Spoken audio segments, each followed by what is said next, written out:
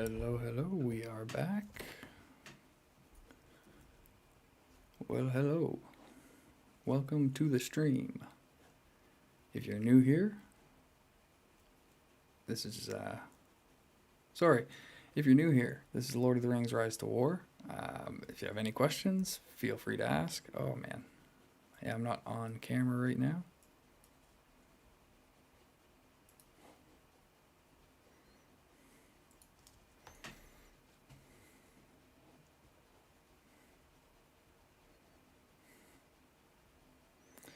Yeah, I forgot this friggin' bot. What's this bot even do? Still haven't set that up.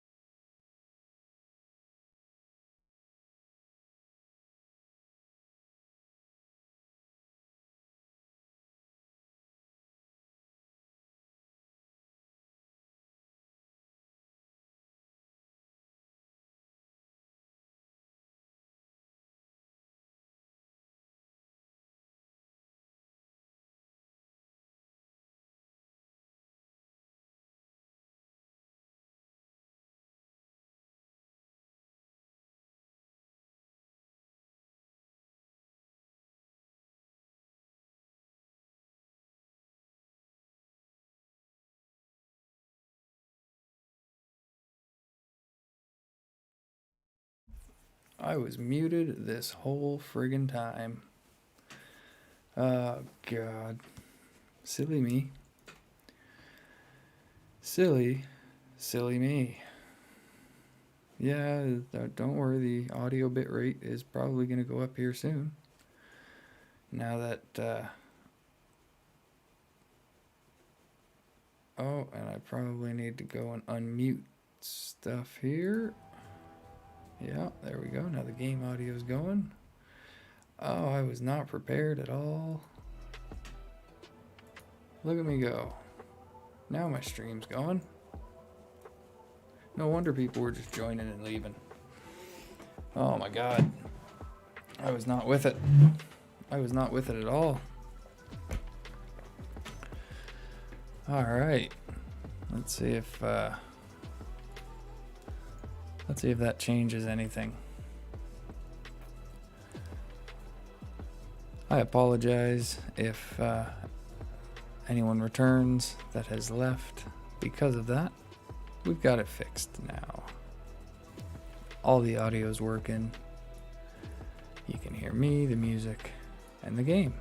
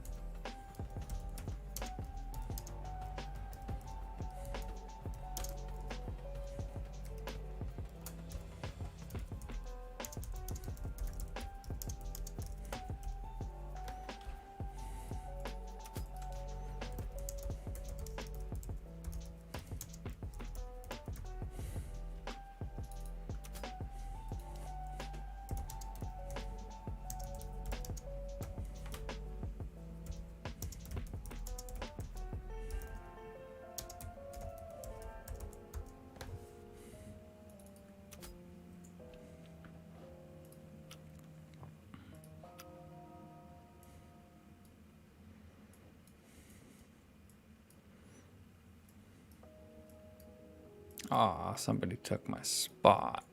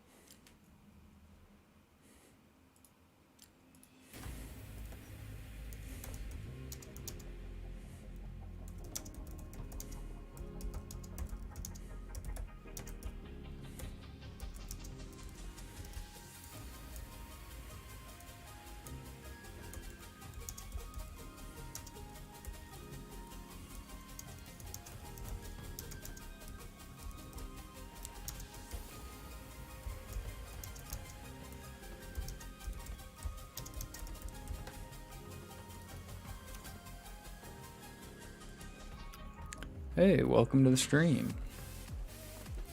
Now that people can actually hear me, since I unmuted myself, I pulled that silly move again. Sat down, I was chatting it up. Thought I was doing great.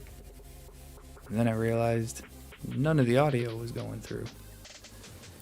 So I had to go fix that. Hey, we got a second person joining us. Welcome to the stream. As always with these things, any questions, feel free to ask. If I have the answer, I'll do my best to clear anything I can up. If I don't know the answer, we'll try and find it together.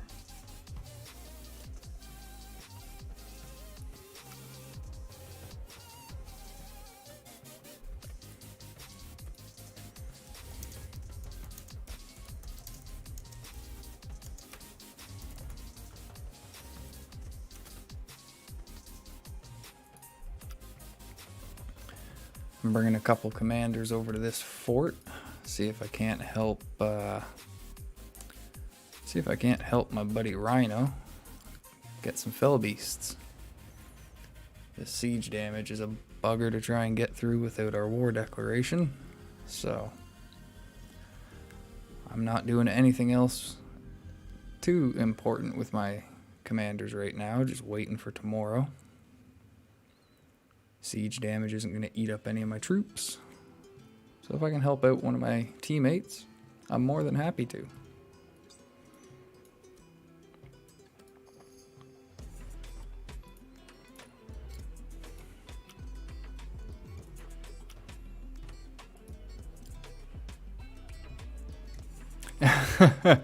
Indeed. Indeed. Oh, I always feel so silly when I sit back and I see that little red light. That's like 101 right there.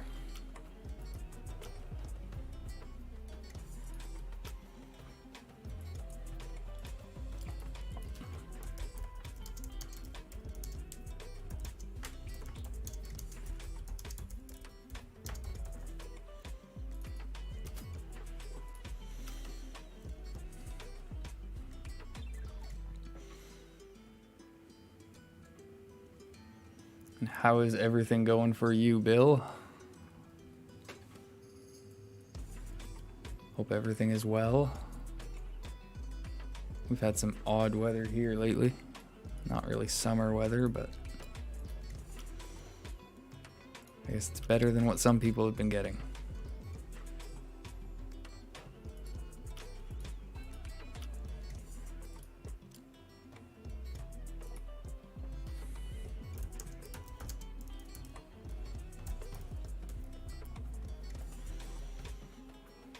I forgot Gun is not in my warband anymore, so I think he's with Loathing now. Or Merc. One of the two. Merc, that's right.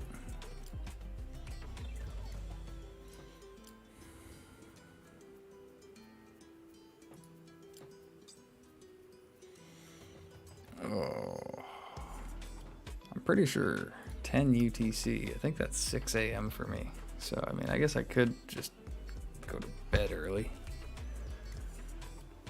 I'm not a morning person, though. That's why I didn't do breakfast shifts. I hated breakfast, even though I could cook a good egg.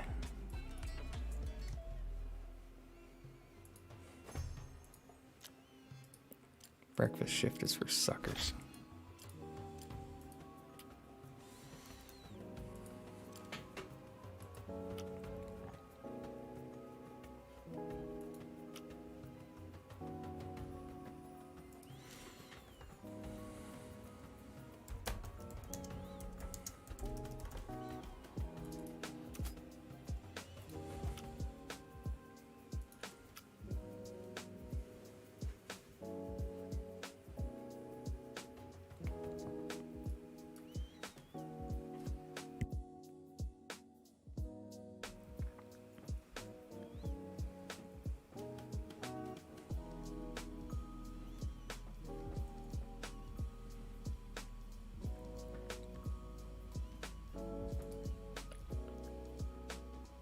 He's going at it.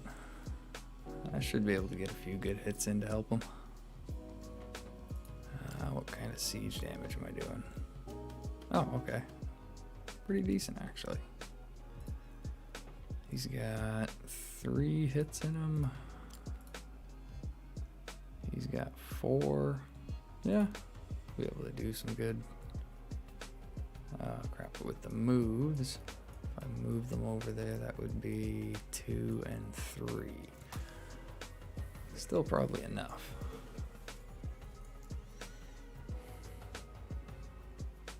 Yeah, I remembered it's you, Kaz, but I've just got this thing. I don't know. The chat names, I always, it's thrown me off. But yes.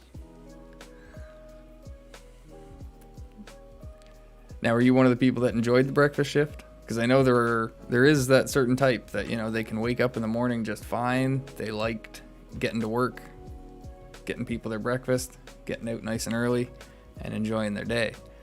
I wasn't one of those people.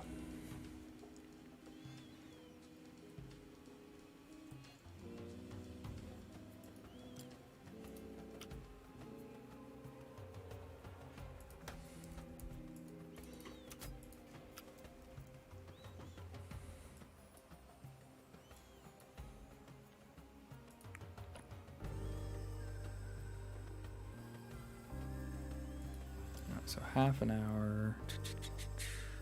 Nice. Well, that's gonna help then.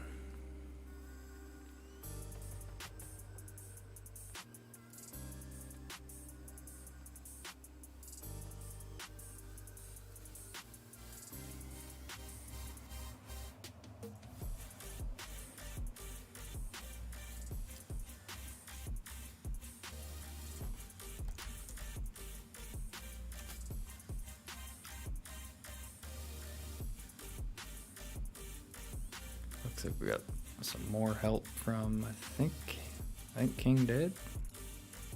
KD, he said. Yep. Teamwork makes the dream work.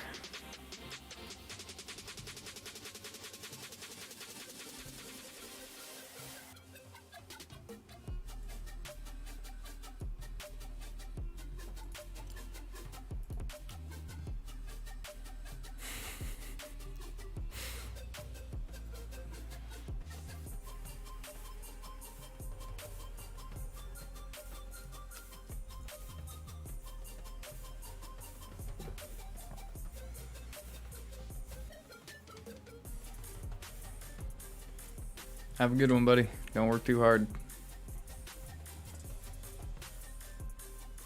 Stay hydrated.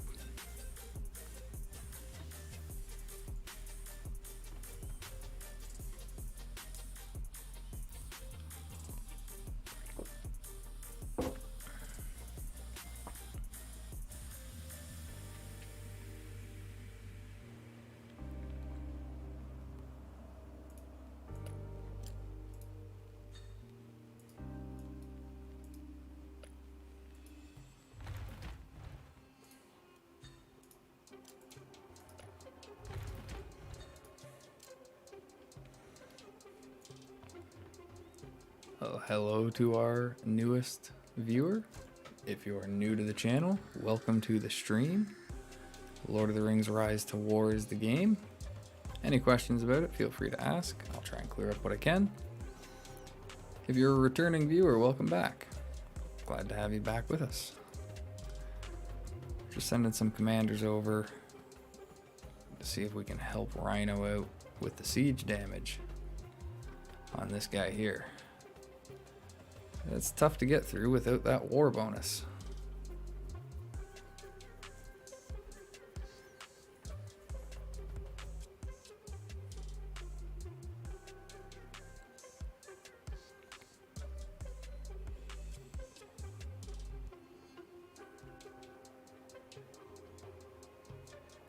Yeah, I think about a light for streaming at night in here.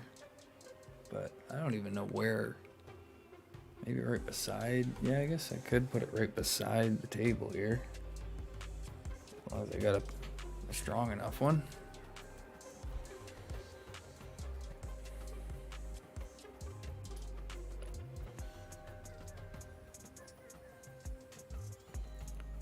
Alright. This should be alright. We can get this with them. We can get this with them.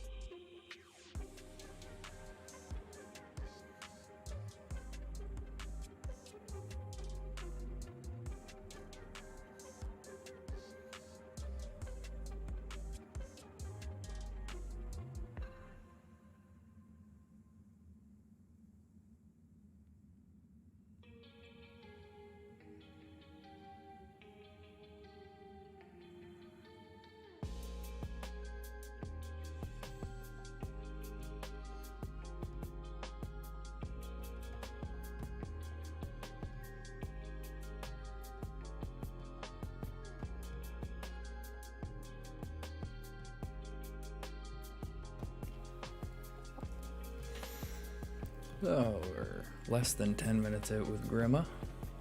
10.5 minutes out with Agzok. Still 155,000 siege damage to get through. Rhino seems to have picked up the pace on it himself, though. It was 20,000 right there, it looks like.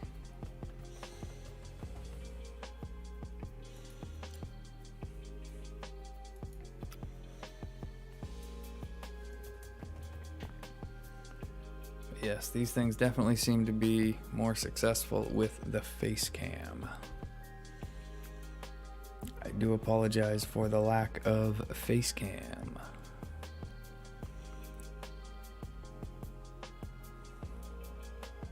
It's poor lighting. I just don't think a black background or the blue screen, if it does show up at all, is very pleasing to look at.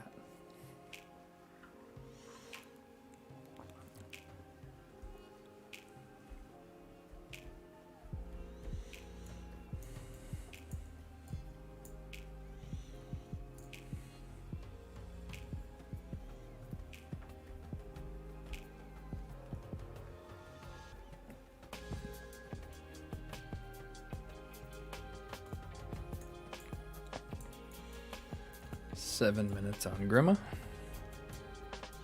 We're under the 10-minute mark on Agzok now.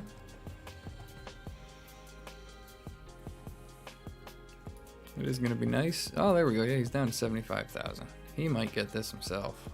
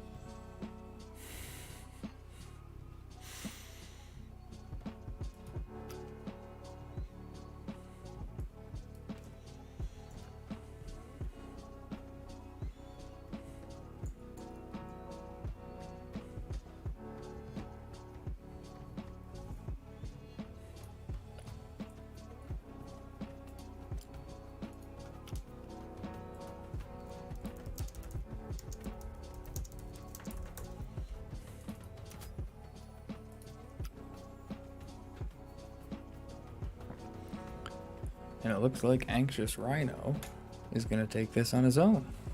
Not even going to need any help, because he is such a champ.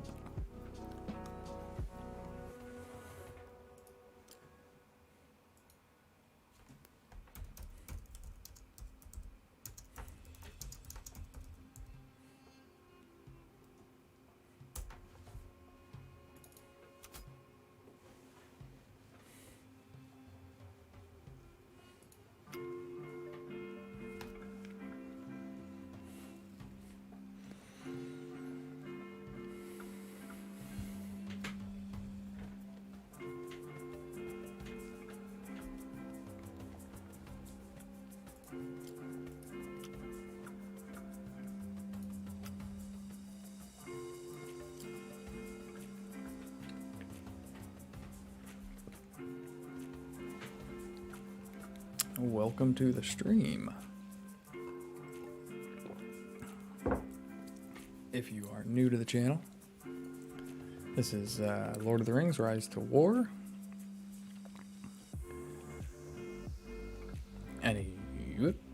Alright then.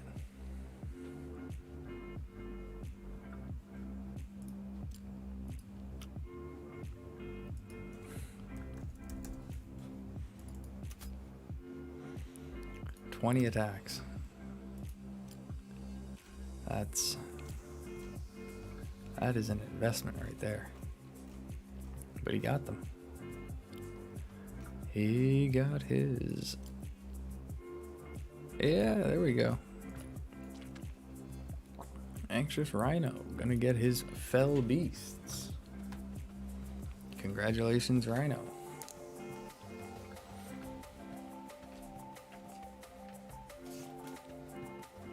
It is always nice to see. Hey.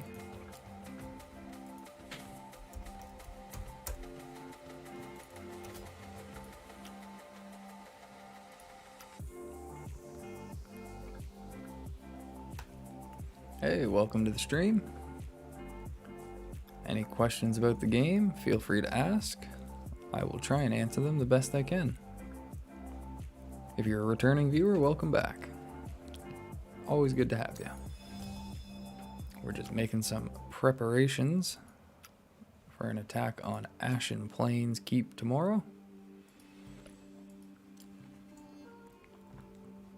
Oh, looks like they're still stacking comms. They are going to try and defend it. Wow. Alright then. Sounds like a plan. Got a little dwarf over here wanting to just take a look, see what's going on.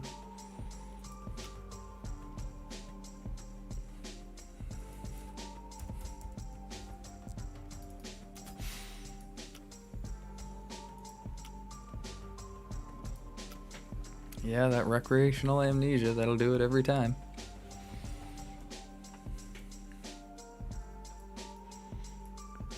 So they've got a fortress over here. Not very active though. I think we can just focus on the keep.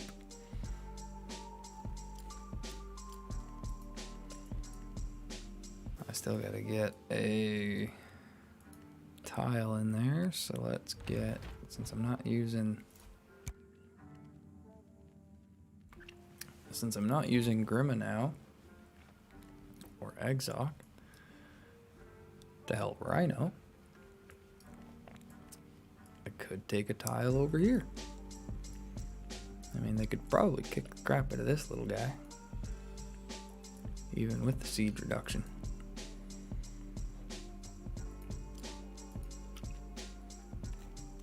Oh my. Oh my. I mean, ooh, yeah, I said, there you go. That's the kind of setup you need, but still, yeah, that's rough. I mean, those level 50s, they'll do it.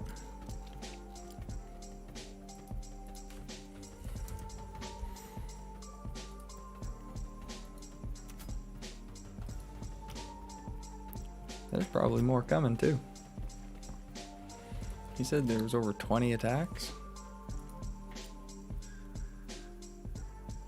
Ooh.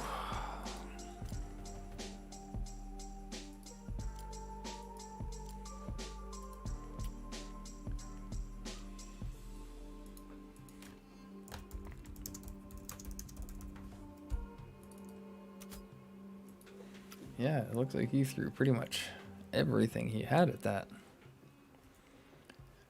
If you play the game yourself, feel free to let me know in the chat which server you're playing on, which faction you are. If you happen to be on the good faction and you have any questions, I can hop over to my account on server 1, which is Gondor, and I can answer questions about good commanders, good troops, abilities, gear, things like that, a little bit more in depth over there.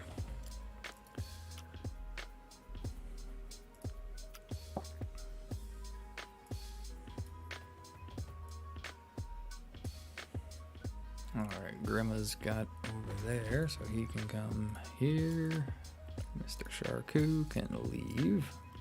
We don't need Sharku over here anymore.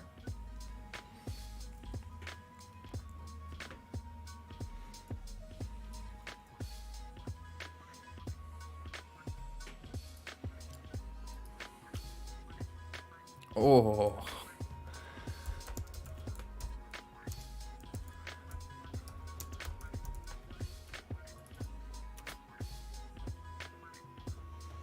$10. Ouch. Those hurt.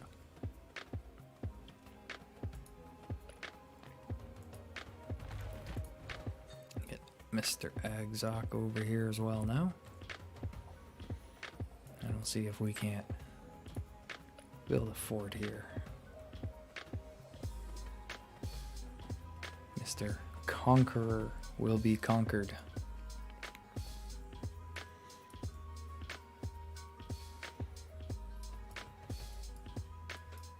I was looking through the Stream Beats playlist before discography before I started this stream, and I went and found one of their discs that I didn't have yet. Decided to check out some of the tunes on that, and I'm pretty impressed. I mean, all the stuff they've got seems to be just pretty easy listening to have in the background. Lots of different genres. They fit lots of different videos, different moods. Oh, we got another one coming in here, it sounds like. I mean, the fact that they provide all that stuff, all that stuff for free is really, really great.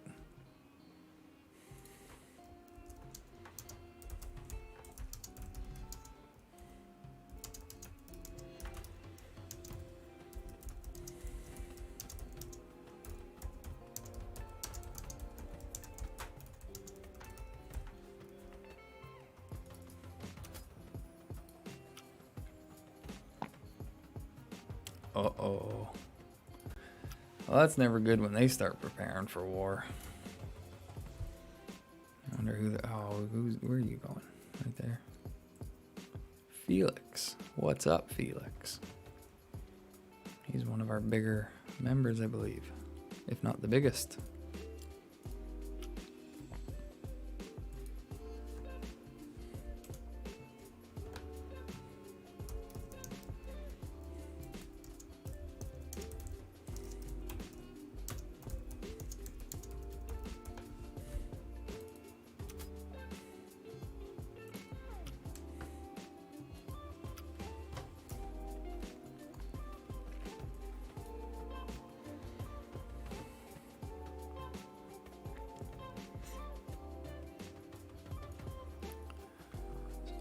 Oh, wow. So we've got 13 minutes until Grimma arrives in the fort, 17 minutes until Agzok arrives. Gondor putting armies on Minas Tirith. They do not trust Isengard. I mean, can you really blame them? I mean, they haven't taken the crossing or anything yet, so...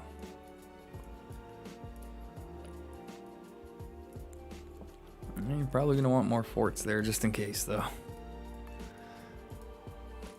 Oh, never mind. They have taken that crossing. And that one. And they're building a fort there. Okay. That's... Yeah, I'd be a little worried if I were Gondor. I'm not gonna lie. I mean...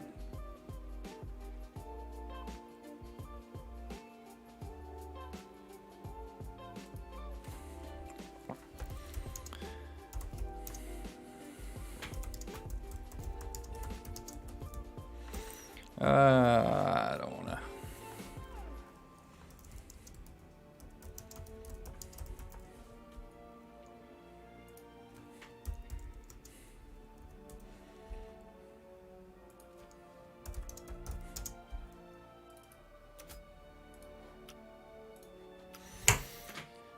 Yeah, I totally hear what he's saying. I mean, they are kind of becoming the elves from server 1.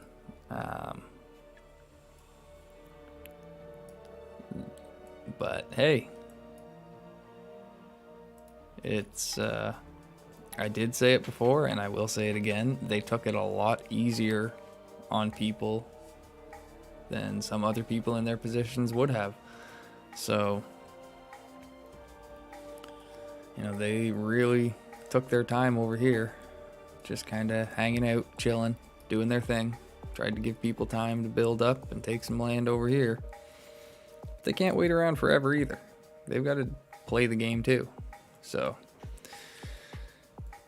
as I've been saying, as I said in the earlier stream, none of these small factions are really down and out of it yet.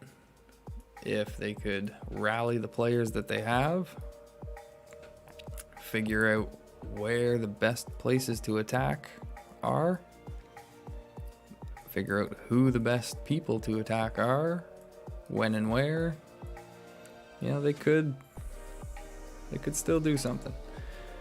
But yes, they are all in tough positions. You know, the elves got fractured with that push on the Black Gate, split their forces, and just haven't seemed to be able to unite again.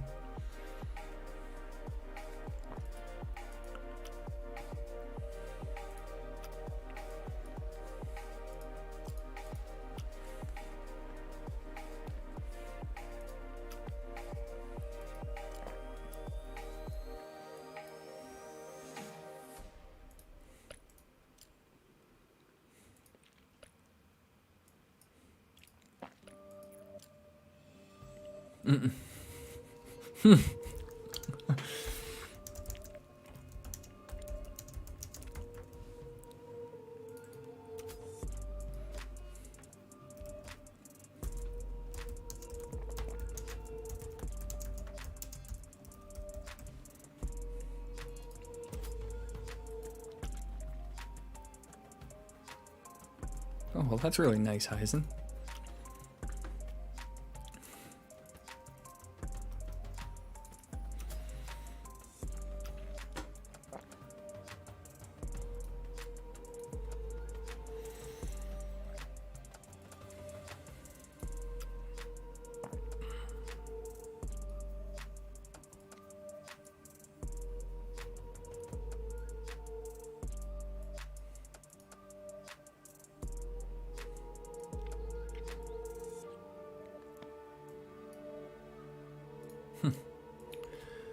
No.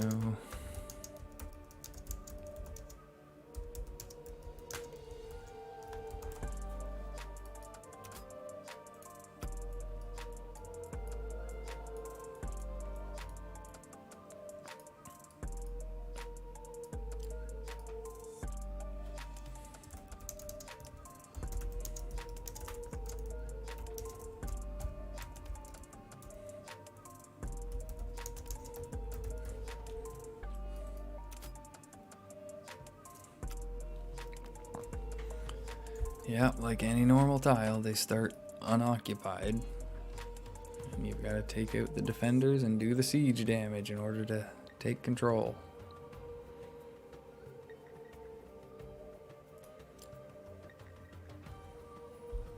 The siege damage really throws people off on those things sometimes. They'll send like 2 commanders that they think can take out the defenders, which is fine. But if all the troops you've sent get taken out doing that, you're not going to have siege damage. So generally, even for the Oathbreakers, you would want to send, 2 or 3 commanders. Geared properly, trooped properly, especially if you were trying to take them early.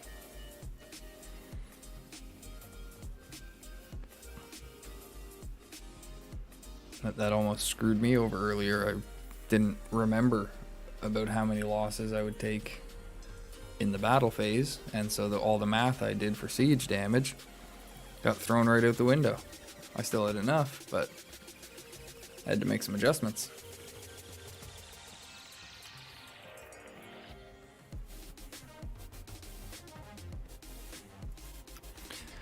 Oh man, world chat tonight is something else. It's just a conversation I really don't want to be a part of, to be honest.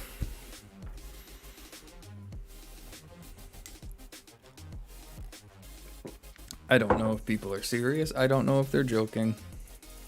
I don't really care. It's just too political a topic for me to get into.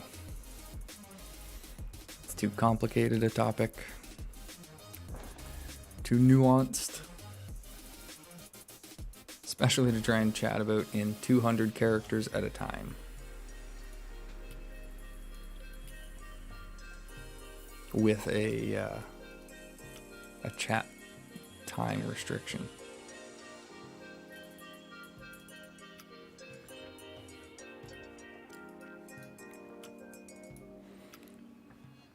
Yeah, still okay. What Sharku? Oh, he's almost home. All right. Hey, Sharku's home. Do I have enough? Probably. Let's see here. Yeah, I can probably get a mock battle going, can't I? Alright. We will go to the market. We'll get rid of all of that to start. Put a little bit of this. Let's go down to 200. 144. Let's see where that gets me. Who do we want to mock battle? I'm really interested in getting Kamul up a few more levels. Azure Core is looking promising. Shagrat, I was talking earlier, actually, in the earlier stream about leveling him more. Then I've got some of these people that are, down in the lower levels. I feel like I should wait until I get at least 1 or 2, at least 150 before I start working on any of them. Thinking Kamul. Let's see who's close. Yeah, he's pretty close to level 40. Shagrat, he's doing 122. Yeah, let's go Kamul. I like that.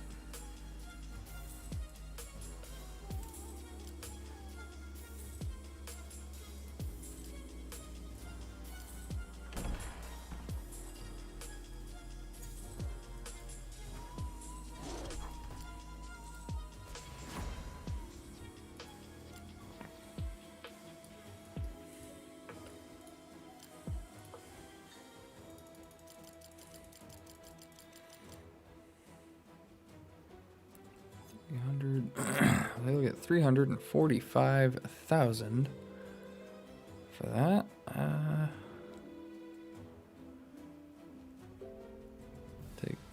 Yeah, let's do it. Not doing anything else with them right now, so why not? Get them some experience.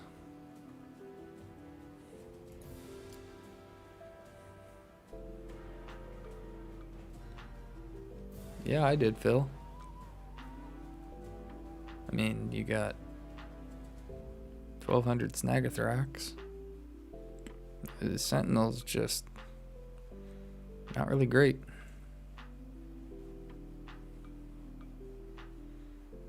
Yeah, especially when you've got snipers targeting both of them. Nope, that's...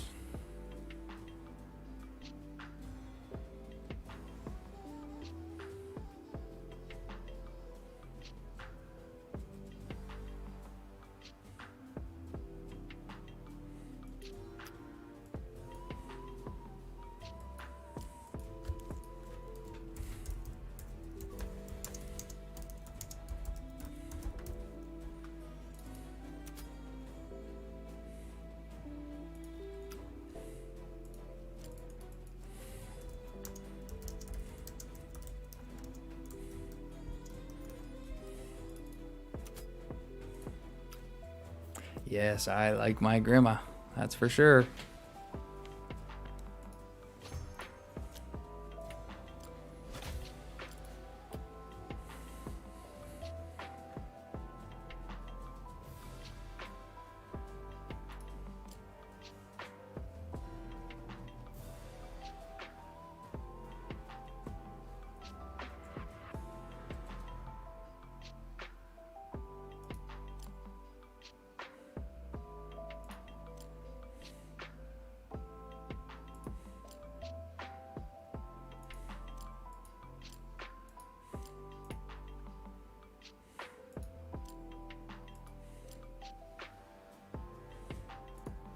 That's alright.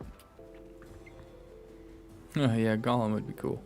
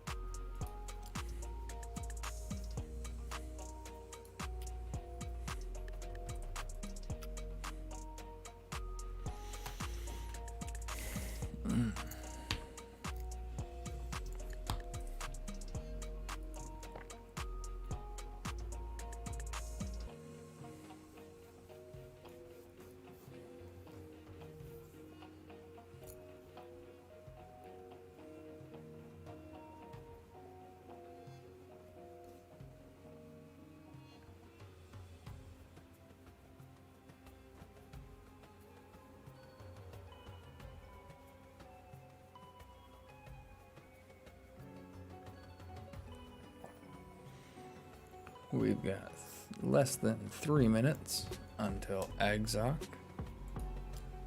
arrives.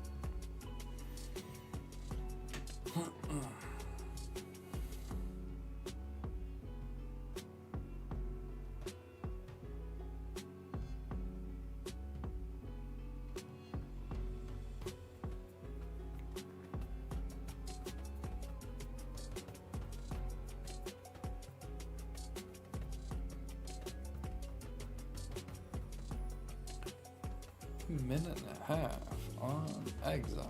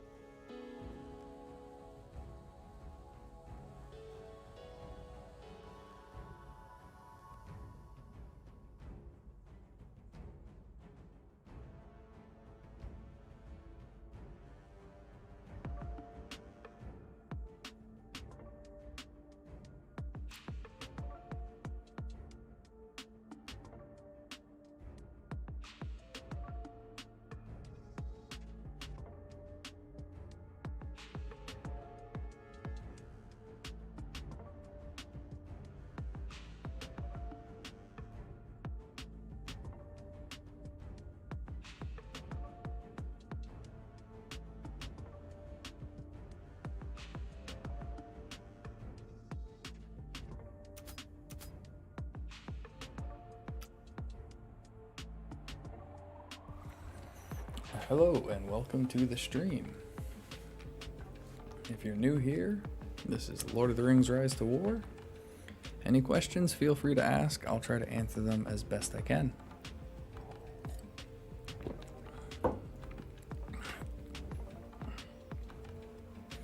When I stream during the day, I do have a face cam with this, but at night I'm not able to do so.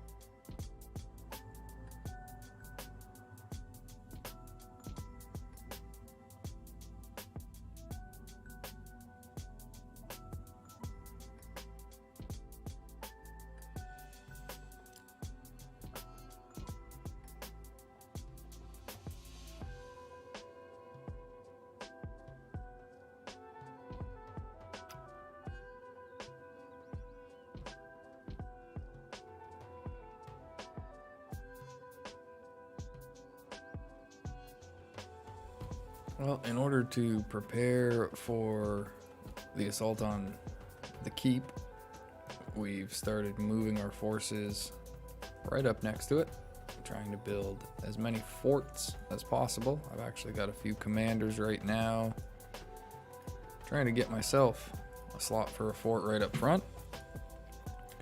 Other than that, we've been trying to work on just clearing, some AI. A few people have been getting their fell beasts, and I think mainly just using this time to kind of build up lost troops.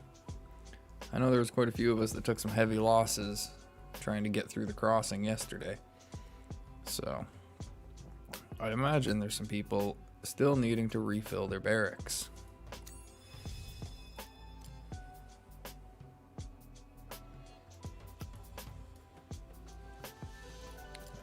I know we had, was it this crossing or this crossing? Yeah, we had some people down here as well, trying to get these fell beasts.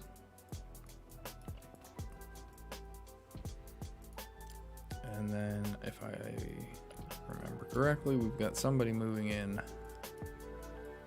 from this side.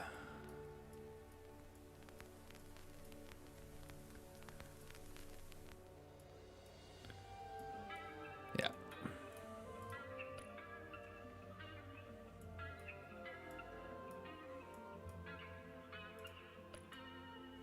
Jerry.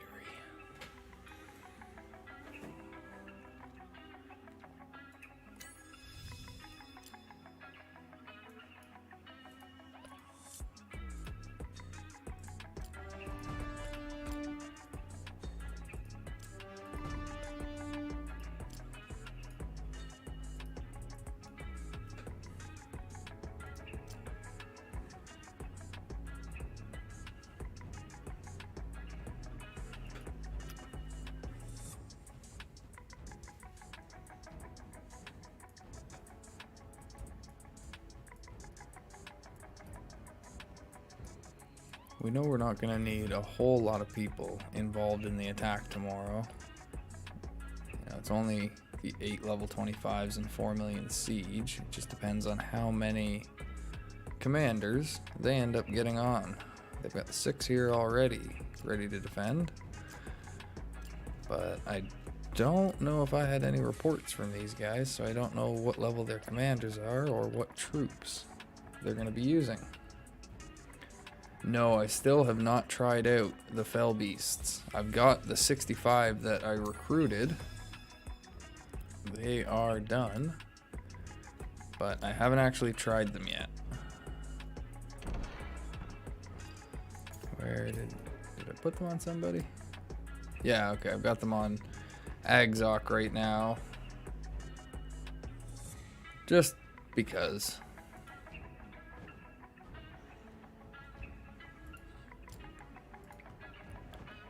Yeah, he's giving them some decent stat bonuses there, I guess.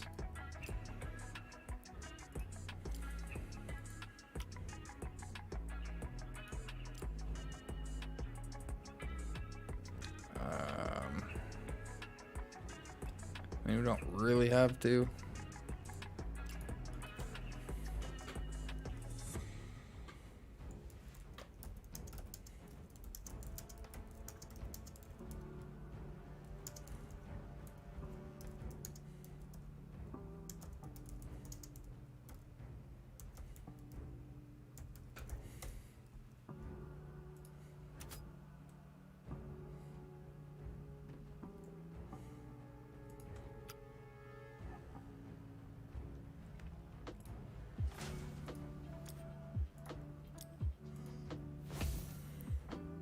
Yes, he does. If he gets to respect 3, he's got... Although that only affects his poison damage. Although that's something that I've always wanted, I've wondered. Like, so the way this skill works, he's got... No, that's not even him doing burn damage. So does this replace his physical damage with burn and poison damage? Or is it just saying that if he did poison and burn damage, or poison or burn damage, it would increase that by 2.3%, but reduce. So I guess it's his. Would this count as his burn damage? I thought that would be.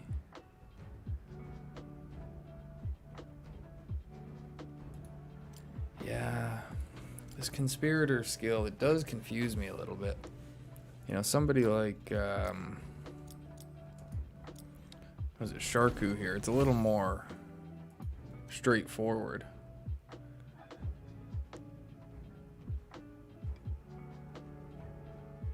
Yeah, because like with this guy, his normal attacks inflict burn damage. So his normal attacks are going to inflict that burn damage plus the 11.6%. But he's going to do 6.6% less physical damage. But he doesn't do poison damage. So he's not getting any. Yeah. So because he doesn't do poison damage, he's not getting any benefit from the poison side of it. Whereas Grishnak, it's the exact opposite. He gets the poison damage. Okay, I thought he had Conspirator too, but no, he had Assassin. Yeah, that's a weird one.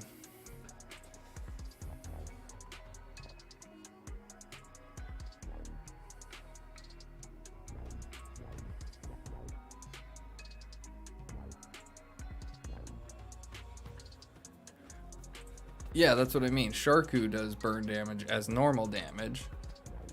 So he's getting the bonus from Conspirator, right? Whereas Azrukor here, there's nothing, as far as I know, because when I read battle reports, I thought the way I'm reading this is that this burn damage is applied to the ranged unit.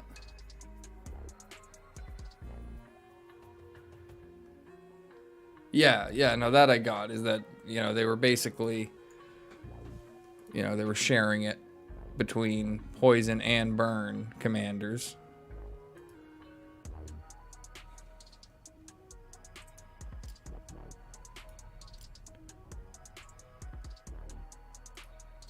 Yeah, so he doesn't have, this would be sick to get, to have this at max.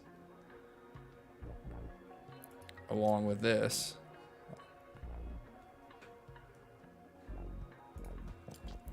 Treason. So for the first 4 rounds, you know, would that equate to 100% chance at max, I believe, of succumbing to madness?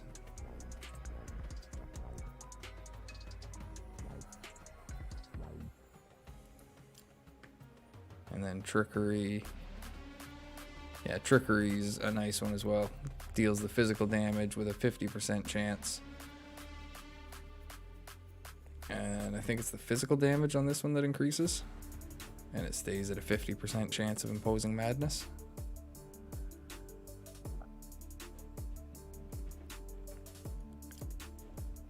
But this is interesting.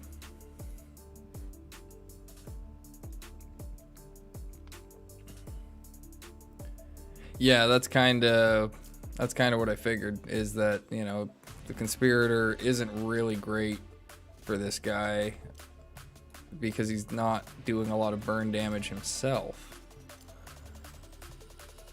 But he's one of these commanders that, you know, he may not do a lot of damage personally, but he's going to boost the damage that your troops do if you've got the right skills. Oh, he's got logistics up there too, and then he can reduce damage up here with the Evil Alliance. Because yeah, if you give this guy a bunch of ranged units, they can really start pumping out the damage.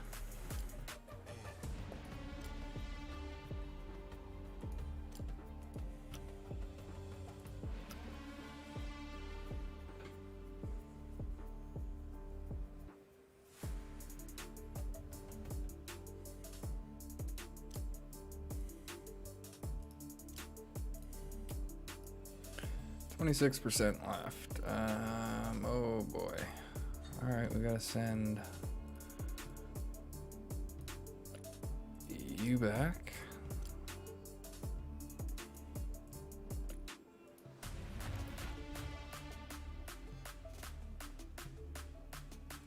Yeah, we're probably better off doing it this way. Come here, Grandma. Go home.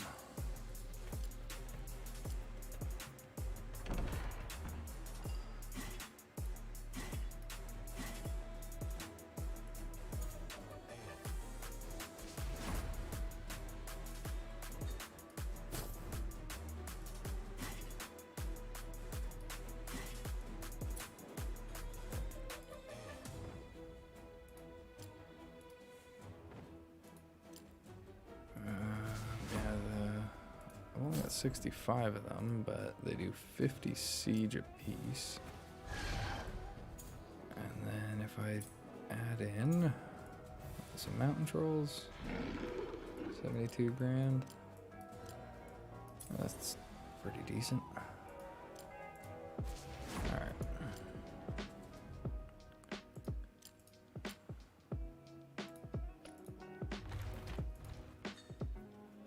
Half an hour. Ouch.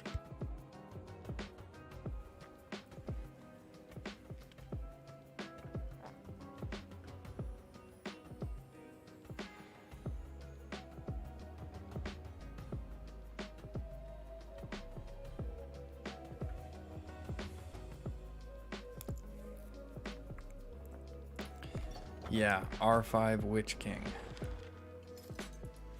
I mean, I'm halfway to... Oh, I'm over halfway to R0. What does he get at R5? Fell Beast. Poison damage dealt. Gain stun immunity. Yeah. Yeah, that would be nice. That would be very nice. Oh. Oh, I like that. And he gets Grond at... Oh my god, he gets Grond at rank 0. That's silly.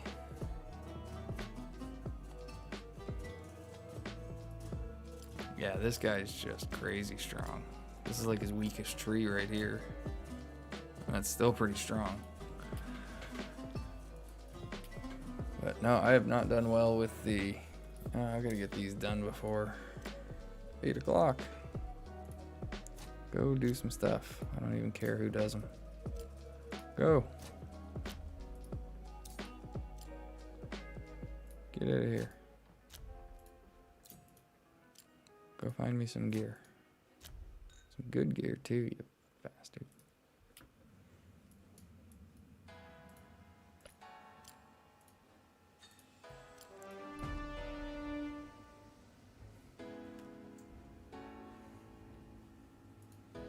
I mean, if I'm going to invest in a rank 5 Witch King, though, I don't know if I'd rather... Oh, no, looking at those skills, I probably would rather have that than a rank 5 Black Serpent, to be honest.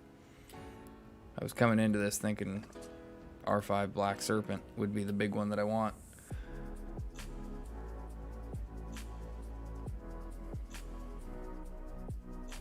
Nice. Huh. Yeah, sometimes the items overflow a little bit, don't they? You getting yourself a nice gem refund come live?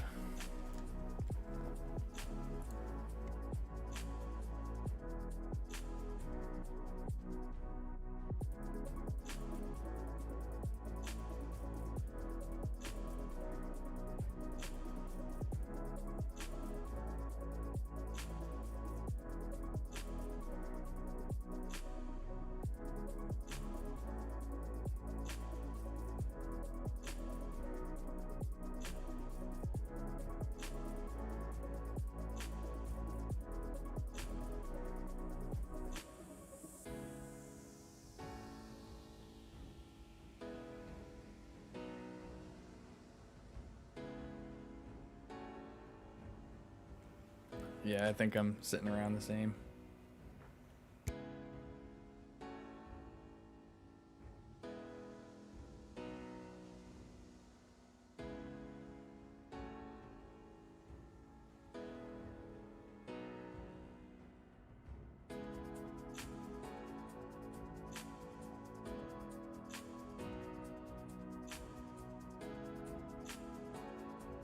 Oh my god, that is ridiculous.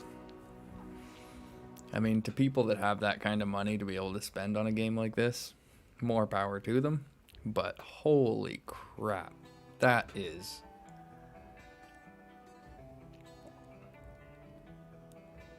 like, oh my god, that's like 10K.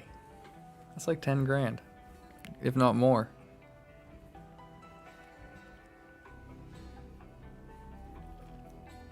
Wow.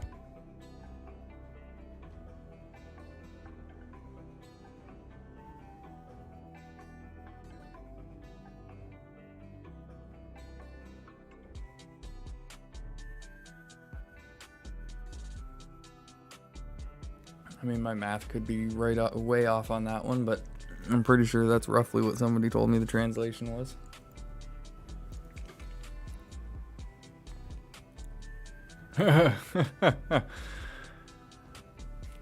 Yeah.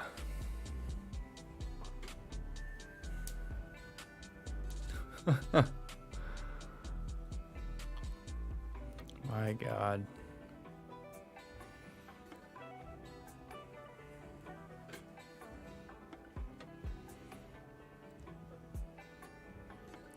Yeah, that's just unreal.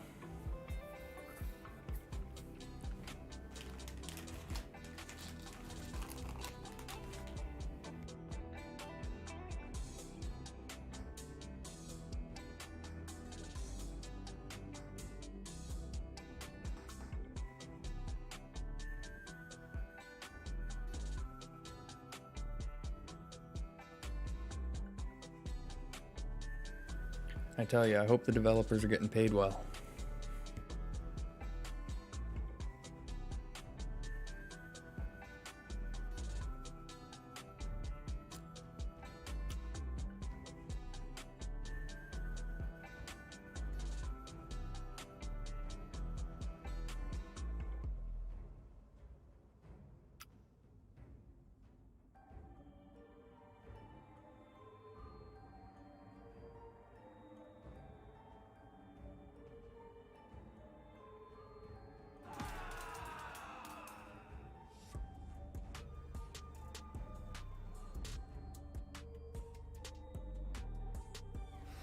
Yeah, no thank you. That's that. Oh. I don't know how the kitchens pay where you are, but I know what they're like here. Unless you've got executive in front of that word chef, you're not making a salary, chances are.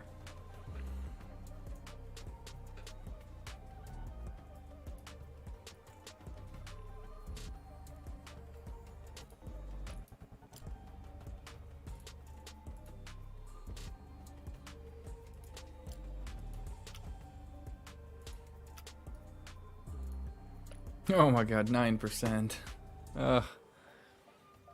I gotta wait 12 minutes before he can hit again. So he's gonna be able to hit again before he even gets here.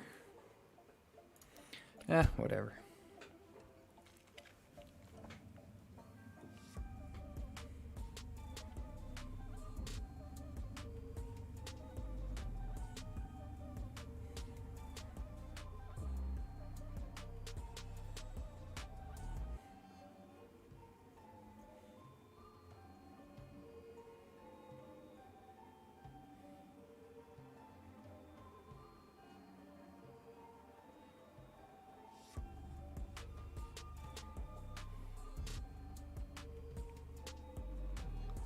Oh, so you are the head chef. Grats, man.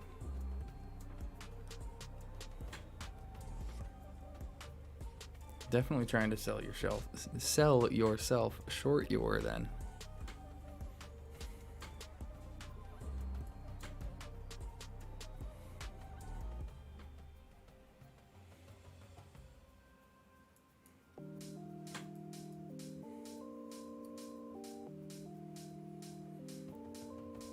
What would you say your favorite dish to prepare is?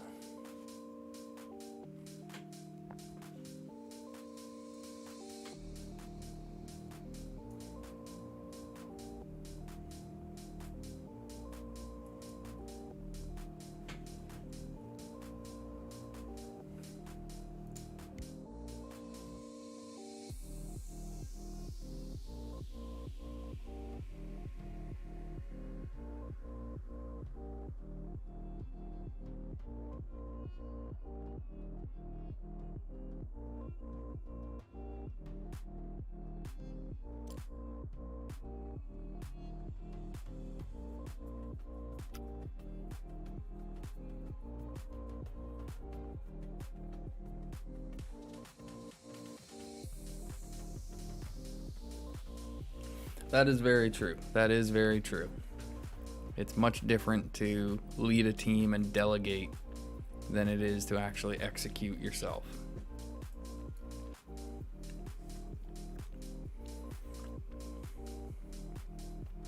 You need to be able to have a balance in order to have that position. Because if you can't delegate jobs when you need to, stuff's not getting done. No one can do it all themselves.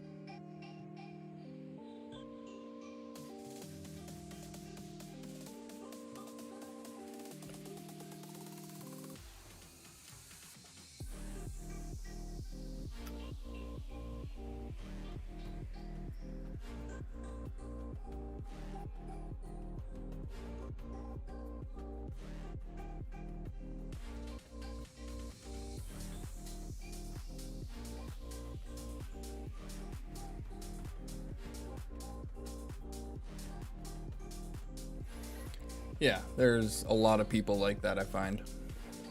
You know, they're much more suited to one or the other. Some can make a great plate of food, but don't know how to handle a team of others, don't know how to direct them or make use of them efficiently. And then there are others that are really good at that aspect of it that just, you know, for some reason don't have the same skills on the line.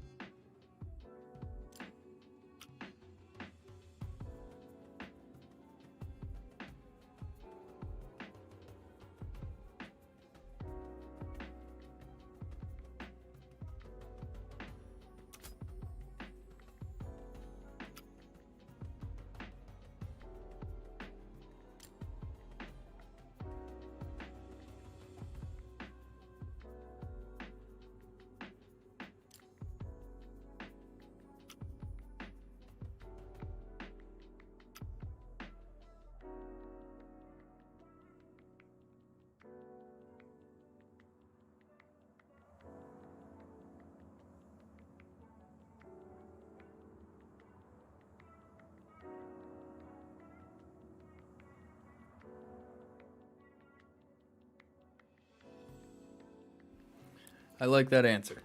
You know, you covered kind of both things. You got your lasagna in there for personal reasons, but then I really like the second part of that answer too.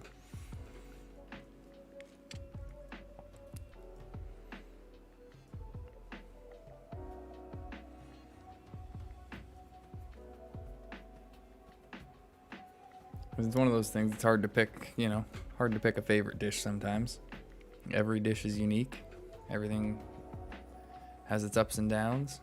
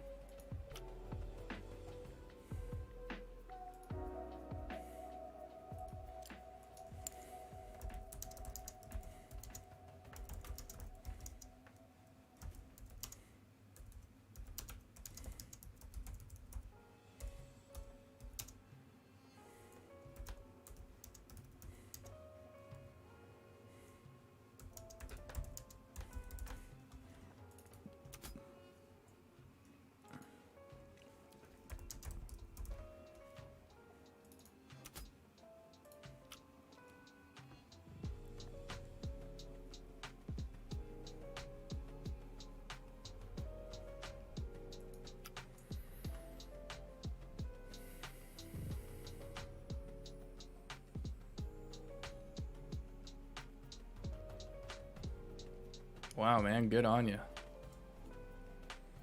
At 30, that's pretty good. Hey, Rhino, how's it going?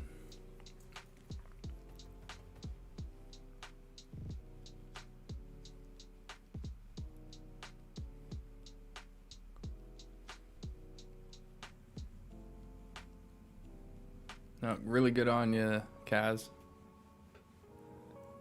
That's a career you can be proud of for sure.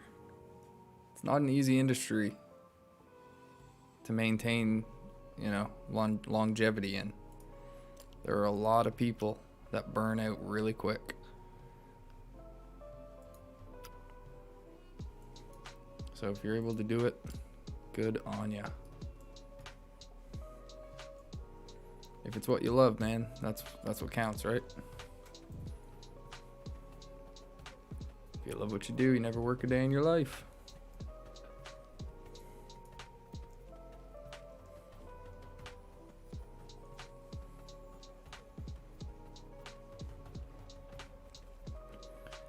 Yeah, I did a 3-hour stream earlier, and then figured I'd come on again while I was here tonight, just getting a few other things done, positioning and whatnot. Still trying to figure out, you know, the best blocks of time to get viewers when people are checking it out and whatnot. Until I get some lights, it doesn't seem like late night streams are a good idea. It just seems like without the face cam, it doesn't really draw people in.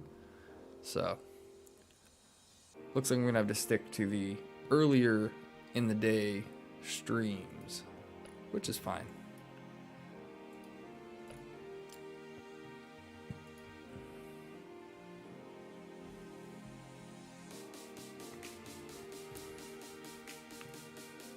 Yeah, it's not an easy thing to find at all. I mean, most people have so many interests. It's hard to narrow it down to what you truly love and are passionate about that you can do every single day and keep going back. I mean, I still don't even know if streaming is going to be it for me. Like I said, this is just something that I decided to try because, to be honest, you know, this pandemic thing, it kind of hit everybody, and I was one of the people laid off. I haven't been able to find work, so I had to try something.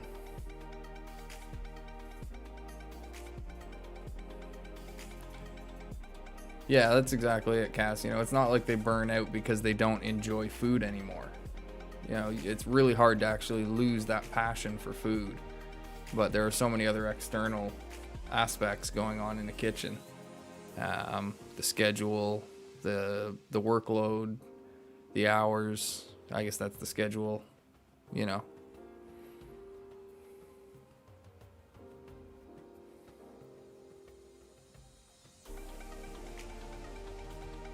Oh, I'm gonna guess those are other streamers. Okay, cool. If it does work, then I'll just continue. I guess if people really want to see the content, they will seek it out. So if it works, it works. If it doesn't, it doesn't. I'm still in that testing phase. At least that's my excuse for a little while yet. Figure I'll milk that noob status for a bit.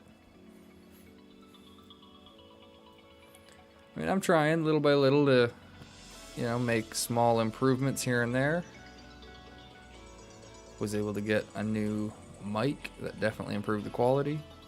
I've got some overlays for the stream now.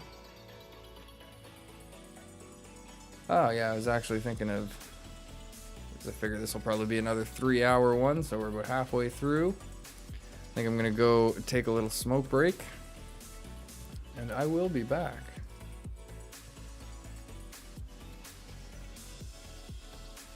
I really appreciate that, Rhino. That you know, it's good for the motivation. Thank you. Like I said, I'll be back in probably 10 minutes or so. You get to check out one of my new overlays. Let me know what you think when I get back. Is it too much? Is it good? We'll find out when we return. Cliffhanger.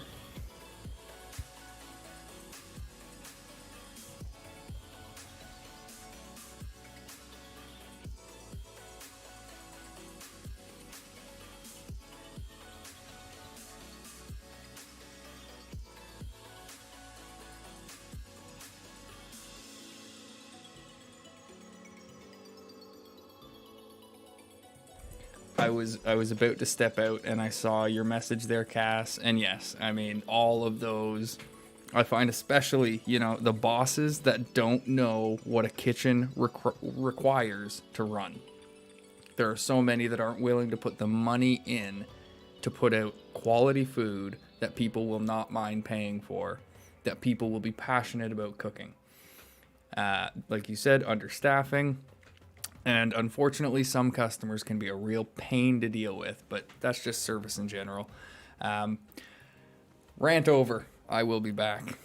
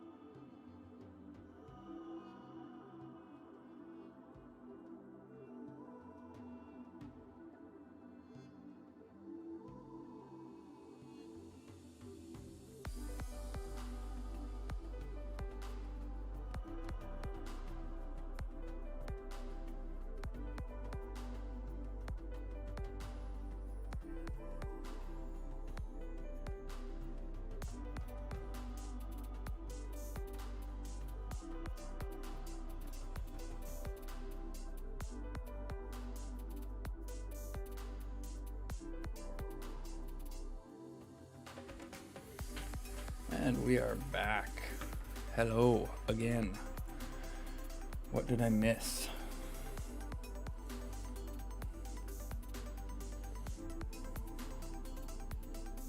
Yeah.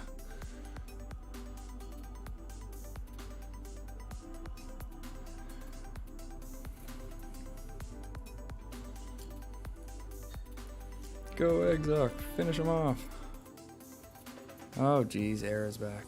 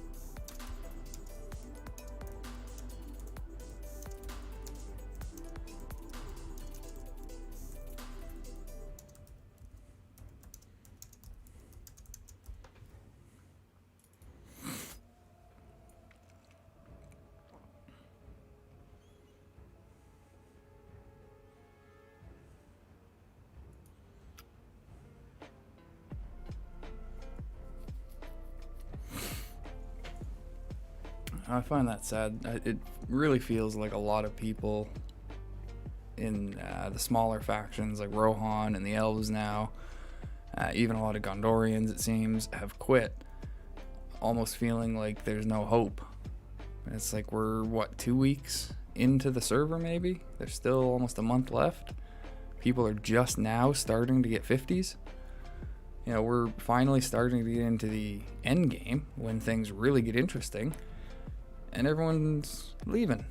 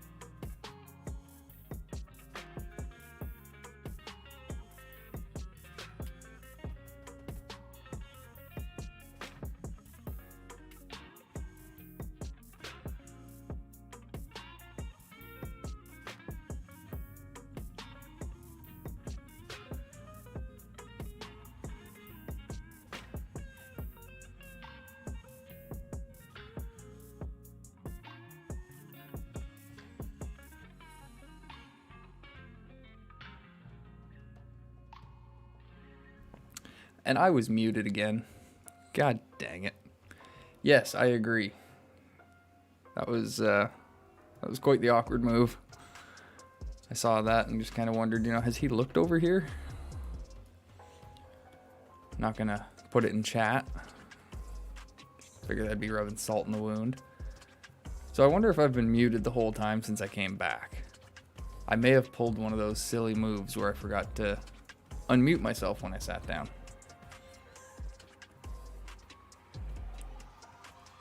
I'm here now, though. Hey, we've got a third viewer with us. Welcome to the stream. If you are a returning viewer, welcome back. If you're new, thanks for joining us.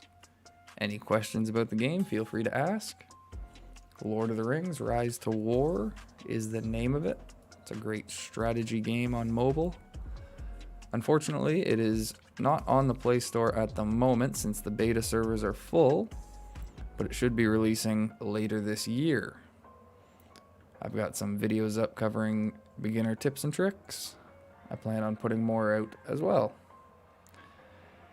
Yeah, I don't know about my block list this go around. I don't think I've got a very big one.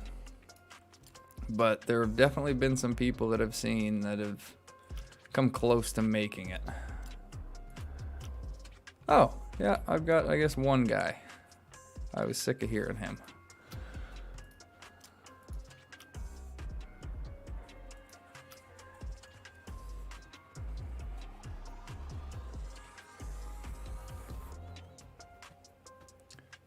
What's full of inactive players?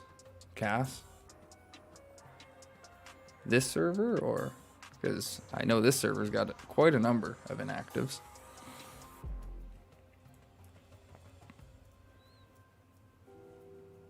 I think I did a count of our warband the other day, and we had 24 that hadn't been online for a week or more.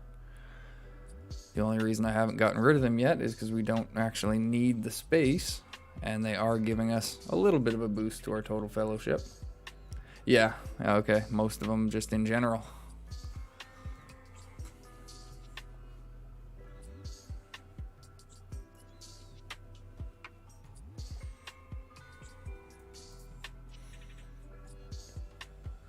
Well, I think, that's one of the good things about the betas like this too, though, is it's going to weed out the players that really have it in them to stick it out in this kind of game.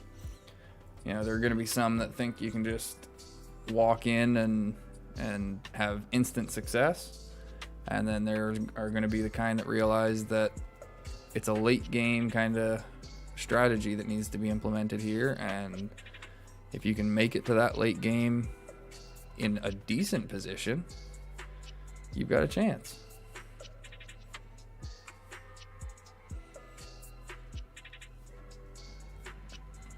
Hey, that's cool, Cass. To each their own.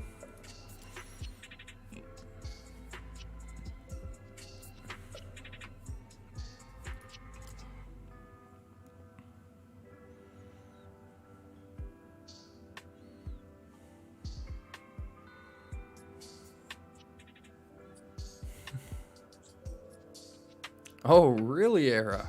Wow, we're all crappy people now, are we? Wow.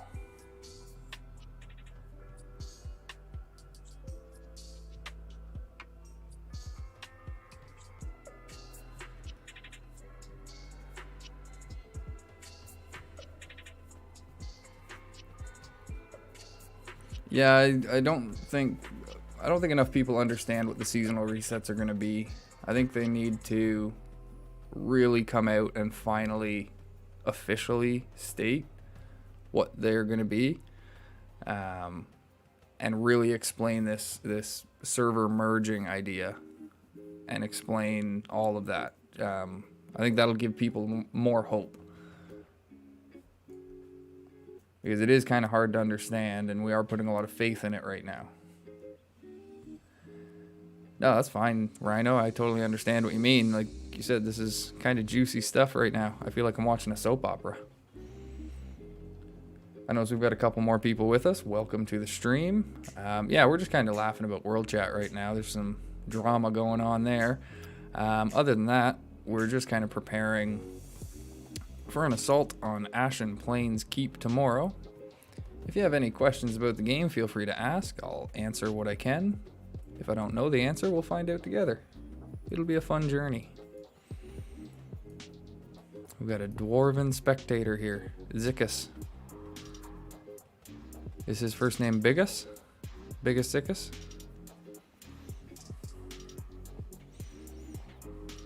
That's a Monty Python joke, at least an attempt at it.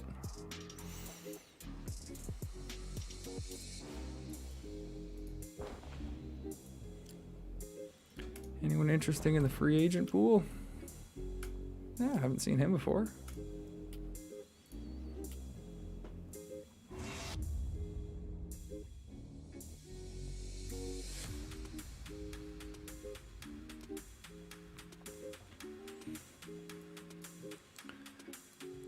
Do I have anything? Yeah, I can bring you back now. I don't need you sitting here anymore.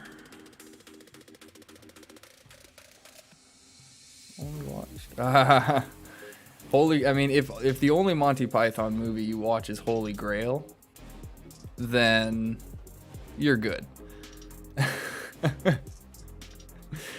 But I mean, The Life of Brian, that's pretty good too.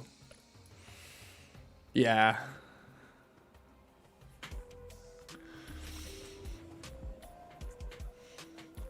The Meaning of Life is all right.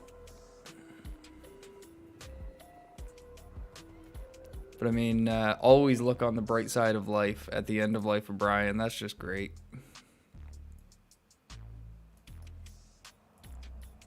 I've always felt like if Joker from Batman ever had a theme song, always look on the bright side of life would be it. I can totally see him doing like a vaudeville type stage show, singing that. Just loving it.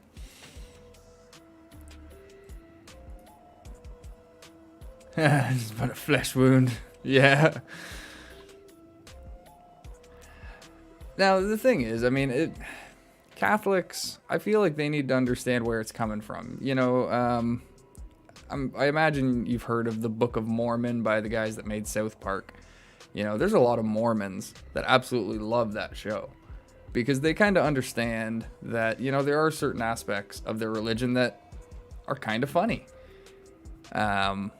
You know, The Life of Brian doesn't really say anything terrible about the religion. It just kind of points out some of the funny stuff.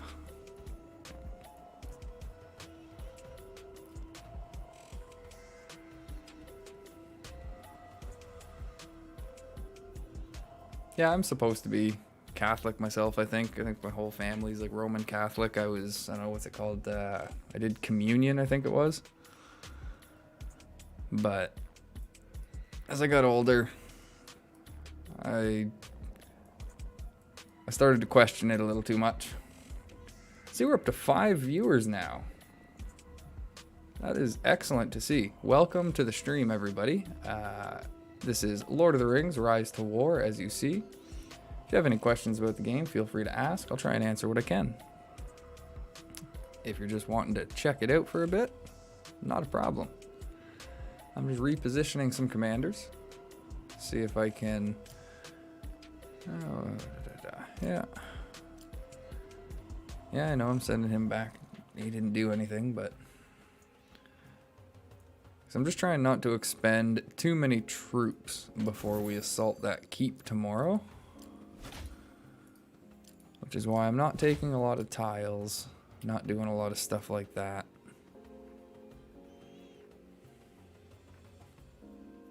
Yeah, you know, here's all the Hail Marys you gotta say.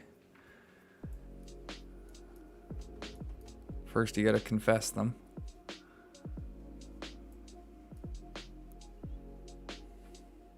Hey, Gangweed Man, how's it going, my man? Rohan, I believe. I believe that's who you are. It's going well. I mean, we're just kind of chilling here, waiting for tomorrow. We're gonna have our war declaration active in 4 hours. I'm going to be, well, I don't know. Like I said, I'll probably be awake, but we're planning the attack for tomorrow. So, I mean, if you want to try and rally people to defend, go for it. We're up for another fight, man. But to be honest, I think Rohan's best move is trying to fall back and regroup right now. You know, as I've said, nobody's done and dusted in this game yet. You guys have a decent amount of land here, and I know we're allied with Isengard. But the one thing is, you know, if Isengard is down here beating up on Gondor, you know, they've got a lot of land over here that they can't really defend that quickly. I don't know, if you want to turn on the elves, you can march up on the elves and beat up on them while they're dealing with the dwarves. You know, if you just want to fall back into your land here and try and build up some power. But, you know, there's almost a month left, so that crossing was a good fight, Gangweed man. What is your in-game name? I'd like to know if we had any personal dealings, Gangweed.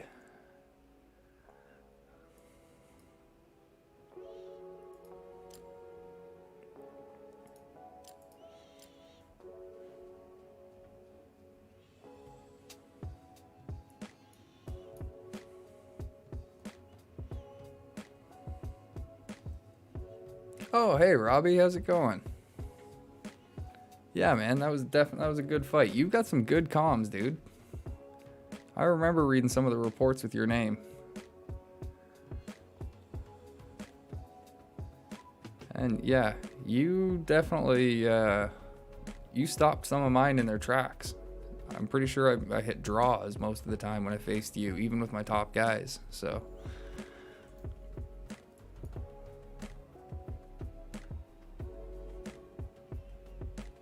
yeah, you're a name I remembered.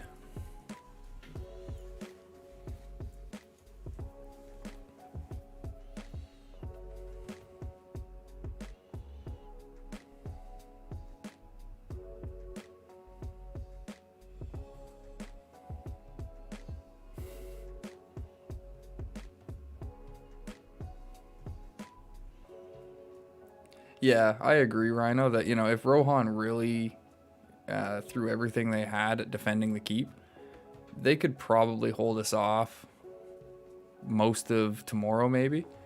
But like you said, they would probably just open themselves up to losing too much more. And I do believe we would eventually win in the end. And so they'd really gain nothing from just sticking around.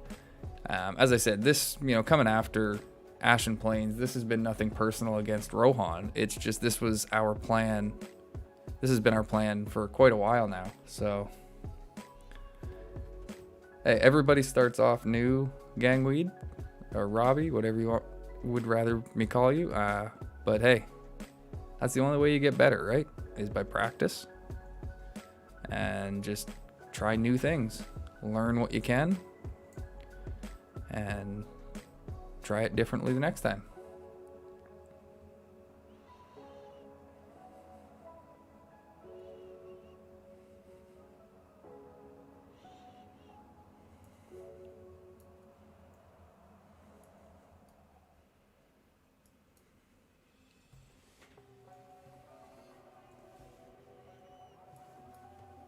Now, I think one of the most important aspects of this game in order to improve is really going through and reading battle reports. I don't think enough people put enough stock in how important battle reports are and just how much information you can garner from them.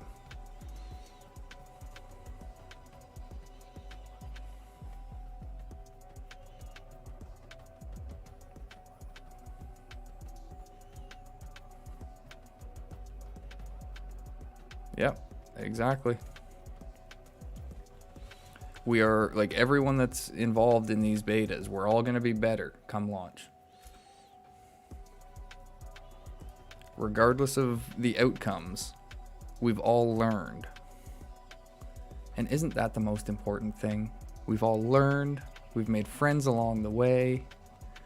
Like, can't you feel the love tonight? Watch me get a copyright strike for just saying that.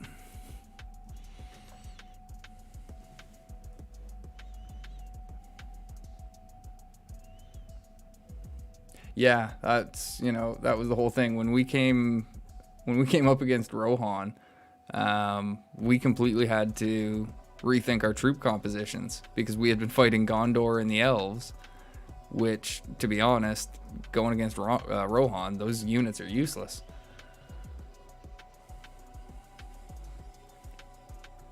Yeah, no, Bill's gonna remain anonymous.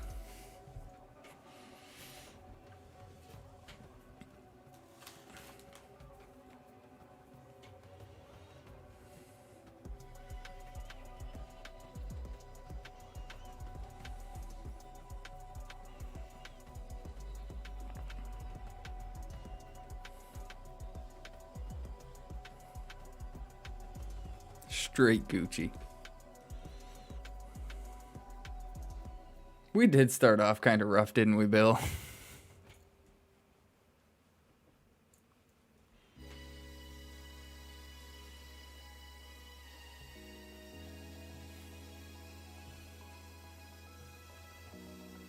No, Gangweed, he's not. I will at least answer that.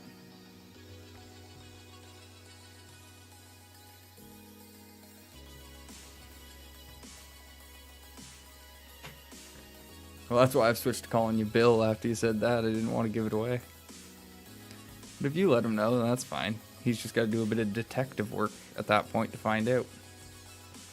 Oh, there we go. There you go, Gangweed. Do some detective work.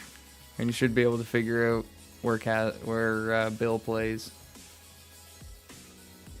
Me too, Gangweed. I gotta say, I mean, a lot of the new players that came into this server fit in so well with a lot of the veterans that are here.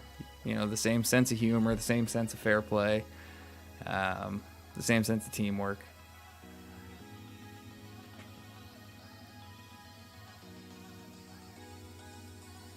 Yeah, I mean, every now and then you get somebody like Bill in the server, but it's fine. You just deal with it.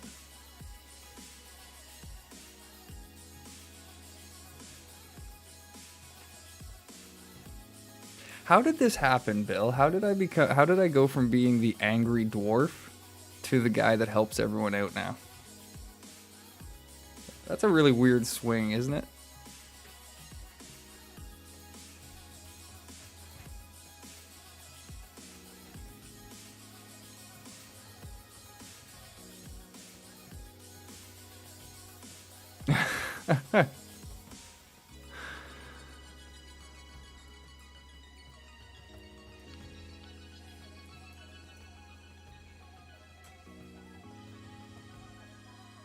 Now I think that would be a sight, seeing Theoden riding down the field on his horse with a fedora, monocle, and a smoking pipe.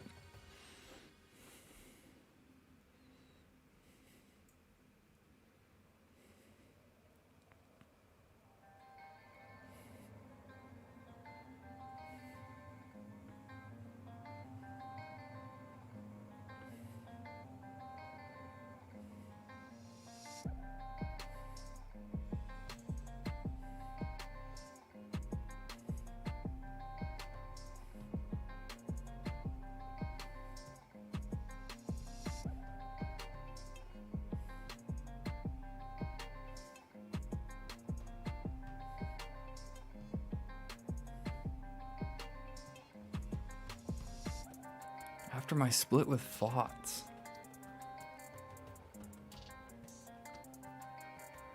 Was that directed at me, Bill? Because my split with Fots. I don't remember Fots.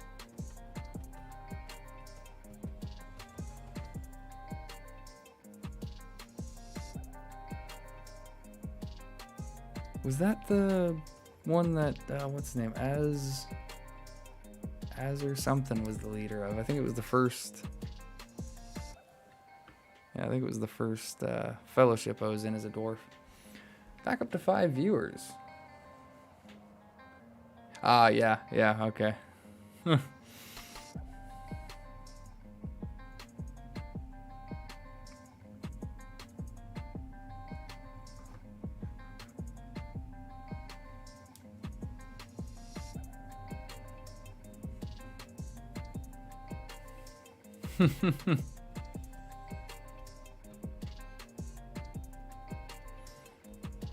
Oh, yeah. I remember, I think I got a little salty about something and then launched an attack on Crown, I think it was, and then left that fellowship, started TTSE, and then we were at war with Gondor for pretty much the rest of it until the end, when we actually teamed up. That was funny. I loved that server.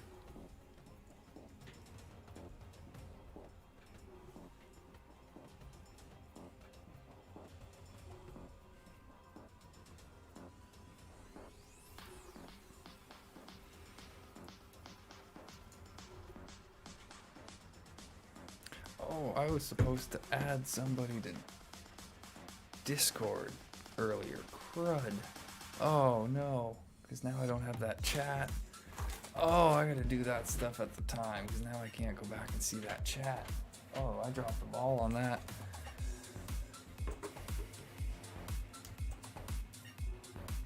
Yeah. That's right. That's right. It was you that hit me. Oh god, I totally forgot how that went down. Oh, that was so good.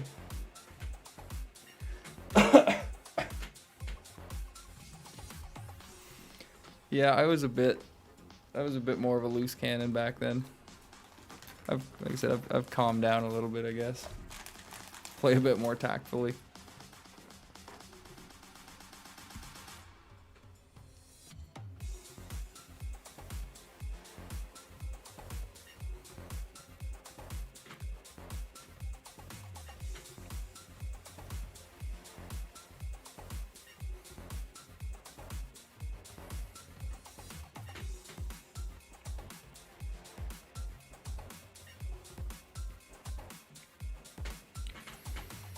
Yeah, Gangweed man. After we, I've been like seriously, I've just been looking at the chat. But anyway, here we go.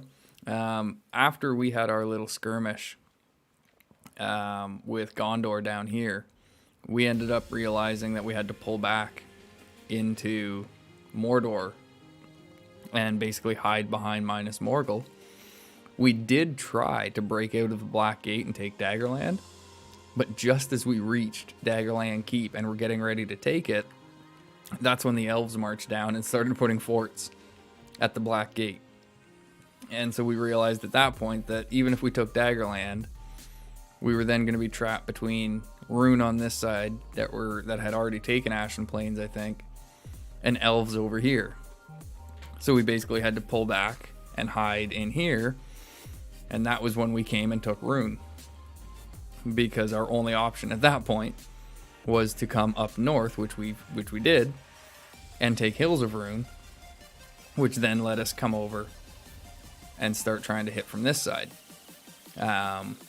Because luckily, this is one of the big reasons I wanted to try going Mordor.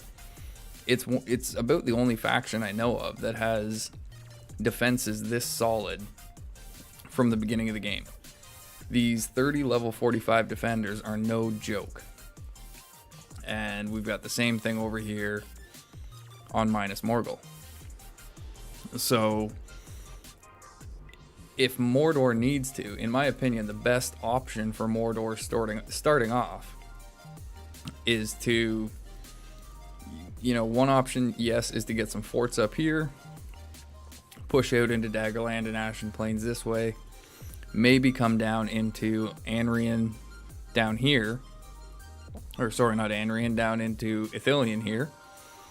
But the best option is going to be to come up through Eastern Wastes early, into Hills of Rune, and down into Southern Khand, Northern and Southern Khand, I think. and try and get over to Horondor before Gondor can take it. But that's also going to be tough, because I think they're going to end up spawning in southern Ithilien again. So that would be a stretch goal for Mordor, I think. Early goals need to be, I think, Nirn, Hills of Rune, Northern and Southern Khand, and like I said, maybe Daggerland and Ashen. But I made a big mistake trying to go for Southern Ithilien early, that's for sure. Oh god, peek into the drama in World Chat.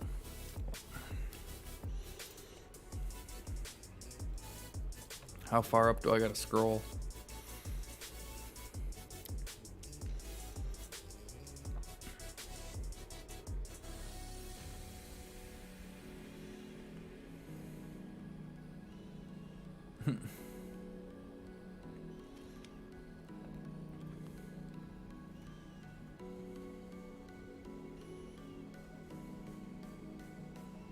Well, at least they were talking about Cyberpunk for a bit.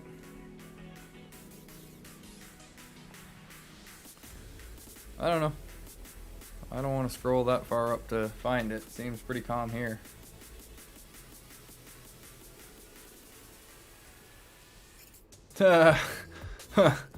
Wow. Good luck sneaking past Gondor and getting all the way to the Shire from Mordor. You're sneaking past Gondor. You're sneaking past Rohan. Yeah. I mean, you're sneaking past Isengard if you're not allied with them. That's lofty. Oh, okay. Yeah, gotcha. Oh, what the hell? Why? Why are people doing this? What is the point? He even asked me where we were attacking earlier, and I showed him Ashen Plains. But no, he comes and builds a friggin' fort in front of Minas Morgul because, you know, he just gotta hit Gondor. Why? What benefit does that have? People just seriously don't ask themselves the basic questions sometimes.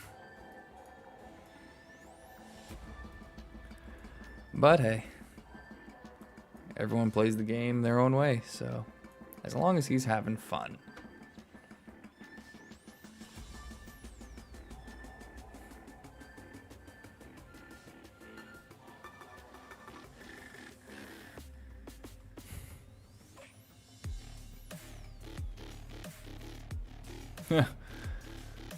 I mean, that's all well and good to say, but nobody can take the ring right now.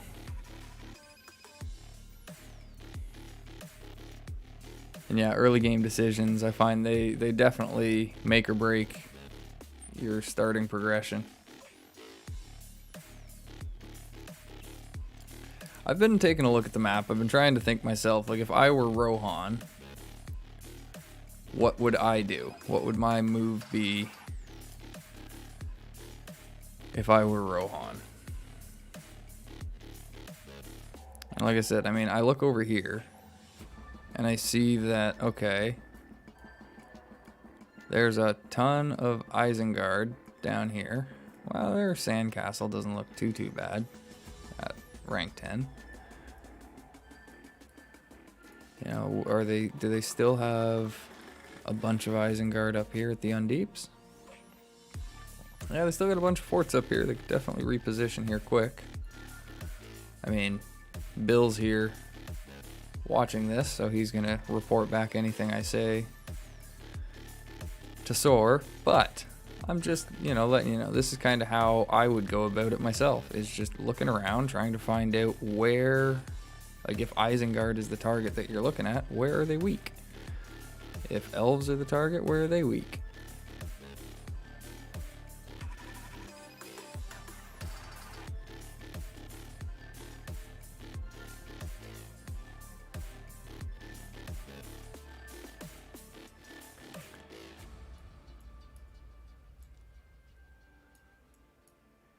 Yeah, like that's the one thing I had been looking at myself, Cass, was like if they were to come down through the Path of the Dead, I mean, they'd have a tough time, but they could come down, probably take that. Maybe take that one instead.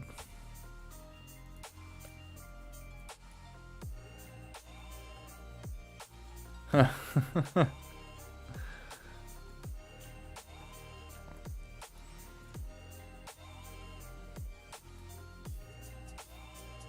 Because I don't know, do they have any easy way? Yeah, I guess they could try. Yeah, no, that'd be really silly trying to go in through here. That's your friggin' capital. It's like, you know, if they could get up into any of these areas on like the other side.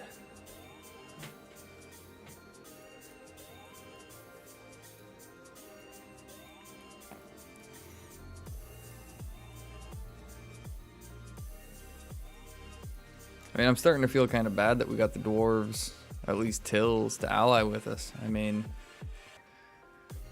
had we had to fight both dwarves and Rohan here, we'd be pretty pooched. I'm just going to admit that right now. That would be a really tough fight. Ugh. Ouch. Those critical crossings, man. They have 10 million health, by the way. I still can't believe I reported that as a bug. Oh my god. Felt like such a noob.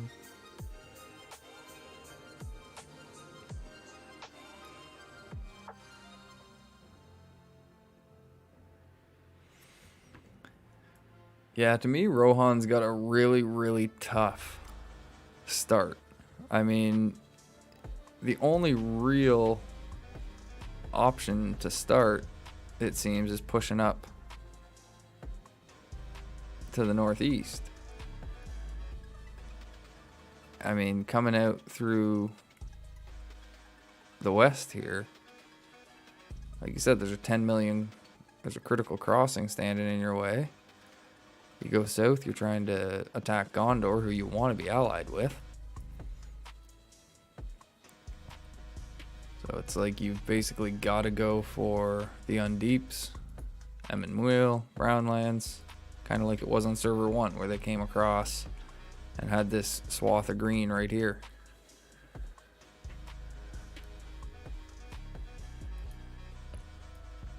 Yeah, I think that's the main reason I've never really played Rohan heavily, is just it's such a, I guess that's hard mode, really. If you want to play the game on super hard mode, go Rohan.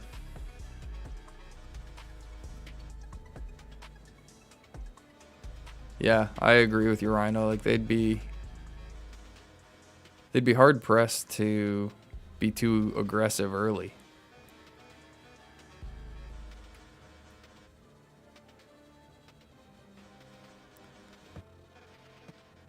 But I guess if you were to make sure that you were allied with Gondor early on, Rohan goes across the north, Gondor comes here, you know, they close off Mordor around here, but then nobody's keeping Isengard in check other than elves, I guess. But elves could try and keep them in check on this side.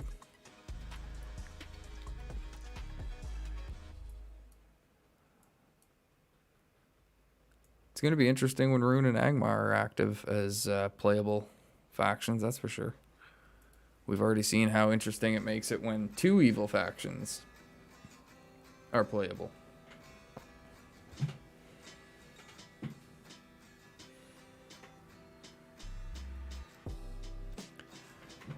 I still think it would be neat if they were to implement an actual alliance system between factions, kind of like the war declarations, but opposite, where, you know, 2 factions could ally, and then for whatever set amount of time that lasts, you can use each other's tiles, you can siege structures together without attacking each other's commanders, you can move through each other's lands without, you know, attack notifications going off. Because we already know how much diplomacy there is in the game, and it's always going to be there. You can't have a war game of this nature without... well, yeah, but fellowships are so limited. You know, as we've seen, you know, fellowships working together can only do so much. It's when two factions decide to make an alliance. And it's one thing in Mordor, you know, right now when Mordor and Tills have a bit of an alliance, that's a bit of an odd one. But the good factions, why can't Gondor and Rohan formally form an alliance the same way that they can declare war? Like I said, you'd be able to use tiles like you would other fellowship members. It just feels like something that goes hand in hand with this kind of game. Like I said, you can declare war. Why can't you declare peace?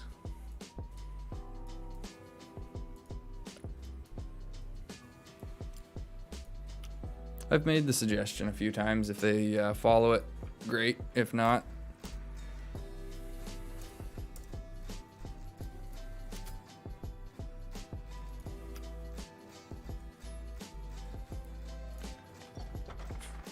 hey, tips are done. What do we get?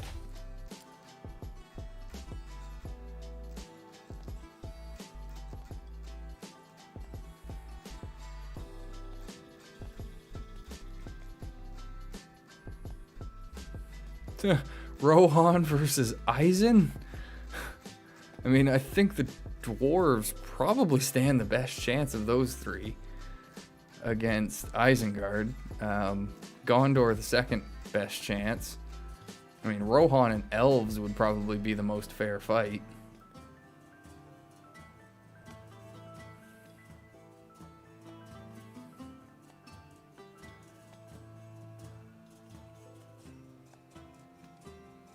Rohan versus elves, Eisen versus Gondor, us versus the dwarves.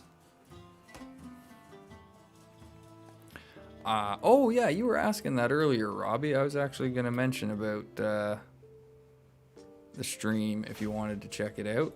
I'll show you all of the commanders available to us. So in tier 1, we've got Agzok there. That's going to take too long. Agzok, Sharku, Grima, Shagrat, Gorbag, Ugthak, Maltok, Khaldun, and is that Yusra? I think her name is.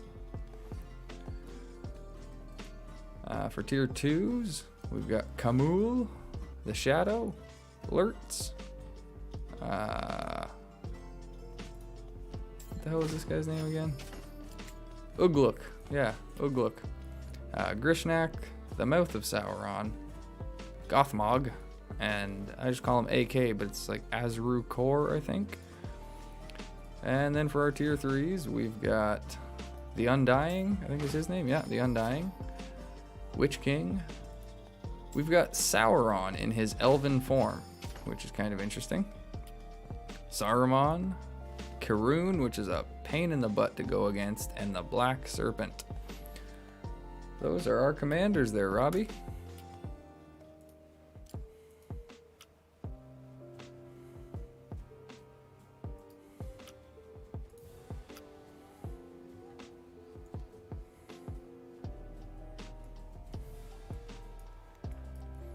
If we have anyone new joining the chat or joining the stream, welcome. Any questions about the game, feel free to ask. I'll try and answer them the best I can. If I don't know the answer, we will find it out together. Be an adventure.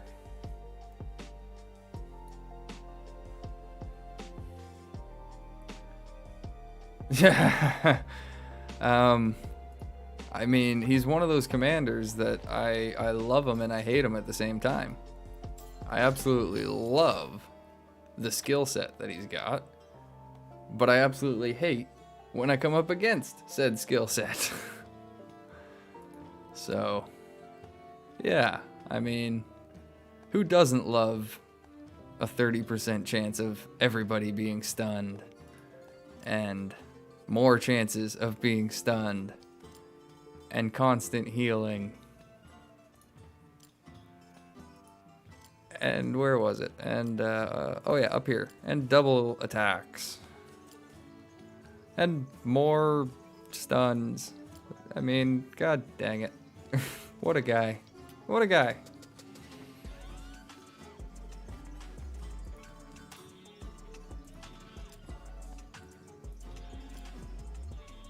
I tell you, Karoon is pretty stunning. Aha, aha, aha. I know, it was friggin' terrible, wasn't it?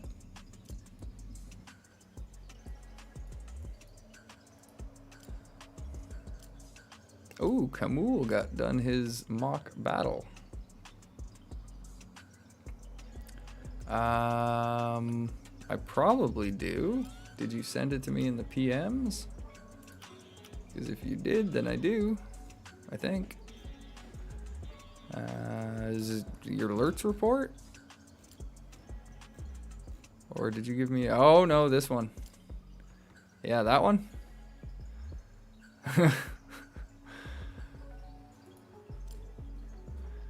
Ugh.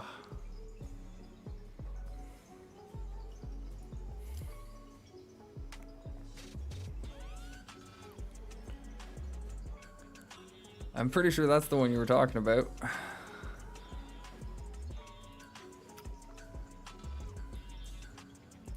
If not, let me know.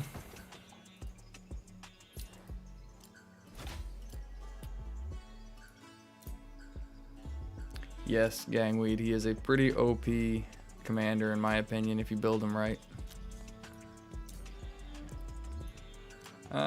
No, I don't have 2 undead commanders, so I still can't do the Witch King ones. They really gotta rework those tips. Really gotta rework those tips. Yeah, okay, I was pretty sure. I mean, we're talking about Karoon. There's a Karoon report from you. What are the chances? Hey, he hit 40. Awesome. Alright, I'm thinking I should just reset the skills now because I've been thinking about switching him from his Ring Wraith build back to the Shadow of the East build. This just doesn't seem as impactful as it could. There's a lot of stun avoidance from the good commanders. I mean, 20% poison damage is alright. He is geared for poison damage. I guess just that one thing. And yeah, well, no more stun.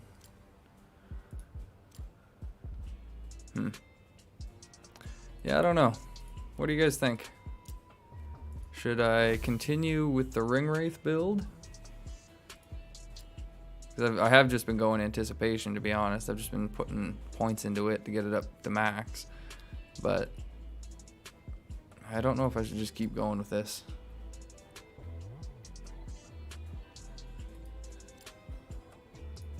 I think I will for now. It's not necessary to change yet. Yeah, I don't have Shadow, unfortunately.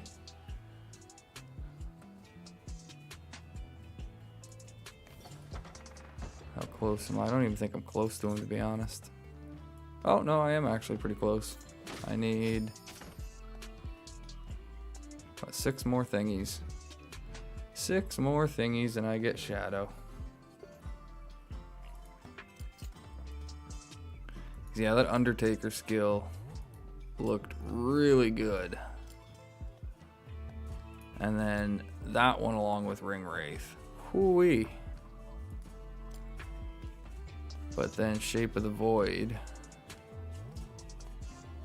Yeah, I find that weird how they use a healing icon for this when it has nothing to do with heal.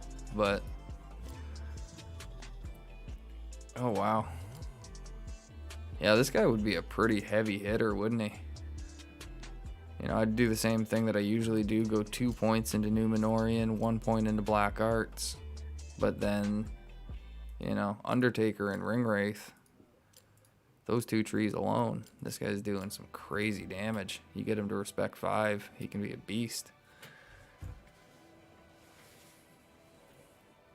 Really?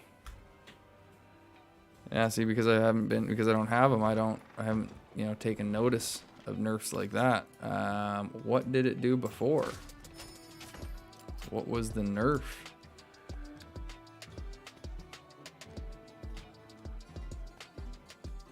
Did they just nerf?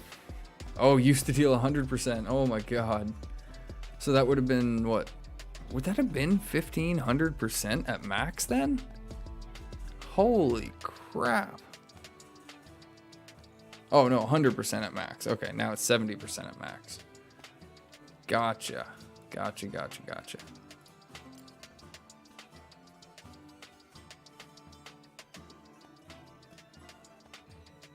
Still, I mean, 70% poison damage to all enemies. That's pretty nasty when you pump it up with Ring Wraith.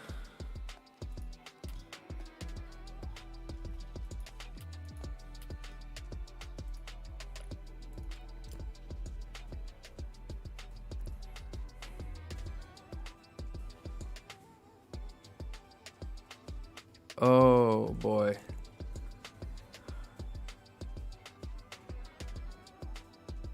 Huh. Wait, what? What?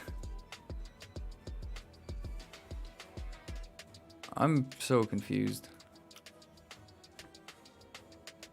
Why does my Drake have a build timer? Why does my Drake have a build timer?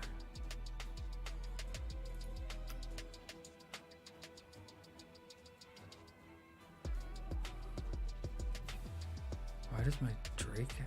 What?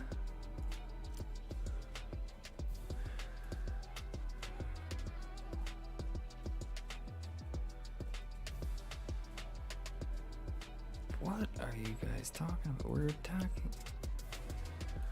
Oh, wow. Okay. I've not been paying enough attention in the different chats, I guess, because, like, what's going on? Gondor's allying, wanting to give us a keep they don't own?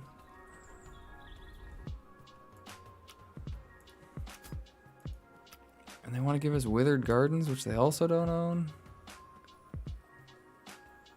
Dwarves want an alliance with Isengard, but want to fight us in the endgame? Like, what? I think Dementor is, I don't know. I don't know where he's getting his information.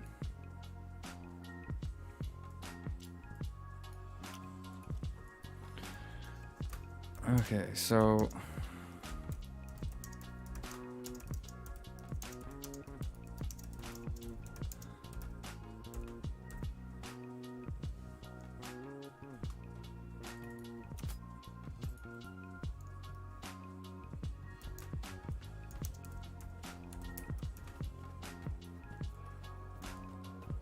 yeah, I'm very confused by this. Okay, so let's see if I can figure this out. So that's not right. Gondor are offering a truce and an alliance. We're not even fighting them. They said we are... Since when were we allied with Gondor?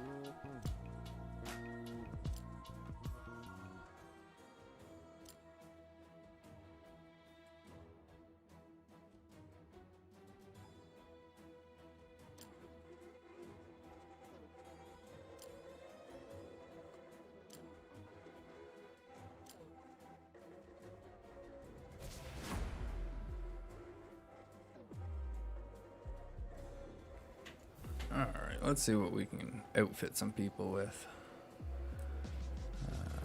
Let's see, what can we get on Grima?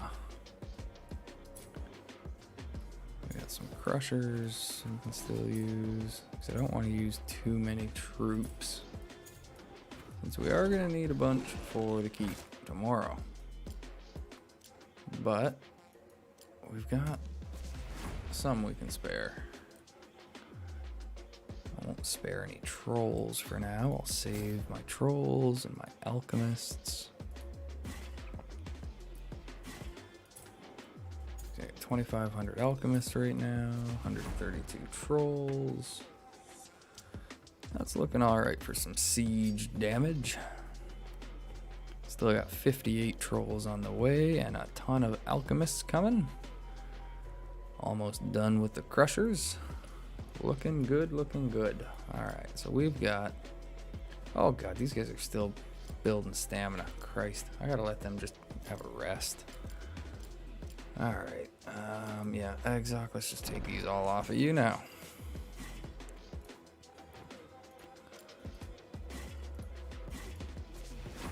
And yeah, screw it, Grima, we'll just take them all off of you too. You guys can rest. You've earned it. Kamul, he's out of stamina as well. So we're looking at Azrukor and Ugthak. Let's see if we can get him up to 40.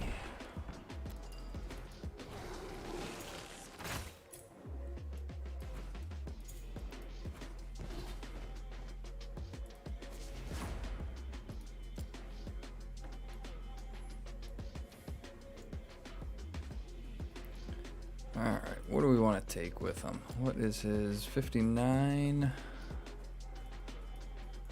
Do we need anything in particular? Yeah, we could use some more iron. Oh shit, I was wanting to take this thing too. Go get it, Kamul. Alright,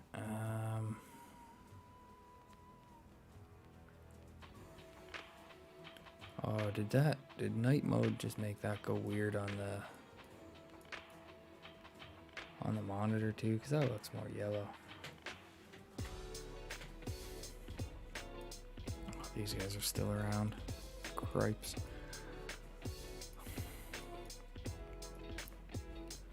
Oh, they're gonna be a pain to deal with soon. Hopefully we can just get into Ashen tomorrow and get some distance from them.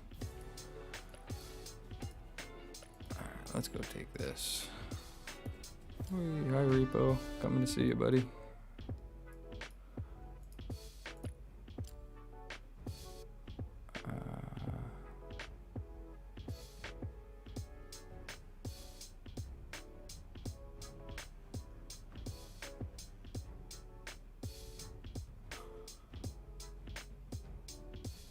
Yeah, for sure.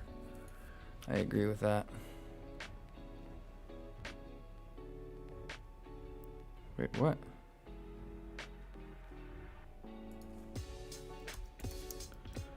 For what, Dem? Jesus.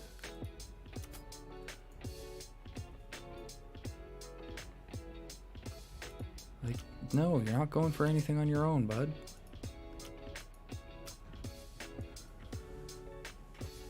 We're not taking the keep in 3 hours. We don't have enough people for it.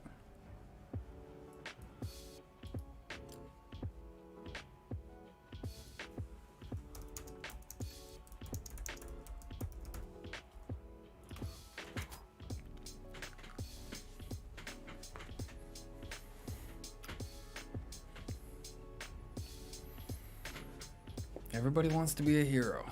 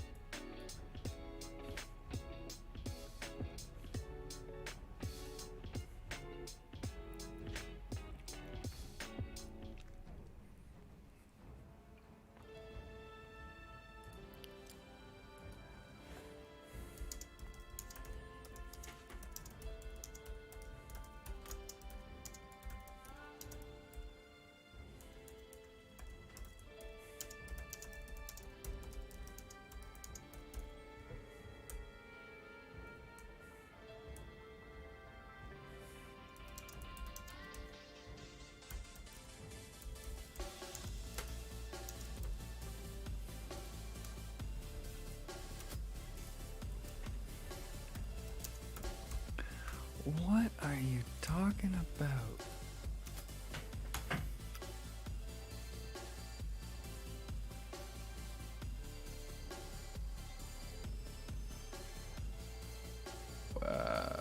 What sounded like P-Hub? Because that concerns me. I'll make sure I don't do whatever I did again.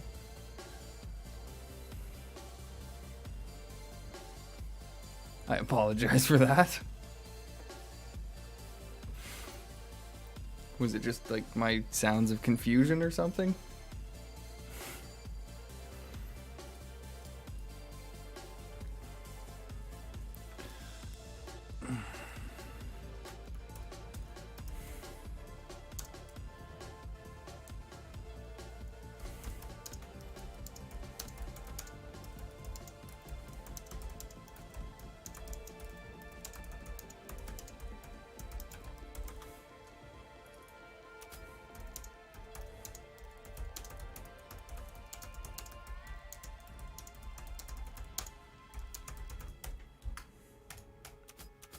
God damn, does nobody listen? I mean, seriously, I have said this so many times this week in faction chat, in warband chat, in private messages. Leave Gondor alone. We will deal with them later. Hey, EJ, how's it going, my man? Welcome to the stream. Any questions about the game, feel free to ask. I'll try and answer them the best I can. If I can't, we'll find out together. It'll be an adventure. I have a feeling you're doing pretty good on your own, though. You seem to have picked it up pretty well.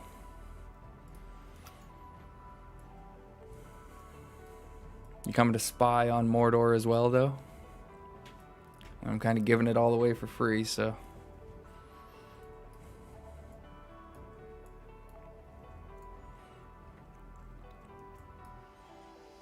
What the heck was that? I heard a ding. Okay, I'll take a ding. Cool. Yeah. Yes, exactly. No, I mean, I give you guys credit. You know, when whatever deal was reached down in South Harondor or South Kond or whatever it's called, near Harad, you guys held to your word. You know, there was no further aggression down there, except kind of from our guys.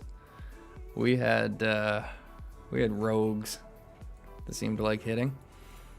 No, we're busy over here. To be honest, EJ, I was really hoping that Gondor wouldn't take the opportunity to hit Minas Morgul while we were busy over here. Because, yeah, it would have taken us some time to reposition and get ready to fight you guys off. Especially after dealing with the elves. Alex Partridge. Good day. Welcome to the stream. Any questions? Feel free to ask. I'll answer them the best I can. Yeah, I had noticed that, EJ. I had noticed that you pulled your forts out and your commanders out. Reese, welcome to the stream. Knifehead, hello. I mean, can it really be called spying when I'm giving it away for free?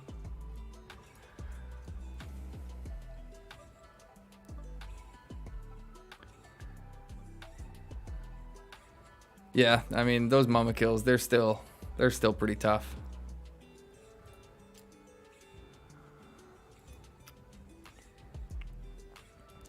I don't know if anyone's got one yet. Alex, if you would like, you're free to let us know which server and faction you're playing. If not, you can keep that to yourself and remain anonymous. But we're all friends here. It is a pleasure to have anyone and everyone here. You know, makes these a lot easier to do when I've got people to just hang out with. Frosh, welcome. Hello. Oh my. Oh my. Oh my. Some people have got to PM me when I'm not streaming, and we can have some more discussions on stuff like that, Frosh. Evil commanders, yeah. Are there any evil commanders in particular that you want to see? That you want to see the skills more in depth? Or do you just want to know who we have? Our tier 1 commanders here. Some of the really strong ones that you might have already noticed. Agzok, Grima is my main.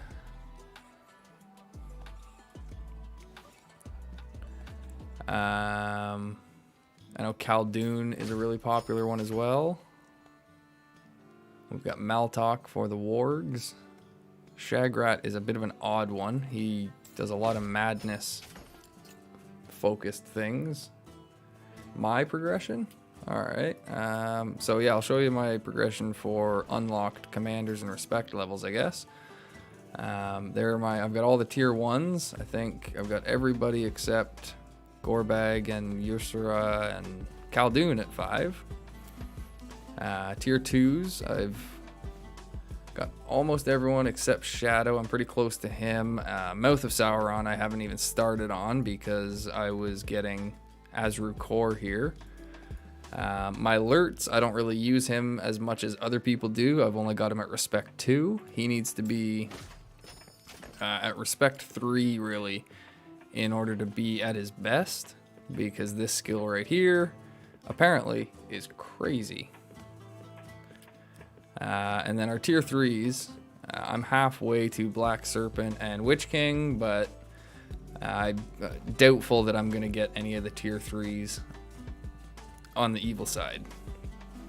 Karun is a really powerful commander for the evil units. And mine, this is kind of the way I've been prioritizing them. As I said, Grima's my main. Agzok behind him. Hey, just a random person. How's it going? Hey, that's cool, man. You want to spy? You go ahead and spy.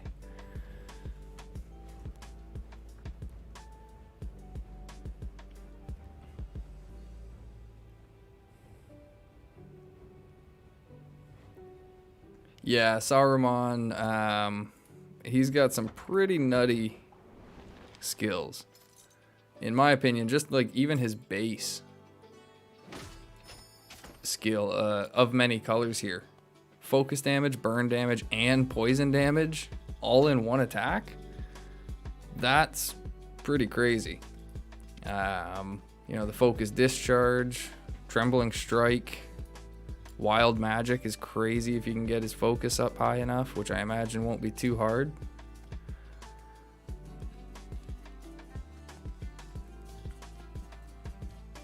Yeah, this is an interesting one. I don't know if the damage reduction on that's actually going to pay off, but it'll be interesting to see. Fanaticism.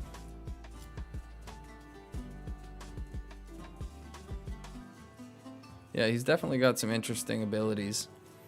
Sauron, I was actually a little bit surprised with. I guess just because they went with the skill sets that they did. I feel like they could have gone with a different form and used some different abilities.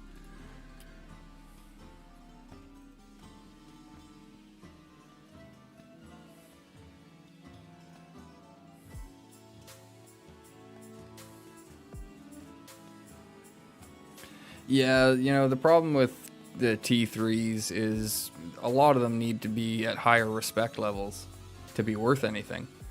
A respect level 5 tier 1 commander can be a lot better than a respect level 0 tier 3 commander. So I think most of the high damage and really dominant commanders that I can remember from last beta and this one are tier 2. There are a lot of tier 1s like Eowyn, but you get a lot in tier 2 like your Legolas and Aragorn, Boromir. Where's Boromir tier 1? Yeah, he's tier 1. So I mean, tier 1, you've got Haldir, Boromir, Eowyn right there. All three of them are beastly comms. Dwaylen can get set up to do huge damage. It's just their base stats really where they suffer. The T3 comms have higher base stats.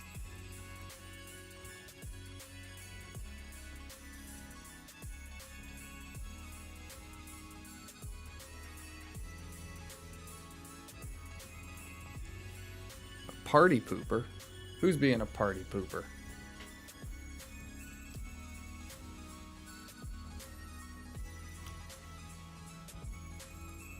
Who dis? Oh, yeah, like I said, I'll talk more about that kind of stuff off stream. I'm gonna try and limit tactical and strategic info that I give away on stream anymore. I didn't even think about that the other day when I did it, and just it was like, oh god, it's too late now, but I can try and stem the bleeding a little.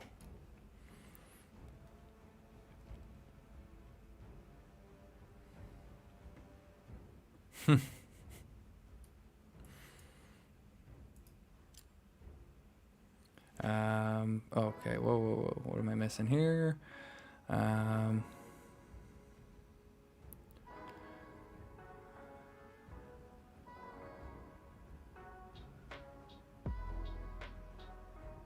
3 UTC. No, I think.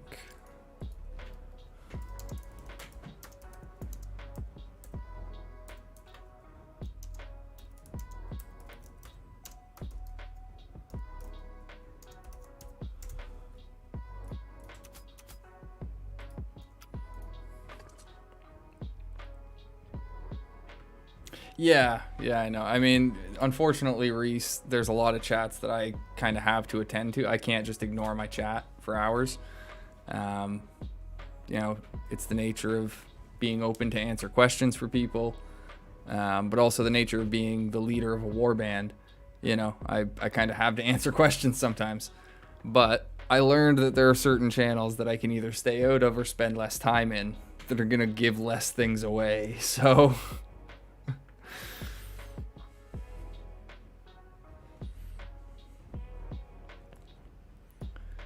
I mean, I've pretty much given away our entire plan, though. I mean, I've been very open about at least what I know Mordor's plans are for continuing. I haven't tried to hide anything. We're up to 8 concurrent viewers. This is awesome. Welcome to the stream. Anyone I haven't greeted yet. It's amazing to have this many people here watching with me. I mean, the entertainment's kind of in the chat right now, just kind of talking. We are preparing for an attack on Ashen Plains Keep tomorrow, but until our war declaration is active, until more people have their troops ready, it's not something we can do at the moment. And I'm trying not to waste too many of my troops taking tiles and things like that. So there's not a whole lot of action going on, but there's diplomatic stuff, there's drama in world chat, as there always is. We've got good discussions going on in the YouTube chat here tonight, so if you want to stick around, you're more than welcome. All right. See, I guess like I could stick around in the world chat. That'd be no problem. Run overlays half hourly. Grind.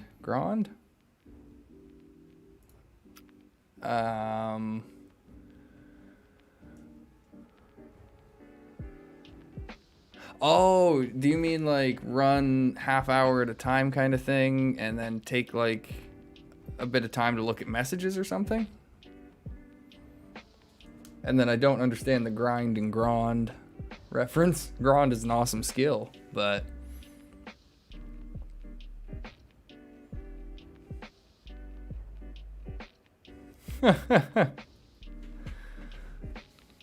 Oh, the reason that I do it though, just a random person, honestly, is it,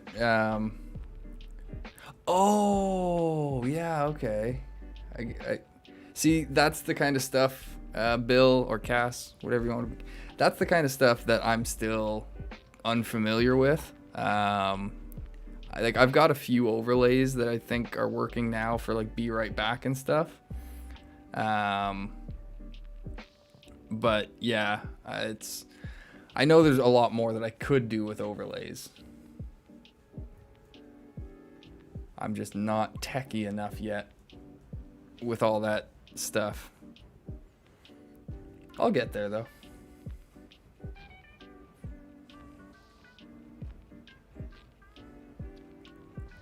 But yeah, the reason that I don't mind giving out the plans kind of thing, random person, is that, you know, some people haven't played, you know, a lot of strategy games or war kind of games, may not realize certain aspects or some things to be considered when trying to figure out where to attack, when to attack, when to defend, where to defend, all that kind of stuff.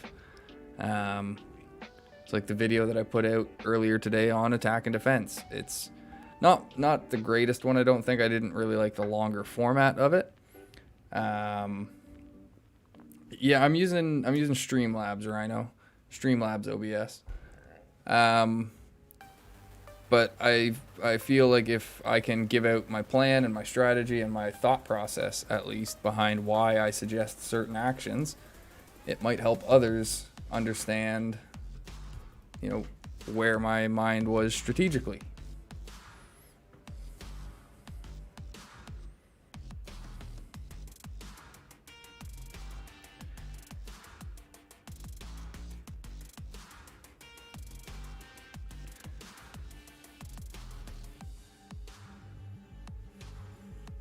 Jeez, we're up to 9 viewers now. That's awesome. I think that's the most I've had on a single stream. That's crazy. Welcome everybody. Anyone that I haven't greeted yet, welcome to the stream. Any questions about the game, feel free to ask. If I don't know the answer, we will find it out together.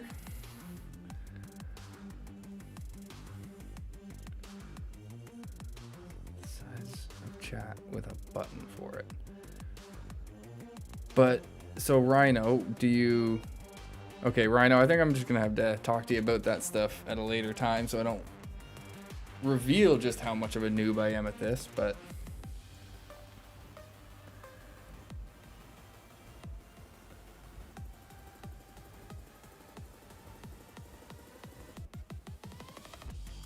yeah, as I was watching the attack video, I realized, you know, a lot of it was getting chopped up by menus.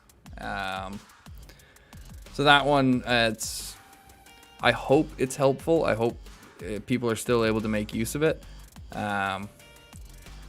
But I definitely feel like there were some things I could have improved on looking back on today's video. So I'll take note of those things for the future. I think I probably would have been better served splitting it into 2 separate videos. One for attack, one for defense.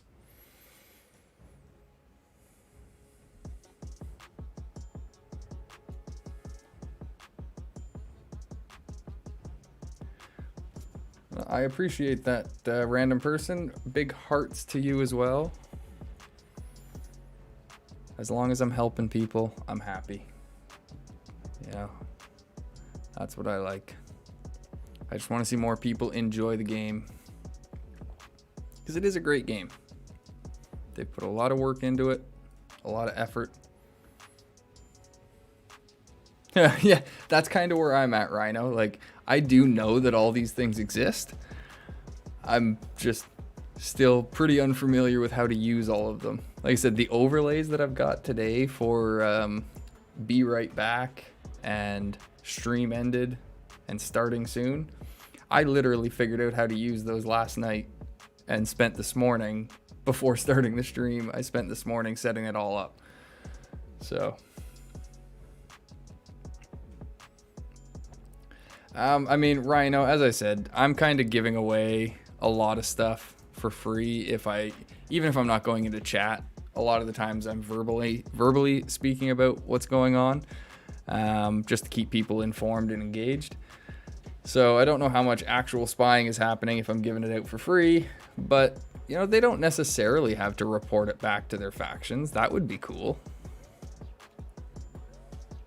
Yeah. I mean, use it for personal knowledge. If Mordor starts getting everybody, you know, teaming up on them based on stuff I say on stream, you can bet I'm gonna be buttoning up the strategic talk.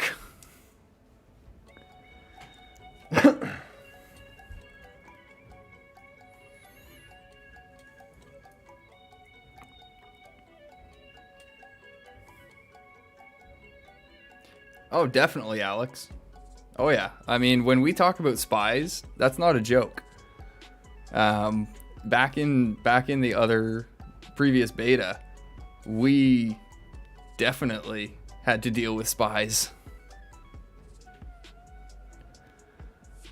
Well, a good example, Alex, of like the kind of strategy in this game would be in the attack and defense video that I put up earlier. Recently, we had to defend the Black Gate from the elves attacking. There are two ways of defending this, really. We could have tried to stack all of our comms on the gate first, and then the elves would have had to kill our commanders, as well as these 30 commanders here, like the natural defenders on the gate, and then they would have had to deal the 16 million damage within the hour. The chances of them doing that it's not impossible at the levels they were at. My suggestion to Mordor was that we allow the elves to kill these 30 defenders, which would waste a bunch of time and troops, and then once these defenders went down, then we stack our comms on, defend the gate from siege damage, and as long as we held out the recovery timer, which we did, the 30 defenders recovered, and the elves had to get through them again before trying to do the siege damage, and they had already expended all their resources on it. So it's that kind of thing that, you know, it's a little bit of strategy, a little bit of thought in how the mechanics of the game actually work, that if you can start using them to your advantage, you can really turn the tide of some battles.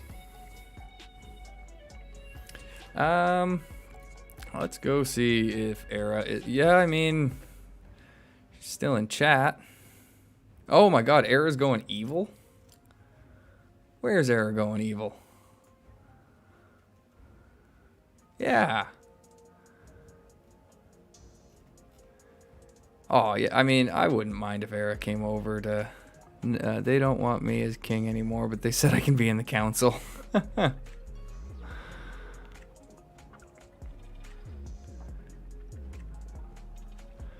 Oh, boy. Yeah, no, it seems like World Chat is still World Chat. When this game hit live, Mick, your live stream's gonna go pretty well, I reckon. I'm hoping so. I think I'm gonna take the advice of a friend, and I'm gonna try and switch the format over to more of a live stream format while the beta is active, and then once the beta ends, use the time between that and live to release kind of how-to videos, commander guides, that kind of stuff, to keep the channel going until live launches, and then I should be able to start streaming the game again.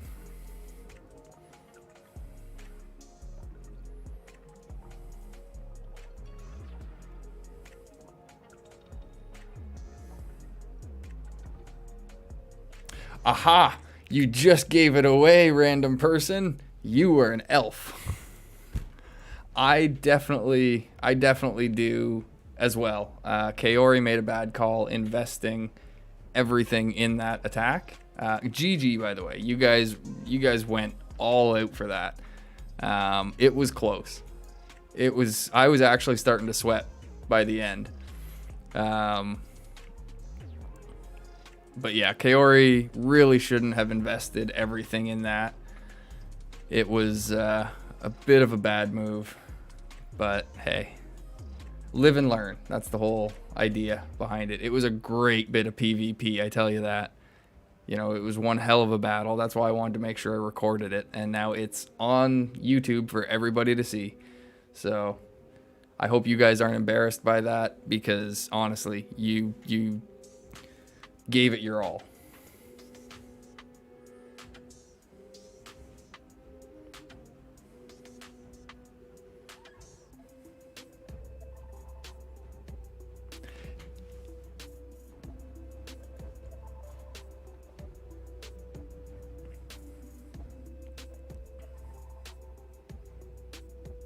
Oh, wow.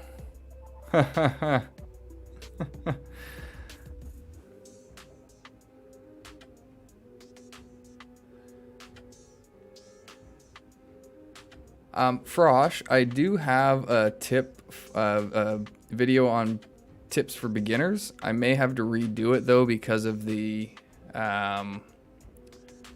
changes made to relocation. I can't remember if those are in separate videos. If there's anything that I've missed, because I just wouldn't want to repeat myself, and comm structure. So when you talk about comm structure, do you mean like commander builds? Because I do have, I have planned on kind of recording each commander and just talking a little bit about them as individual videos. And I figured that would be good to release in the downtime.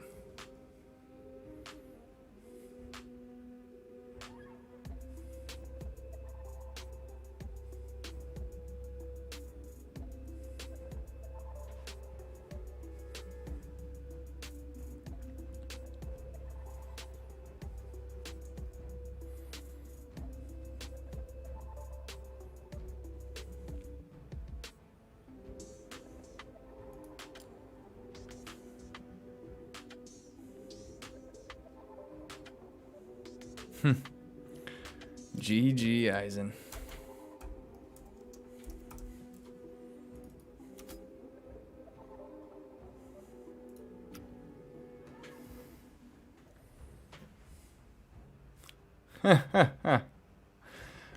I wonder, random person. This Gen M, they do seem like an interesting person. Oh yeah. Yeah, I can kind of understand. Now, I just want to ask, did the elves kind of think they had caught us sleeping when we didn't stack our defenders right away, or did you kind of feel like you were walking into what happened? Like that as soon as the defenders went down, that wave of comms was coming?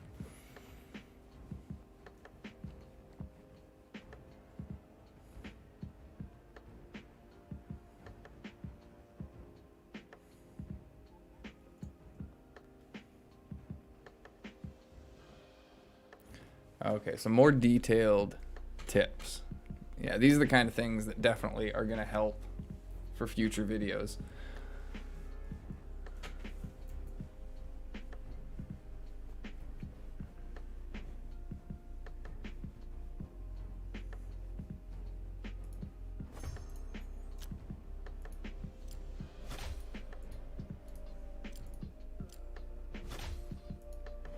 Yeah, I mean, I kind of imagined that. You would have seen all the commanders in the forts, so it would have been a little silly to expect that they weren't coming. We just had some people wondering themselves, and like I said, I kind of figured that, no, you probably would have expected it. But regardless, as I said, it was one heck of a battle. It was something to see, I tell you.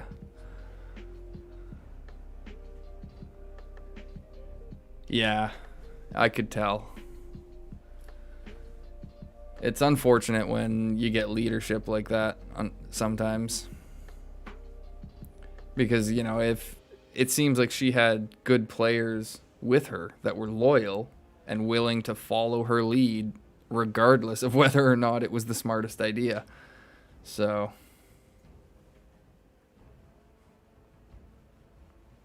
yeah.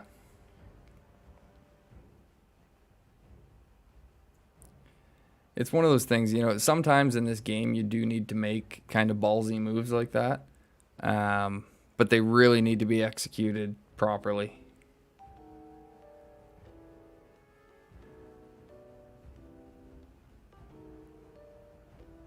I almost felt like us attacking your forts the day before kind of spurred the attack. It almost felt spiteful. Like you get almost like she just wanted to hit us back for that. Yeah.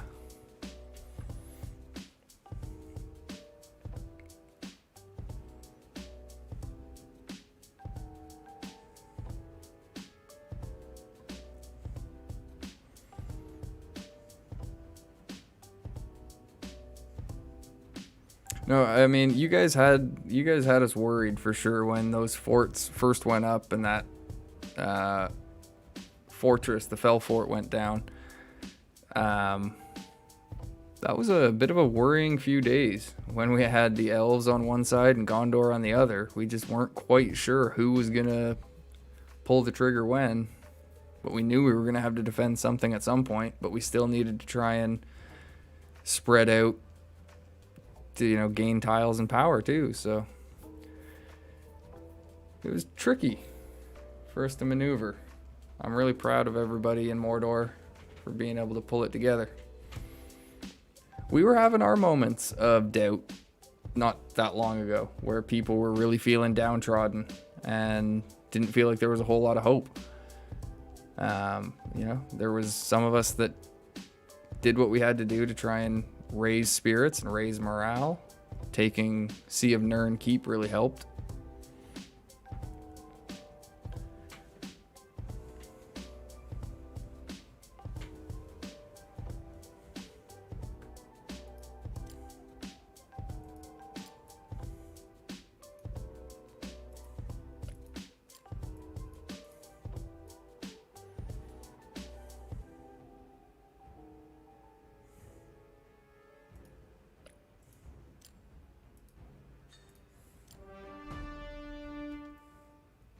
Well, thank you, Reese. I appreciate that. So did you guys. Like I said, it was a great attack.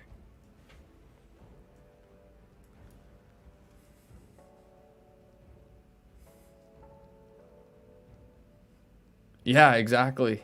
Exactly, yeah, Bill. I mean, that was the state we were in. I was in chat constantly trying to talk to Isengard and just anyone I could, trying to figure out, can you attack here maybe? Can you do this? Can you do that? We're keeping people busy here, but, you know, is there anything to take some pressure off? So, there's a diplomacy in this game. I don't know if people realize just how much diplomacy goes on behind the scenes sometimes, but yeah, there is constant chatter between the factions and the leadership of different fellowships and war bands, you know, both good and evil. They're right there with us, man. Like, right here. And right here.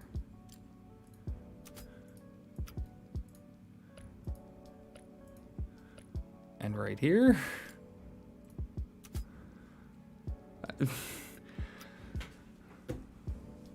Yeah, I know. Yeah. Like I said, how the tables have turned, eh? How the tables have turned. Oh, man. Oh, exactly, Reese. There are some days that you can just spend more time in chat. You know, you've actually got things to do too sometimes, and you're just sitting there constantly sending messages back and forth to people. But I mean, sometimes it's the only way to get stuff done in the game. It's when that diplomacy can't work. That's when servers really start to become hectic. You know, when factions don't want to cooperate, when you get stubborn leaders that just won't budge or negotiate at all. Thank you, Cass. So have you. I'm just gonna say, I don't know, like, just, you know, the response type thing, but I feel like I have.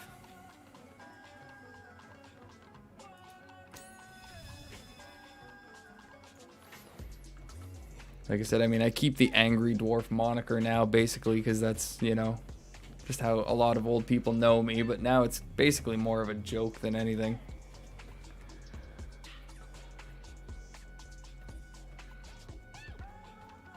Sometimes random person, yeah. Sometimes that is the only way to deal with it.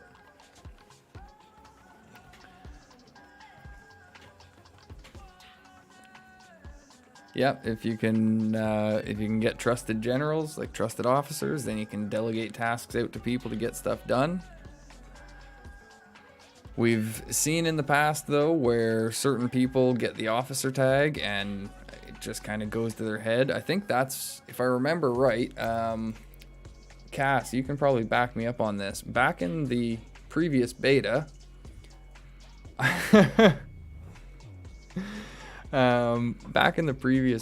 I'm pretty sure officers could declare war, but did we not run into issues where we would try and set up times to attack and you would have officers declaring war early, which would screw everything up, and then you'd be on cooldown? And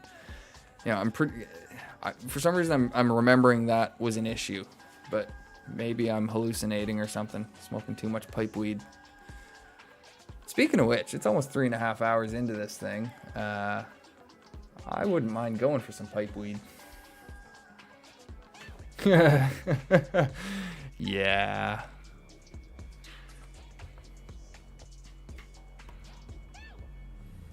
You know, you put their heads on a pike and you operate them like a puppet.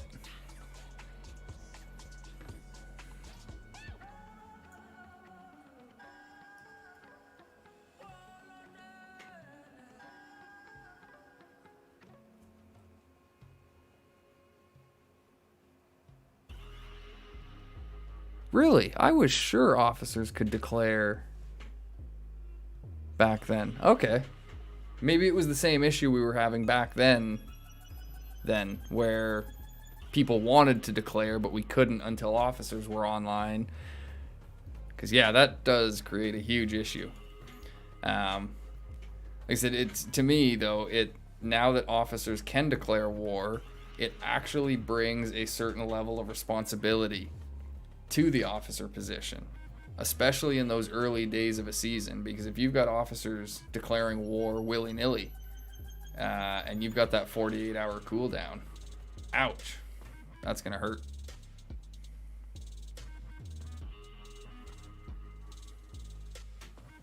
Yeah, when the AI was active, that was nasty back then.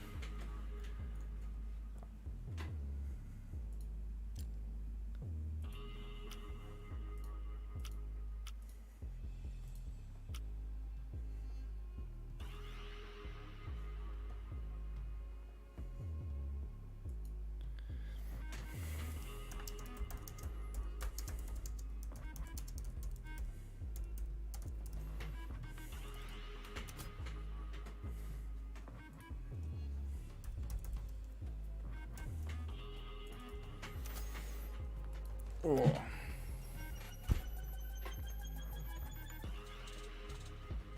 Yeah. Yep. Kaori said jump. You said how high.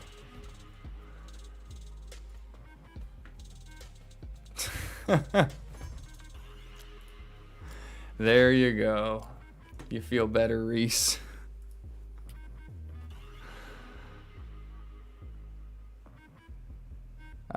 Random person, if you are an officer in your fellowship, yes, you can declare war now.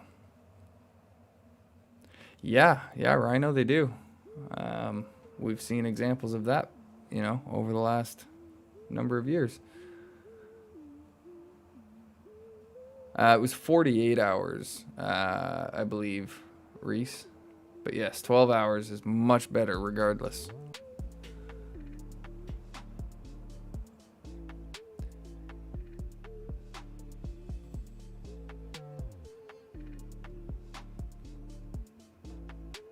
Yeah, coordination, teamwork, planning, communication, those things are absolutely critical in this game for a faction to even hope to succeed. The easiest way for a faction to guarantee their failure in this game is to have all of the different war bands or fellowships doing whatever they want, whenever they want, wherever they want. Nobody communicating, nobody working together, because you just cannot compete with that kind of activity.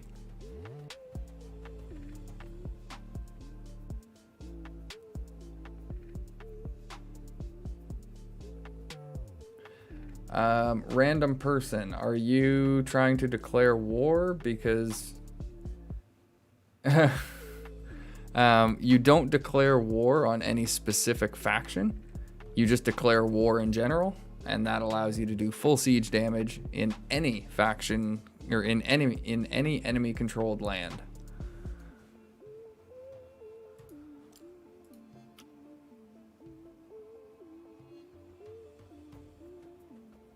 Oh god. Somebody's asking how old Era is. Jesus, world chat is just something else some days.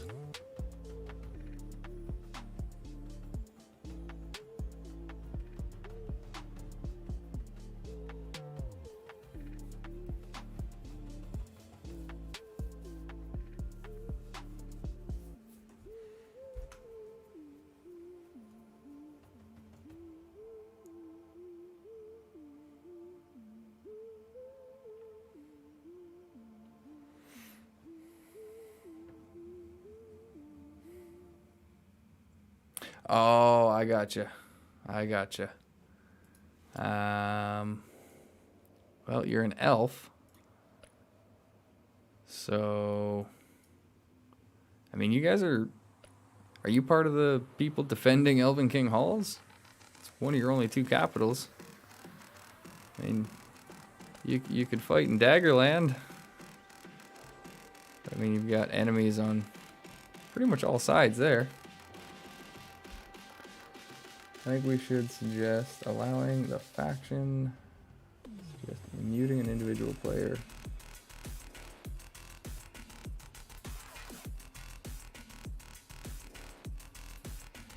Yeah, I mean, that would go along the line of how to deal with rogue players kind of thing, because it's something else. You know, you can sometimes get players revealing sensitive information. And then other times you just get players that refuse to work with the team and start attacking targets that they know are going to create problems. And it's really hard to deal with players like that right now. You can't, all you can do is relocate them, but they still exist in the game.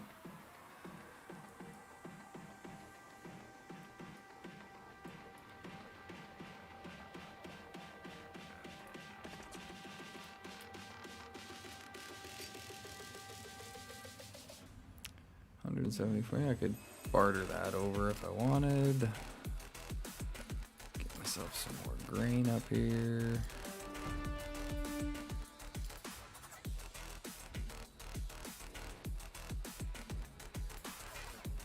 Awesome. Good luck with service, man. I'm sure you're gonna rock it. Thank you for joining me.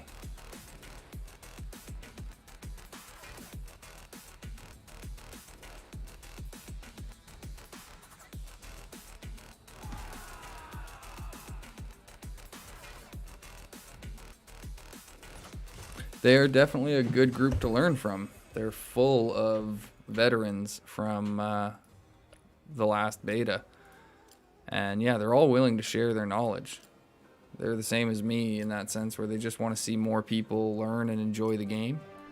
We're not trying to drive anyone away from the game or make anyone feel beat down or bullied. You know, we want to play the game too, them all the same.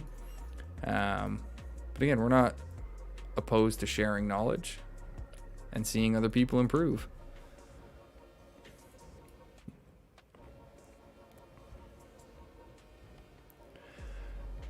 All right, well, if people don't mind, I think I'm gonna head down and have myself a little bit of a smoke break, maybe grab a little pipe weed, go to the bathroom. I'll be back in 10 or 15 minutes or so. Anyone that's still here, we will just... Oh, sorry. Anyone that's still here, we'll continue right along. We'll just keep chatting it up, having a good time, laughing at the drama in world chat. Anyone that has to head out or has just had enough, thank you for joining me. Make sure to like and subscribe if any of the tips or information have been helpful. Until next time, good luck on the battlefield.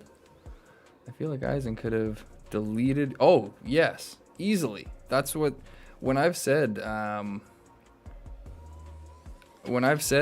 Isengard has taken it much easier on people than some others would. I was trying not to mention names, but you know as well as I do, Rhino, that if Beerjin had joined this server and was in the position on the map that Isengard was at the beginning, Rohan would have been crushed early on.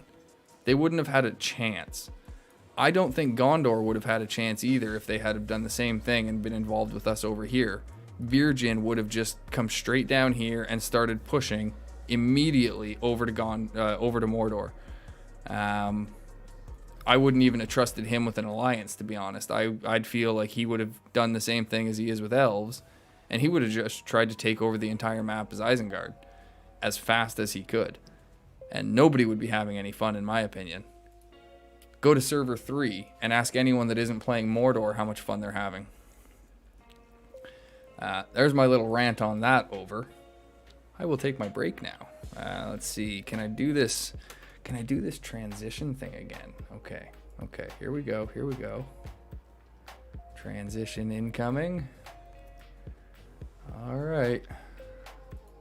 I think we got it. I will be back.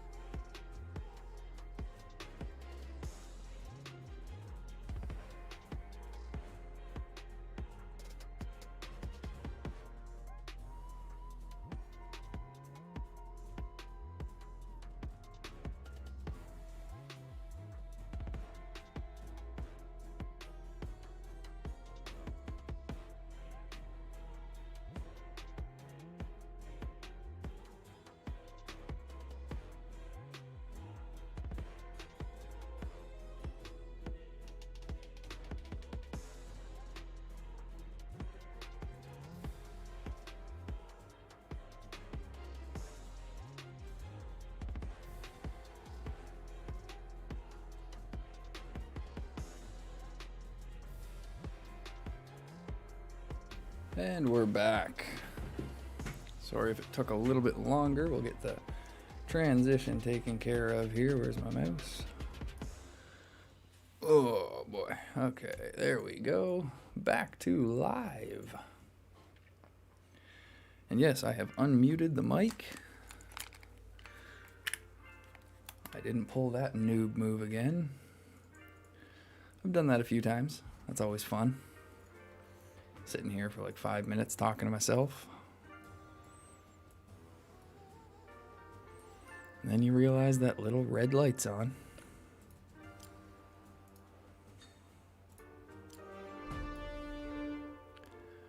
Alright. He's gonna take that.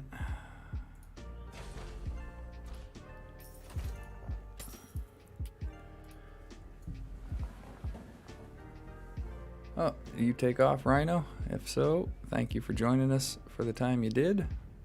I will talk to you tomorrow, I'm sure.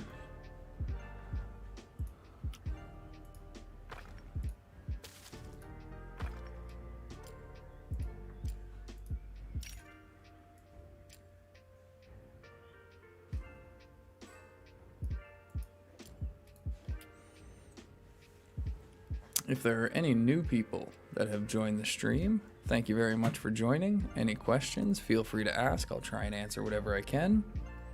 Anything I don't know the answer to, we'll try and find out together. It'll be an adventure. Alright, so we got 2,500 of them in reserve.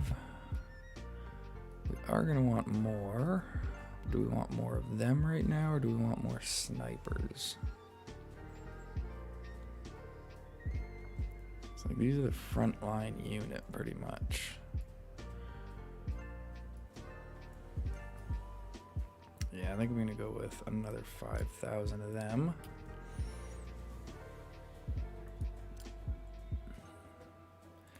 Oh, my era is still going at it. Oh no, Rhino's still here.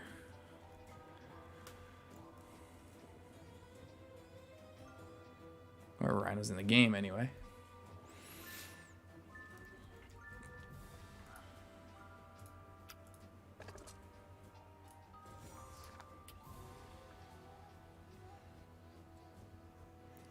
Got 2 hours until our war declaration actually activates. Ooh, getting close.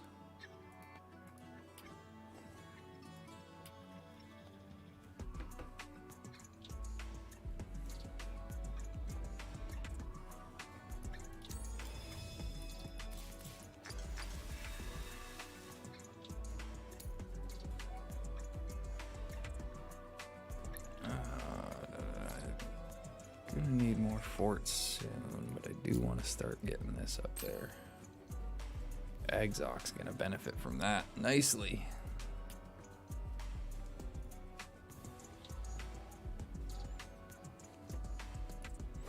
Oh, I'll make sure I clear my reward. Don't want that red dot bugging anybody.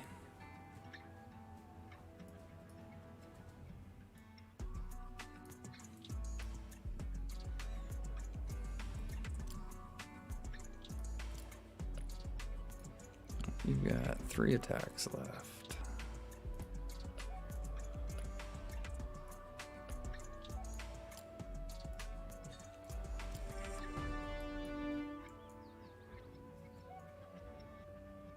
Take a few tiles, make a bit of progress. Don't want to be doing absolutely nothing. Probably send somebody on a mock battle as well. I got the ability points and the grain to do it. It's just a matter of who do I want to mock now.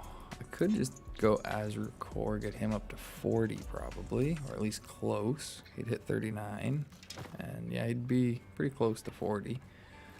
That wouldn't be the worst decision in the world, probably. But I do have some of these guys that I wanted to start bringing up.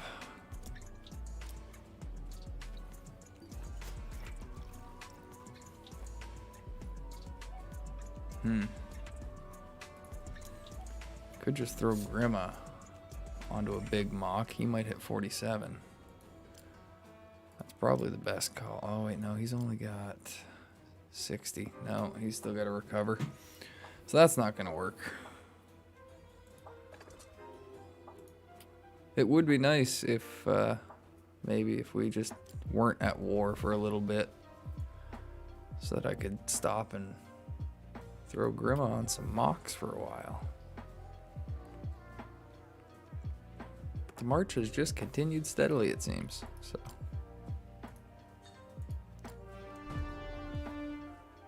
the march of progress.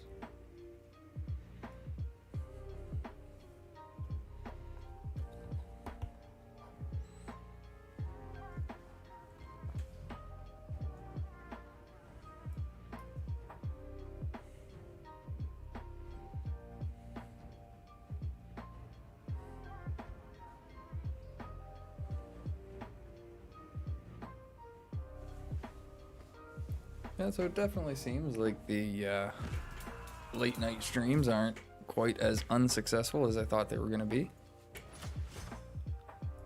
The 6 o'clock start was a little early maybe, but definitely picked up later.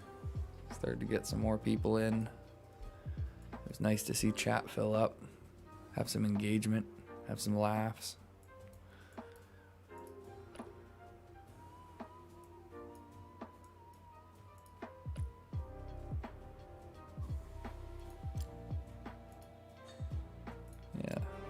His last. Yeah, that's his last one. Take a 170.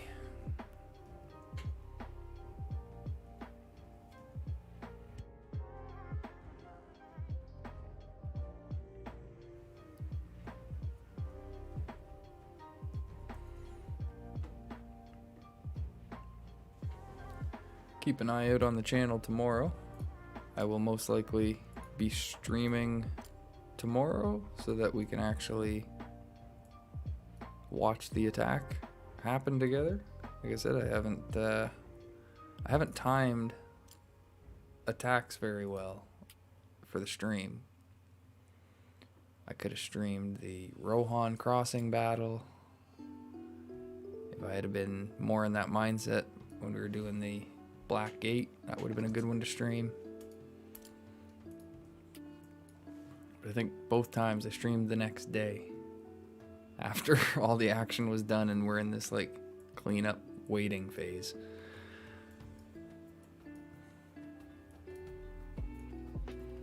But if Rohan does defend this tomorrow, that'd be another interesting battle to watch.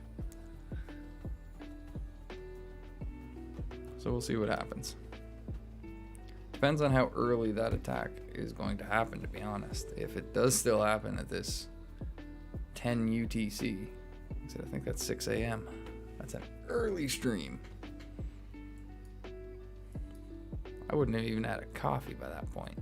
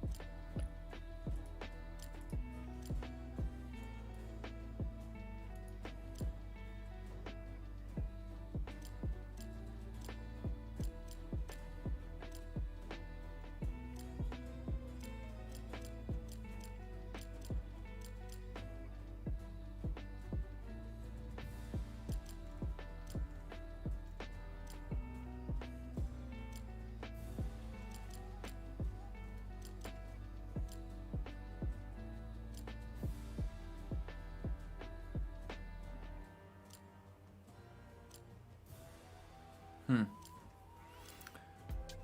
don't know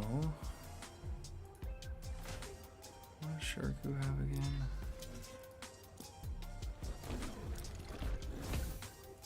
Warband leader.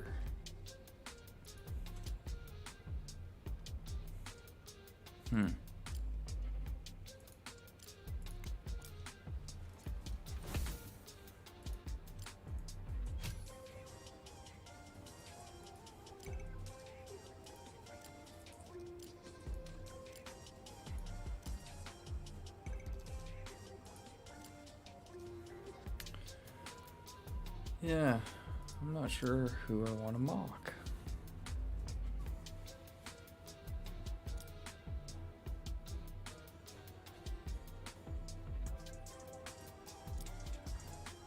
I think I might try Shagrat.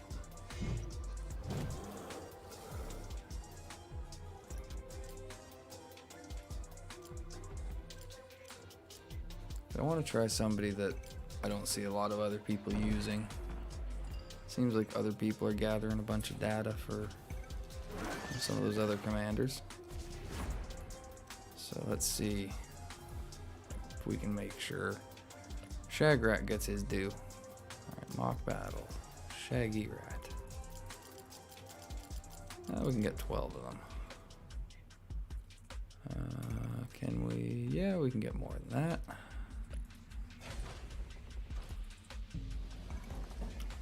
We can do better. Since we've already... Oh, nope, we're not doing that. That's the one we want. Sure.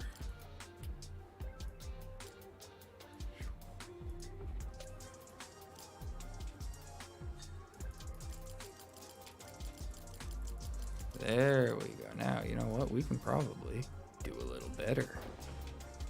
Store. Oh, we can do better. And you know what? We can do better. Oh, that's gonna cost 80 though.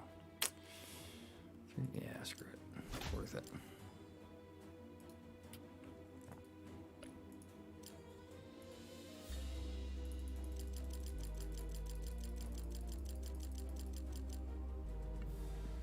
Yeah, that'll do nicely.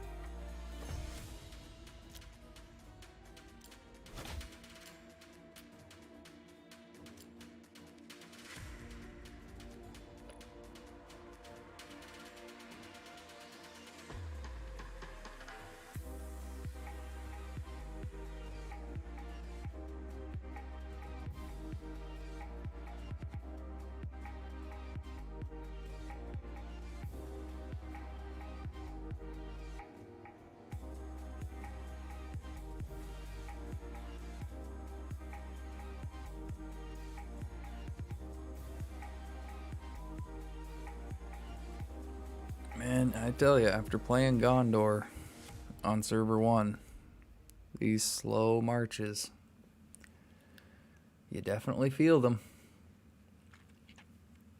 You know, when I was playing as dwarves, that was my first experience with the game.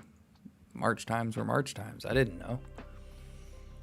I found out later in the game how much faster Gondor and Rohan were, though. Especially Rohan.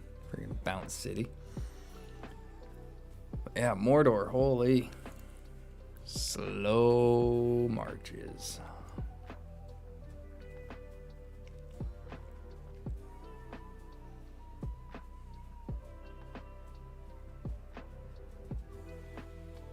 Hey, grats, Reese. Yes, 300s are amazing.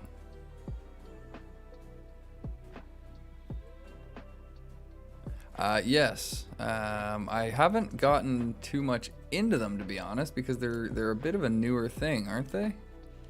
So like, what exactly are they? This is the part that, like, public reports will show the. Here we go. We'll all learn this together. Public reports will show the following types of battle reports generated by other players. Battle reports generated when one's own faction's significant structures are attacked.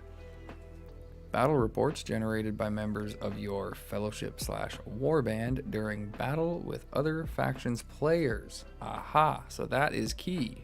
You get free reports now.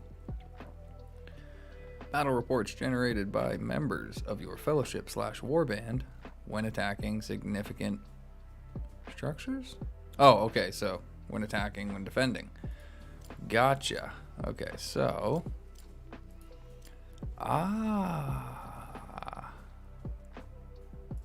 Okay. Thank you for reminding me about these, Rhino, because I had seen that tab the other day and meant to come in and check it out. So that I wasn't caught off guard like this. But again, thank you for reminding me. Because yeah, it does look exactly like what I was thinking, is that you don't have to necessarily ask for battle reports anymore, depending on where the attacks are happening. And not only do you get to see enemy compositions, but you also get to an idea of the compositions that all your teammates are using. You get somebody like Bad Jolly here, who's got the Trolls and Crushers, and then you get Void Raven, who's got the Easterling units.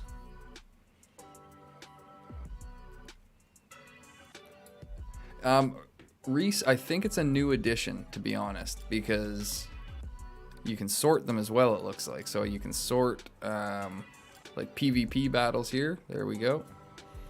So now I'm seeing only PvP battles.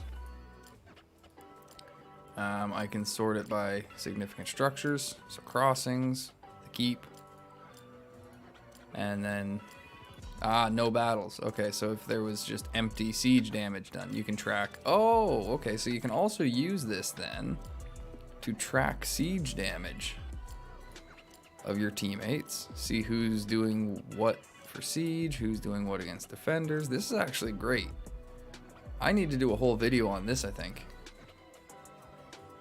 Yeah, I definitely need to do a whole video on this, because I mean, I go on so much about reading your reports. Well, yeah, here they all are right here. So thank you, Rhino. I mean, huge, man, huge. Yes, the filter definitely, like as I was just going over, Rhino, it definitely seems super useful in terms of the filter. Being able to filter out, PvP battles from structures like gates, keeps, things like that. The siege damage, which is what this would be. No, you can't share these, but why do you need to? Everyone has access to these. They're public reports. As far as I understand, you should be able to open your game right now, come to the public reports section, and if you were to do the same thing I just did and filter out PvP and no battles, your first battle would probably be the same report here. So again, we don't really need to be able to share these ones, I don't think. And like, yeah, this doo-doo, I had never even come across this guy on the battlefield yet.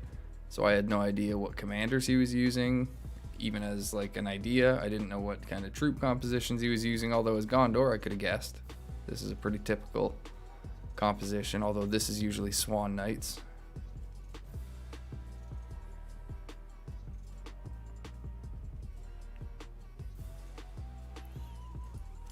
But yeah, those are definitely... Yeah, none of the no battle ones, even our personal ones, eh? Okay, so that's what you were getting at, is that the no battle ones, we can't share them, but now we have access to see them. Okay. I'm on the same page with you now, Rhino. I'm a little slow sometimes, but wait, I get there in the end. Oh man, that's huge, Rhino. Honestly, that is so good. Those reports are amazing.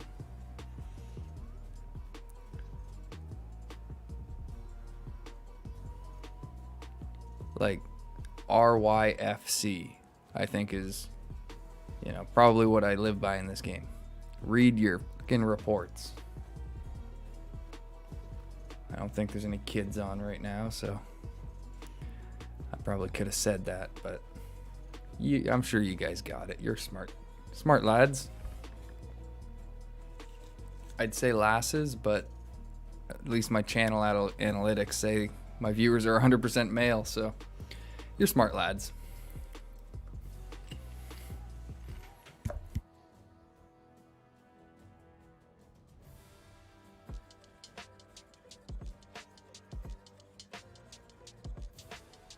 Oh, like I said, we got there in the end, Rhino.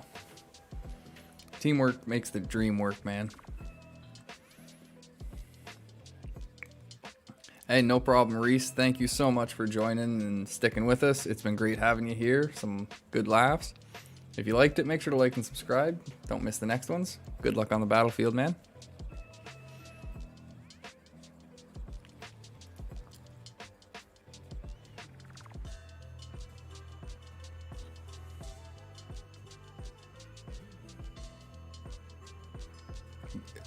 What?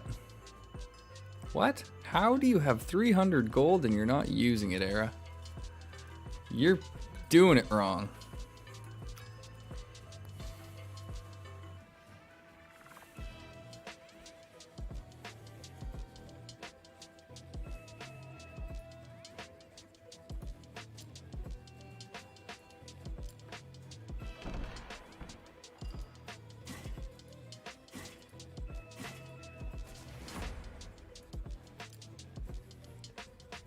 Yeah, is that about the 300,000 gold and not spending it? Yeah.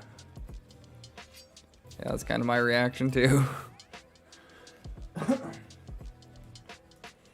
If I had 300 gold right now, 300 gold, 300,000 gold right now, I'm sure I could make it disappear pretty quick.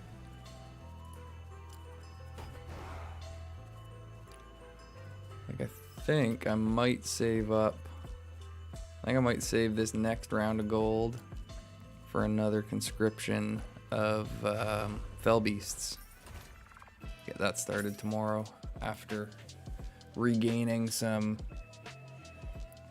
resources. I have like 1k and yeah, exactly.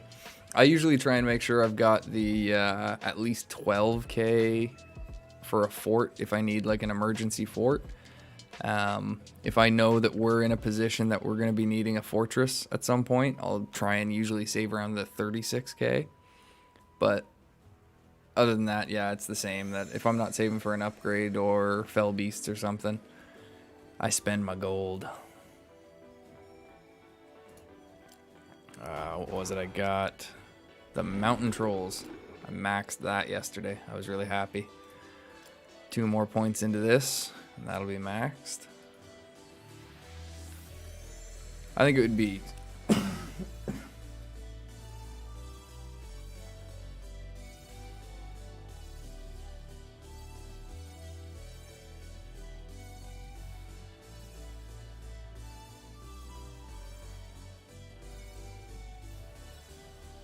Wow, excuse me there for a second.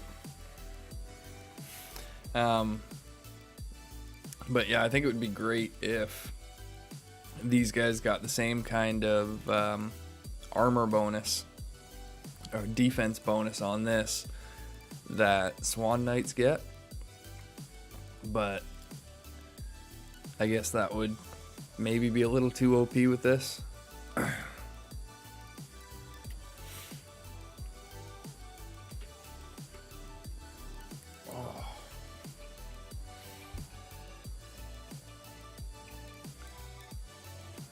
Yeah, I mean, there's nothing wrong with that. Either order is acceptable when it comes to the mountain trolls, really.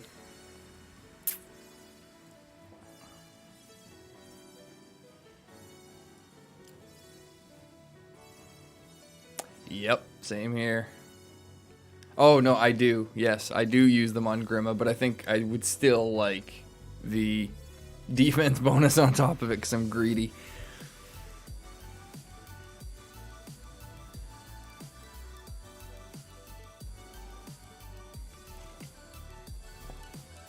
Yeah, I love mountain trolls on Grima and Kamul. It's funny, I'm actually finding that I don't really recruit Ravagers that often. You know, like, considering it's so expensive to try and recruit both Ravagers and Mountain Trolls, I find I can generally get the job done that I'm trying to get done with Mountain Trolls, and then just back them up with, you know, whatever units behind them. But yeah, it seems very rare anymore that I'm doubling up and conscripting both Ravagers and Mountain Trolls.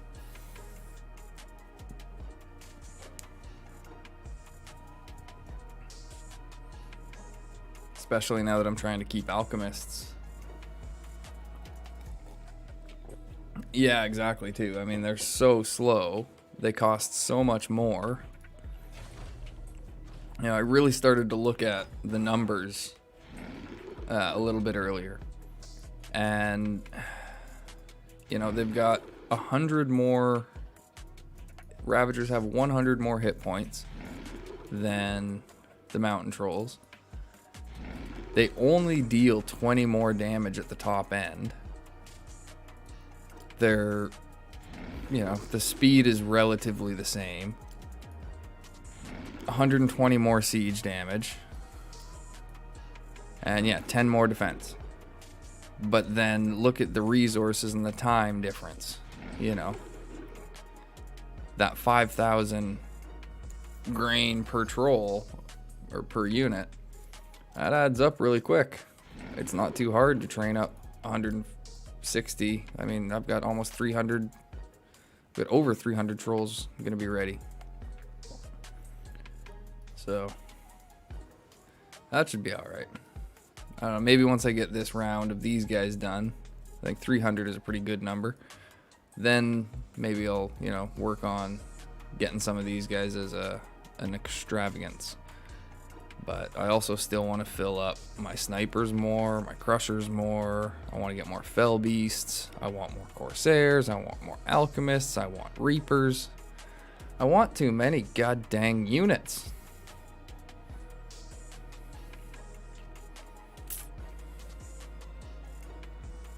Oh, exactly, man. I mean, it's so hard to upgrade that Ravager's Den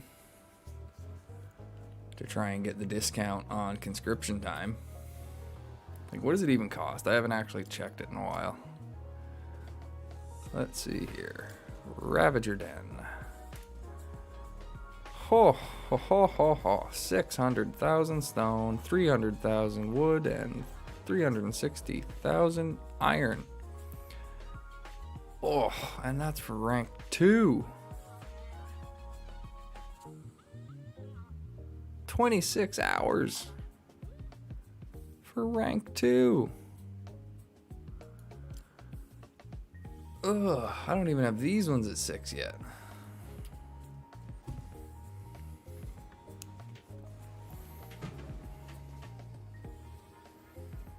Yeah, for level 2, right? Like, ugh.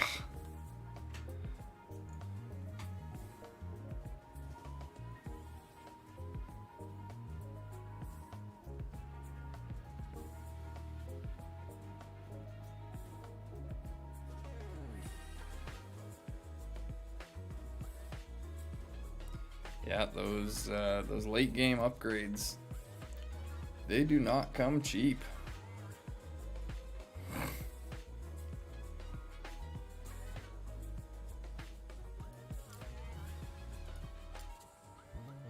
Alright, what else can we do here? let's go. Yeah, let's take Ugthak out. We haven't taken him out to actually do anything in a while. Does he? Because I think he's the one that it's just his burn damage that he increases. He doesn't actually increase burn damage on troops, I don't think. His attacks have a 30% chance of dealing burn damage. 200%, 210% burn damage, and damage, yeah, and just any damage received, plus 25% for 2 rounds. That's just damage against melee units. Yeah, so he's basically just another Agzok, but with burn damage, so I can throw whatever troops I want on him, really. Talk to you later, Rhino. Thank you very much for joining me, man. It's always a pleasure. I'm sure we will chat again in the future.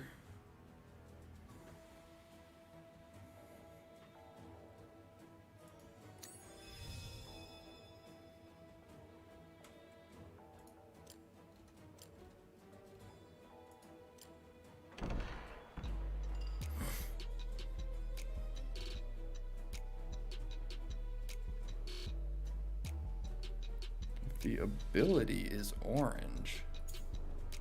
What do you mean if the ability is orange?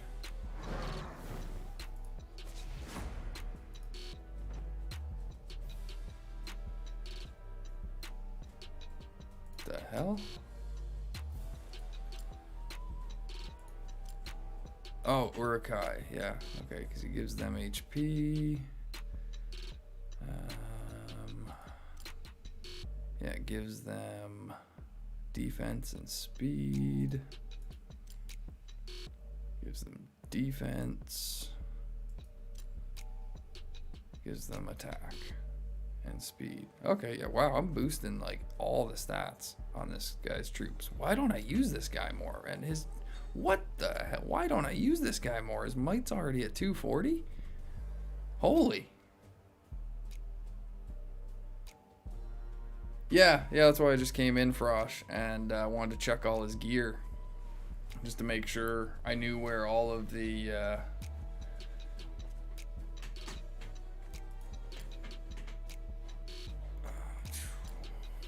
Commander... Like I said, I haven't actually used him much since I got him up in level, so... the percent...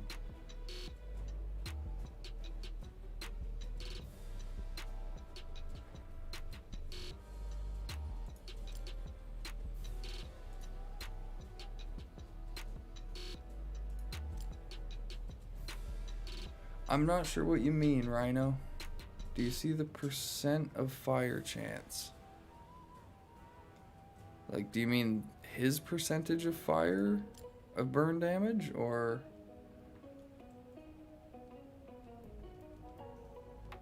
the alchemist's percentage of fire damage?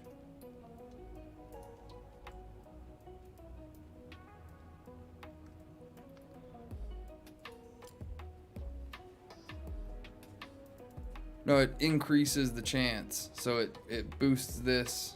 Yeah, it boosts this to 35% rather than 30. Although I would admit, I actually think that's... I don't think so.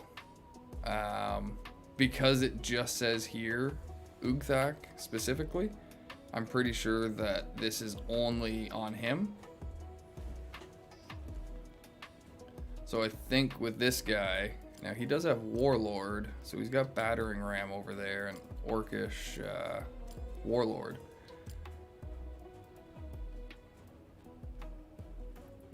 No problem, man. But I almost think building this guy the same as Agzok using the Pursuer tree here. But I went with Urukai Elite because, yeah, why not? That's too good to pass up. Oh, he's got Urukai Captain. In the troops ability description. Okay, well, let's go take a look at that then.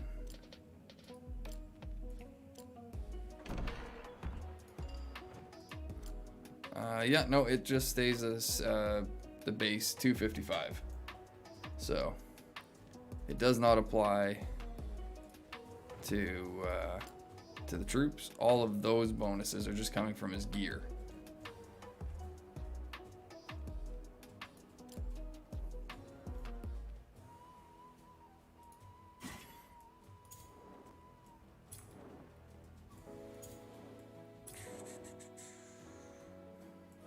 Give him some crushers,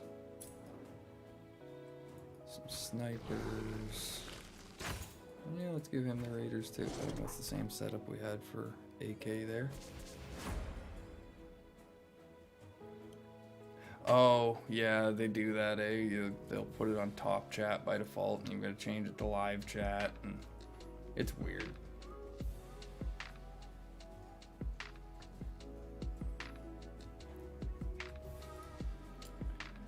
But yeah, man, if,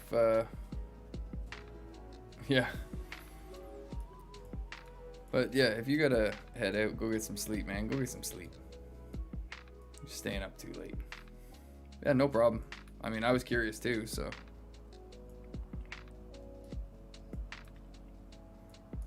This guy, I was interested in his abilities when I read them, and I did want to do some more thorough testing. But we kind of got busy.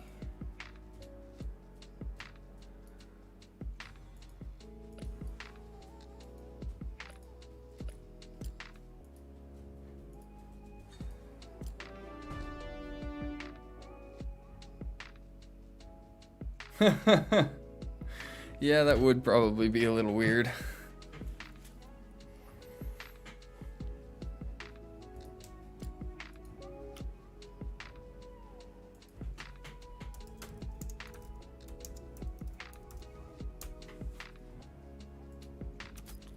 Yeah, more and more of us getting our...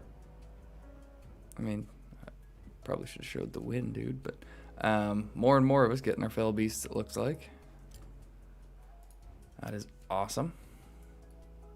Definitely awesome.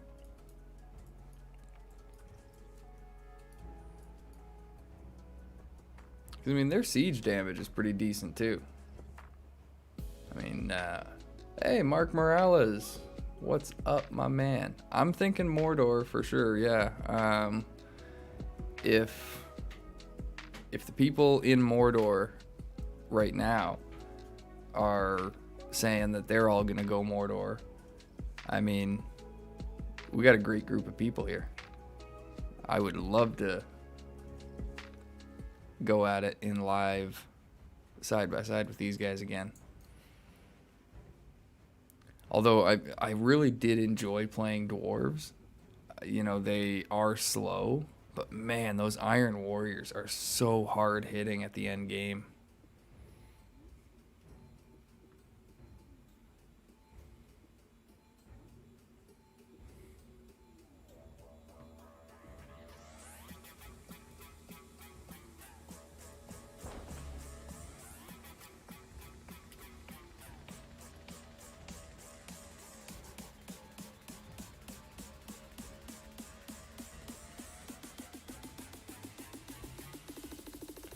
Welcome to the stream, Mark. Is this the first time you've caught a stream? I don't remember if you were able to join us on Wednesday. If you have any questions, feel free to ask. I'll try and answer anything I can the best I can. And if I don't know the answer, we will try and find out together. It will be an adventure.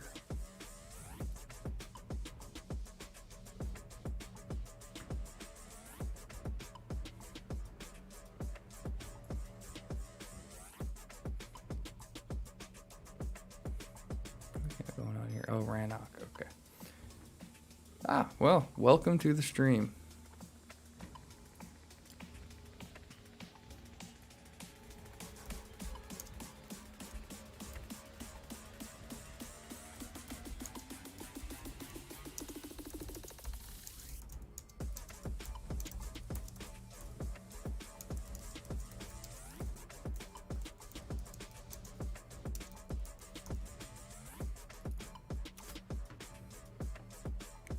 Well, thank you, Mark. I appreciate anyone stopping by that does. We've been having a good time in the chat tonight. It's a bit of a slow night in game as we're getting ready to attack this keep tomorrow. We're going to be trying to take Ashen Plains from Rohan.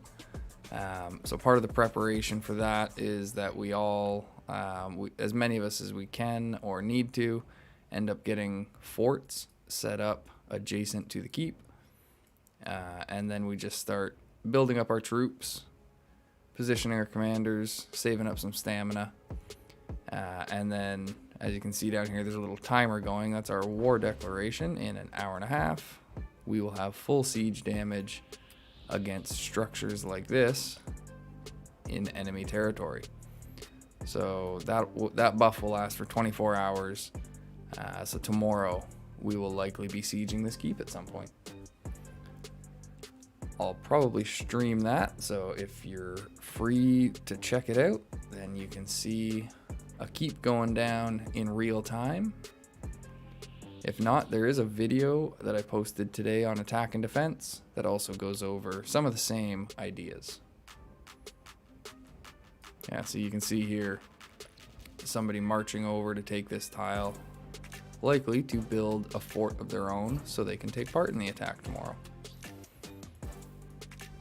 I don't really need this one anymore. This was just, I was just a tad short of making it to the keep with that fort, so I needed to put it down to build another one.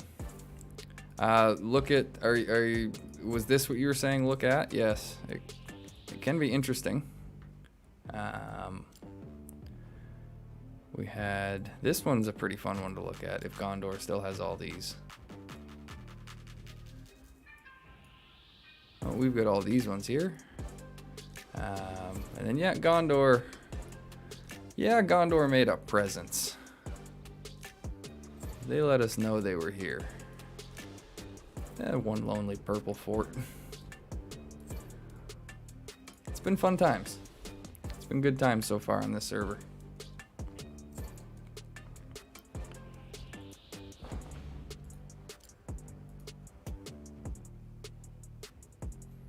So I've got this commander marching out right now. He's going to take this tile as well as this one to increase my iron production a little bit. Get him some more experience. Give you guys something to actually watch other than me just sitting here looking at chat every now and then. You know, sometimes I got to pull up the chat and respond.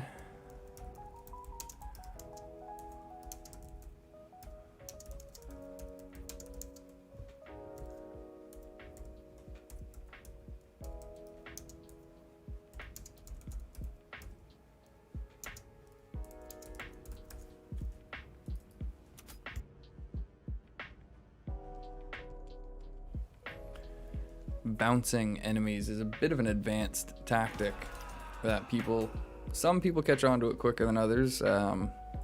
It's pretty simple once you realize it. The way the game is set up, that you need to have an adjacent tile in order to attack another tile.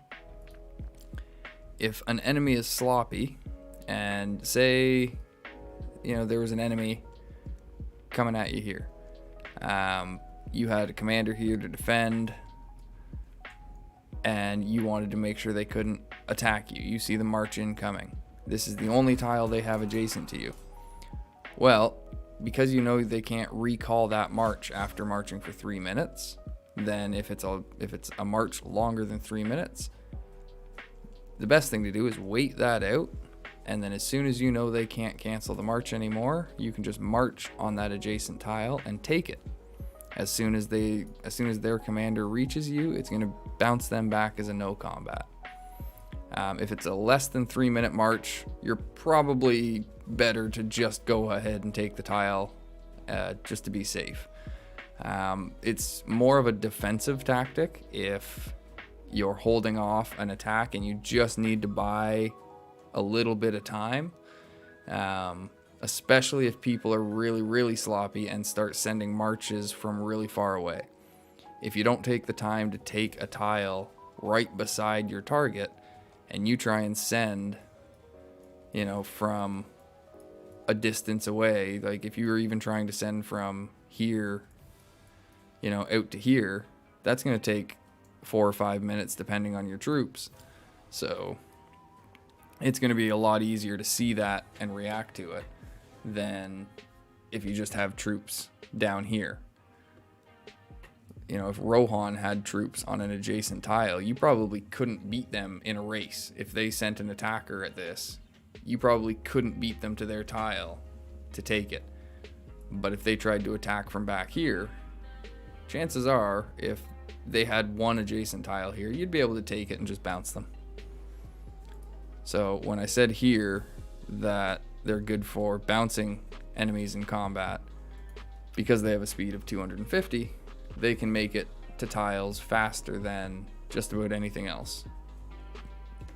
I think eagles are faster, but other than that, fell beasts are great.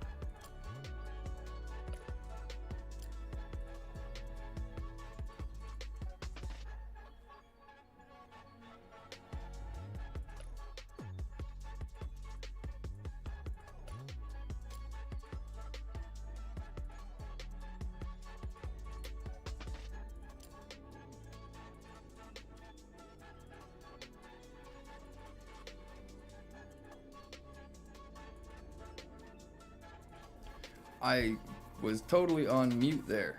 Jeez. So this is where you will find eagles. Mark is up in this area of the map.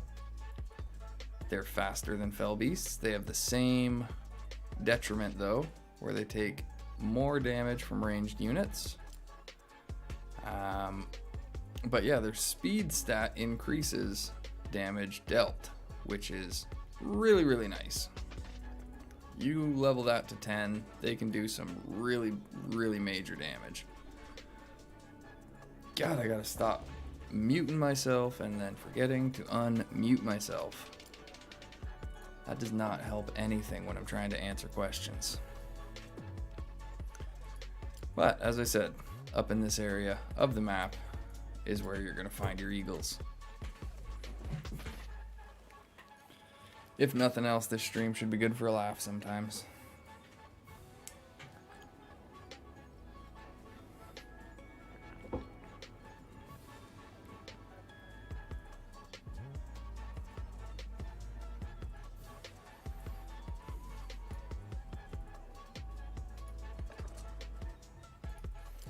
Alright, did he do any better in this fight?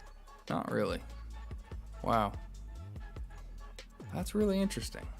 I would expect him to be doing a lot more commander damage than that with a might of 240.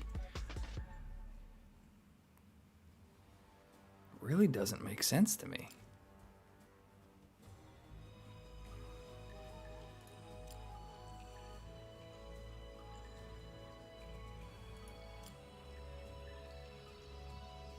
Huh.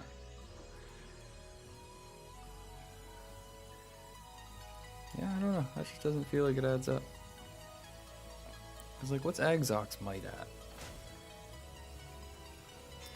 Agzok's only got 229 might, and he does way more damage. No problem, Mark. Glad I could help you out there. I know those ones are pretty hard to find because I think that's the only area that they are, is up in that little section.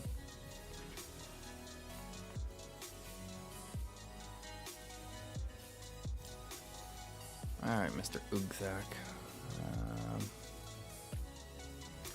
Overseers, god damn it. We are gonna have to deal with these guys.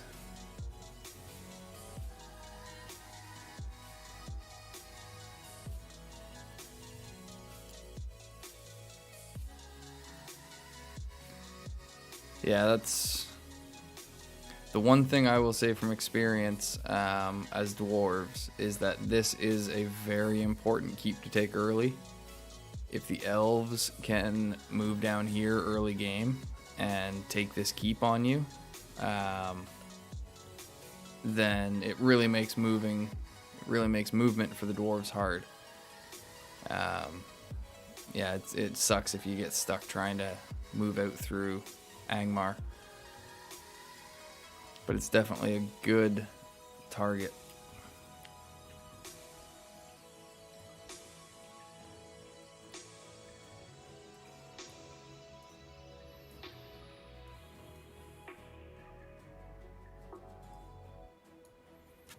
I enjoyed playing as the dwarves in my first beta.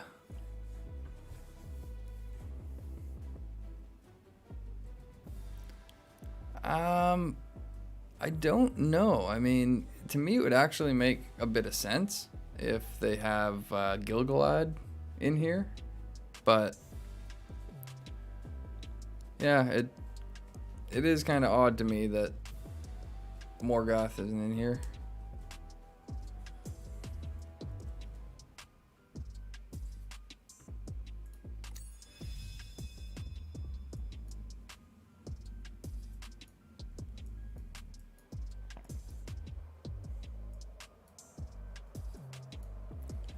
I don't know if they plan on adding a whole bunch more commanders.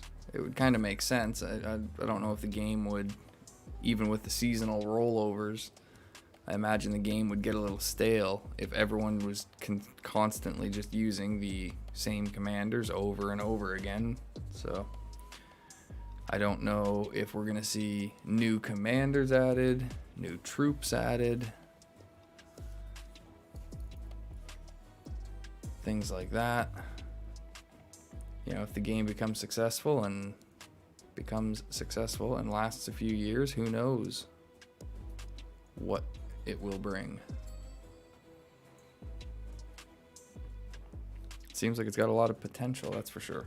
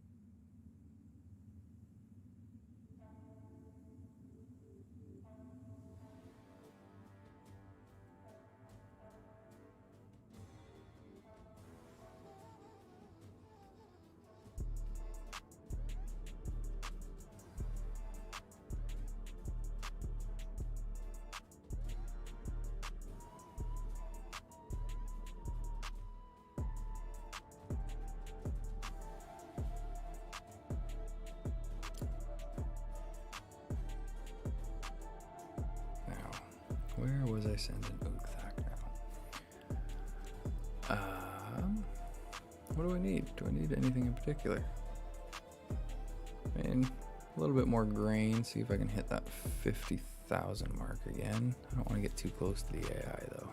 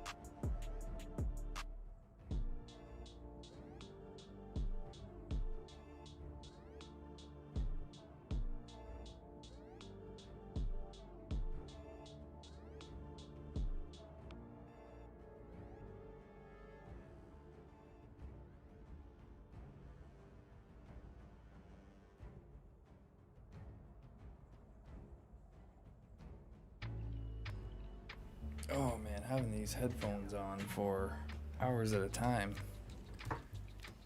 start to get to the ears. Even got padding. Usually nice and comfy. I think we're approaching hour 8 in total. I think that'll be a good time to call it for the day. We'll go for another 15 minutes or so here. Any questions, get them in that time. I will try and answer the best I can. If there's anything in particular you want to see, if you have any questions about good commanders or good units, I can switch over to my account on server 1. I played as Gondor there, so I've got a bunch of good commanders and can go over units more in depth over there.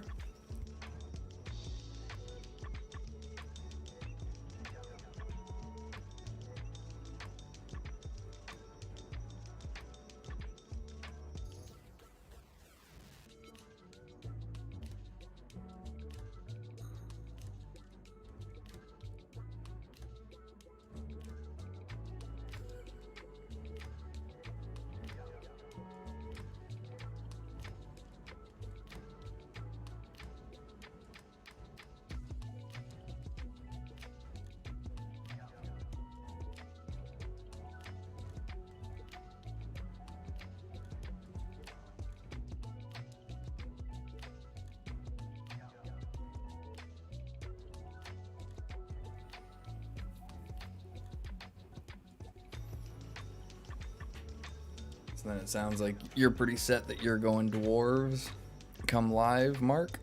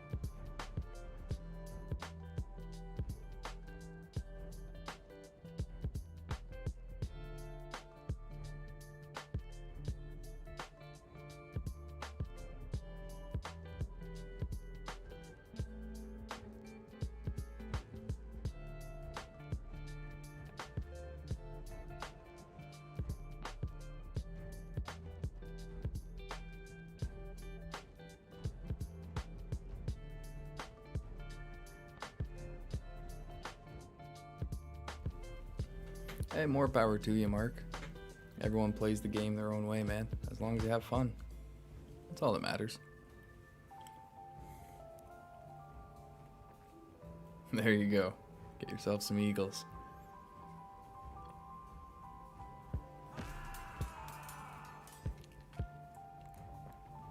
You wanna fly like an eagle.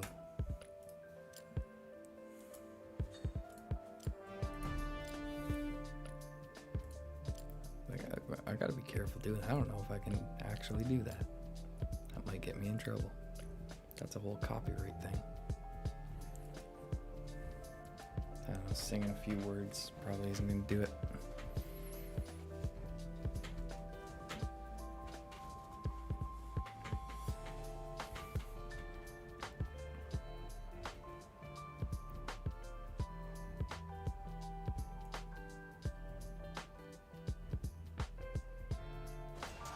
Okay, not the game still. Yeah. Okay, cool.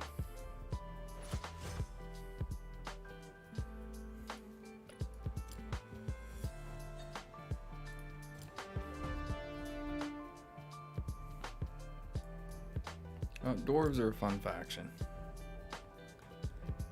Super defensive.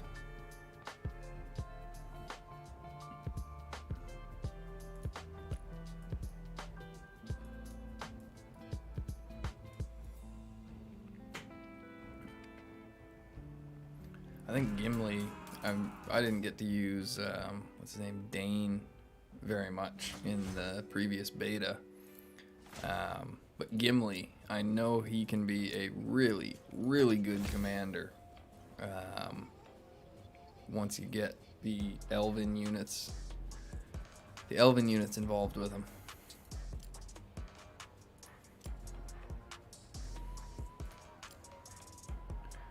Okay, so I'm gonna want this, and then I'm gonna want to equip him with Urukai. That makes sense.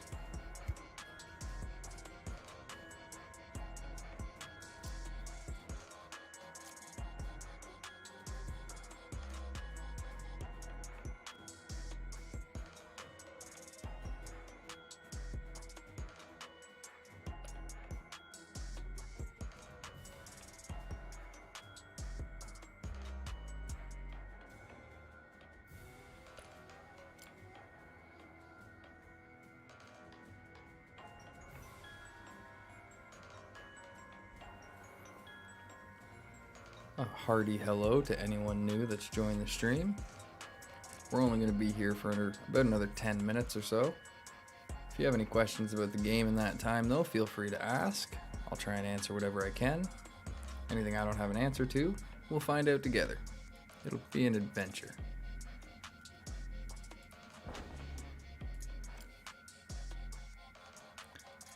Have anyone interesting in the free agent pool? Not really. These are all names I've seen all week. That's unfortunate.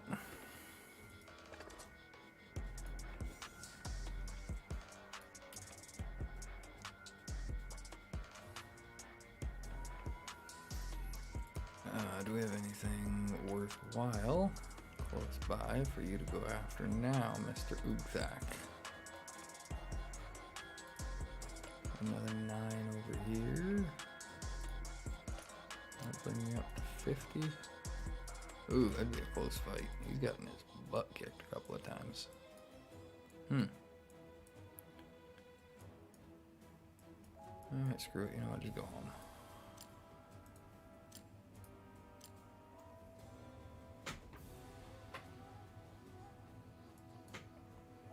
It would just end up in a draw anyway. I don't want to wait 5 minutes for that to play out.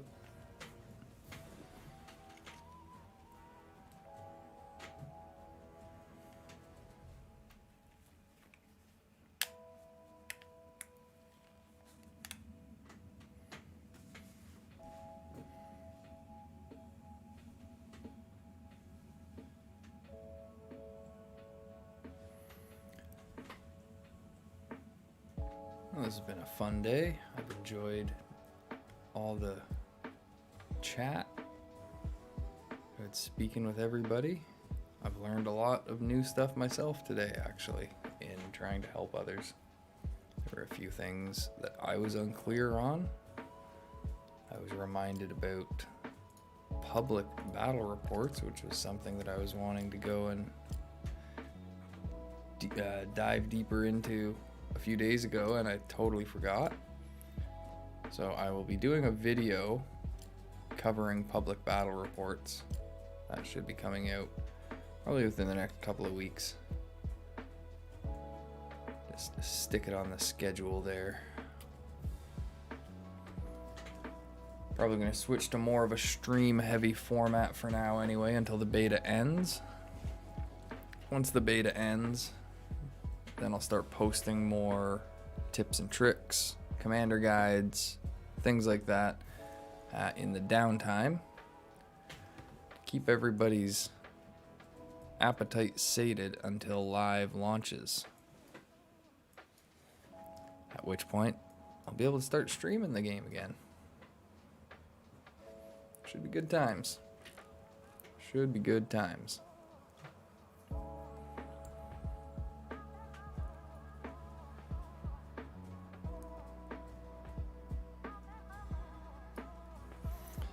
I guess it looks like by the time Ugthak makes it back, that's gonna be it.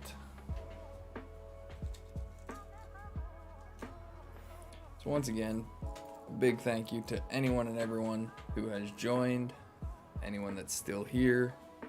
Really appreciate the company, really appreciate the chats. If any of the information helped, please like and subscribe. Really appreciate it. Help you stay informed of the next ones. If you didn't hear earlier, I will probably be streaming tomorrow to try and catch this attack. Hopefully it doesn't start too early in the morning.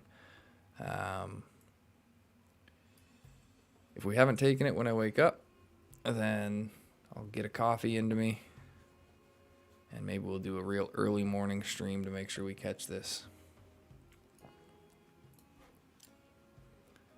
And people can see a keep go down in real time.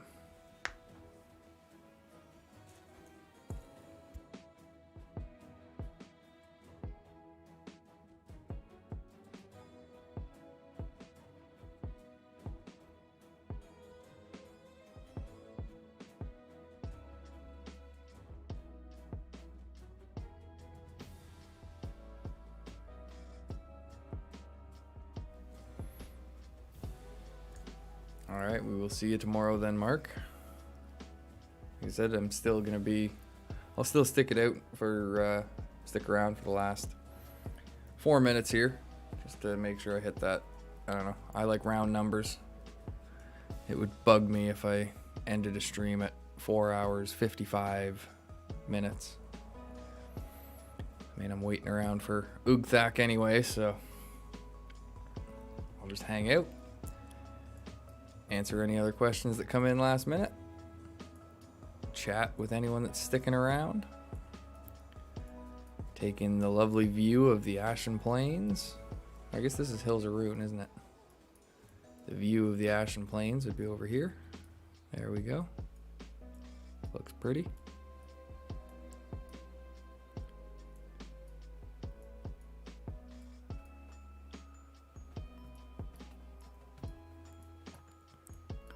Yeah, we got people down here at this crossing already.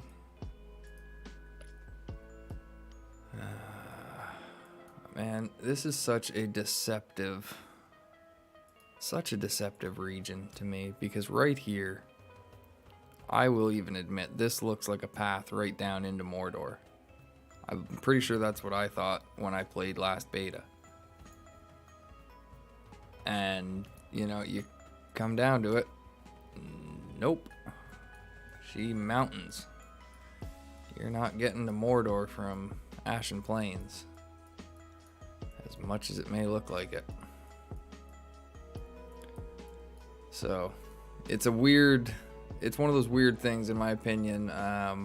If attacking into the Ashen Plains, you know, some people can expend needless resources going for this crossing, thinking that they're going to enable a shortcut. down into Mordor or Daggerland, and it can bite them in the butt.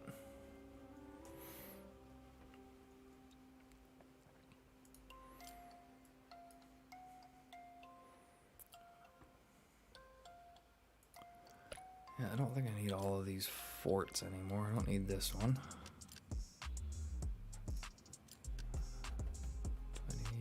I don't really think I need this one either. Show eagle location one last time, please. Definitely will. All right. Boop. All right. We were up here. Boop. Hey, look at that. I almost landed right on one.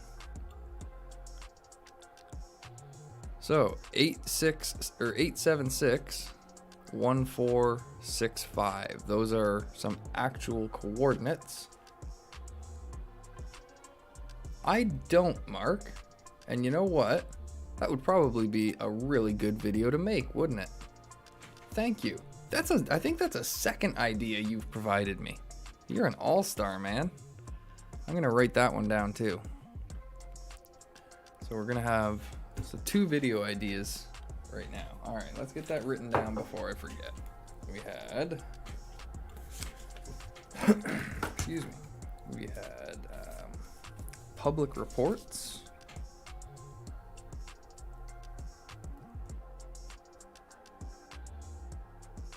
And special unit locations.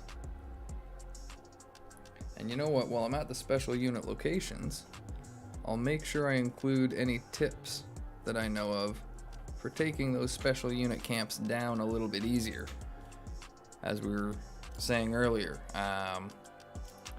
eagles here, when you go to attack them, you're going to want to load up heavily on archers because they take less damage from melee units, but they take 30% more damage from ranged units. So when I went and got my fell beasts earlier, I had a whole bunch of archers to do it because they have that same debuff, and I was able to do that without any 50s. So that was a great way to end the stream. Thank you very much, Mark. Like I said, all-star, man. Second video coming off an idea from you. Hopefully you've got that location marked down. Like I said, there are the actual map coordinates, if that helps. Right up here, right in the middle of the O. Literally right in the middle of the O of Karok. That's how you can find your eagles.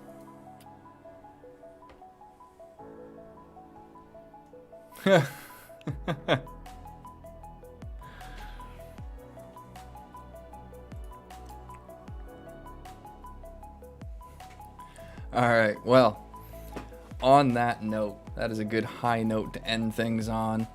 Again, thank you very much for joining me. Having the people to engage with, it makes this a lot easier, gives me the motivation to keep going. I'm really enjoying it so far, really enjoying everyone I'm meeting. So thank you all. If it helped, like and subscribe, and until next time, see you on the battlefield.